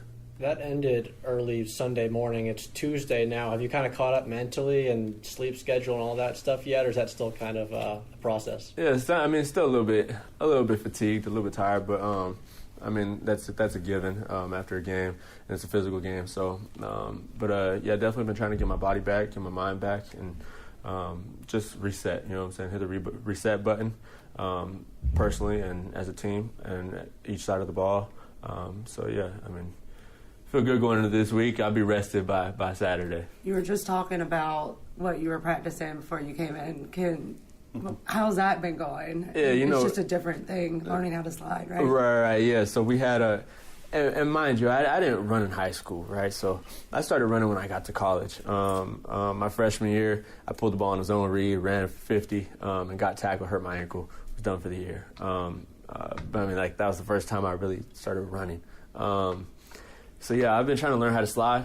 We got some rain outside right now, so practice ended, and I was out there just trying to learn how to slide. Just some baseball slides. Used to play baseball back in the day.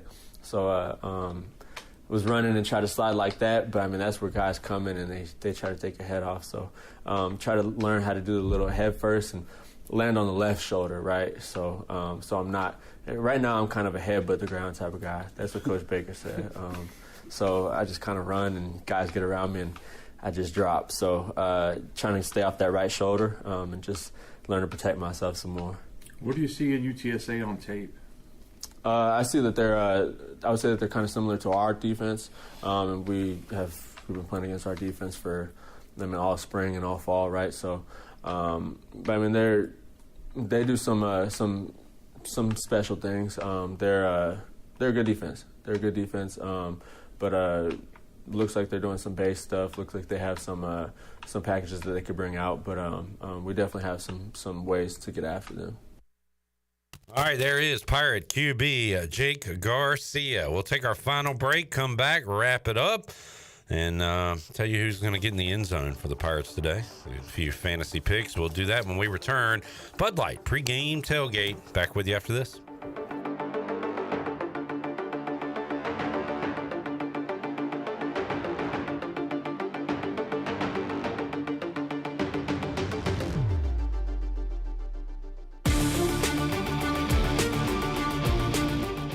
Country Mart has been locally owned and operated for over 40 years and is your premier country store serving the best cheese biscuits and country food around. Country Mart is open every day and has 2 locations in Bethel on Highway 11 and in Stokes on Highway 903. Both Country Mart locations are top-of-the-line fuel stations serving Shell gas, including 93 ethanol-free high-octane gas, which is the best for all you boat owners. Country Mart, fueling you up with great food in your engines with great gasoline. Go Pirates! Come experience Greenville's newest theater, Golden Ticket Cinemas, located on Greenville Boulevard near Cracker Barrel. With stadium seating and reserved luxury recliners, you can enjoy the movie along with great concessions such as L House sliders, delicious wings, pizza, and hot dogs. And they even have milkshakes. You can always find great deals at Golden Ticket Cinemas, such as $5.50 Ticket Tuesdays and free family movies at 11 a.m. on Saturdays and Sundays. Sit back, relax, and enjoy the show in style with luxurious amenities and top-notch service at Golden Ticket Cinemas. The Buccaneer Music Hall is your beacon of music in the land of the Pirates in ENC. Open at noon 7 days a week with live music. Come enjoy sports trivia with me, Clip Rock, every Monday. Tuesday and Wednesday, it's live local acoustic night, along with line dancing from 7 to 9 on Wednesday. Thursday, there's a brand new lineup with Singo starting at 8, followed by karaoke with DJ Dog. Ladies and free both Friday and Saturday nights with the best local bands in the area. Finish the weekend with free games and DJ Kid Scene. Y'all come get bugged up. Did you know that GUC's electric rates are the lowest in Pitt County? GUC's average residential electric bill using 1,000 kilowatt hours per month with load management is $21 lower than the investor-owned utilities and $34 lower than the local co-ops. In fact, GUC's average electric bills are still $10 lower than they were 10 years ago. Low rates with high reliability. That's the value of public utilities. That's the value of GUC. The price is always right at Doug Henry of Greenville. Doug Henry of Greenville has over 300 vehicles to choose from and brand new inventory arriving daily. Doug Henry is easy to find on the corner of Greenville Boulevard and Memorial Drive and always online at DougHenryGreenville.com. This month, Doug Henry is giving away ECU football tickets. Stop in and register to win and purchase the vehicle of your dreams. Doug Henry of Greenville, right on the price, right on the corner. Go Pirates! Pirate Towing is now the exclusive towing partner for East Carolina Athletics. Pirate Towing has over 20 years of experience, open 24/7, and they can always assist you. Don't be stranded and wait for hours. Pirate Towing offers all roadside assistance to come give you a tow or jump start on game day or any day. Say Pirate Towing in your phone today and let the stress of car trouble go down. Pirate Towing, 955-4670. That's 955-4670, and also on Facebook. Pirate Towing, the preferred towing partner with ECU and Pirate Nation. Save a load on a new John Deere compact utility tractor and loader from Quality Equipment. It's never been easier to get the best brand on the market at an unbeatable cash price or with great financing at our lowest ever monthly payment. Now is the time to get that tractor package you've been dreaming of to get your next job done right. Stop by one of our 36 locations in North Carolina, South Carolina, and Virginia, or visit us online at QualityEquip.com. Mount up. Dank Burrito is coming to Greenville. Dank is your ticket to adventure in a tortilla. We combine bold flavors to make new kinds of burritos, tacos, and bowls, like honey truffle buffalo chicken or teriyaki shrimp. Once you're Dank, you'll never want the same boring burrito again. Dank Burrito is also the official burrito of the ECU Pirates, which we all know and love here in G Vegas. We're opening soon at 108 Red Banks Road in Greenville. Come join the Dank Burrito Mafia. Hope to see y'all soon. Pirate Radio, proudly serving the Pirate Nation for over 20 years. We are the voice of the Pirate Nation.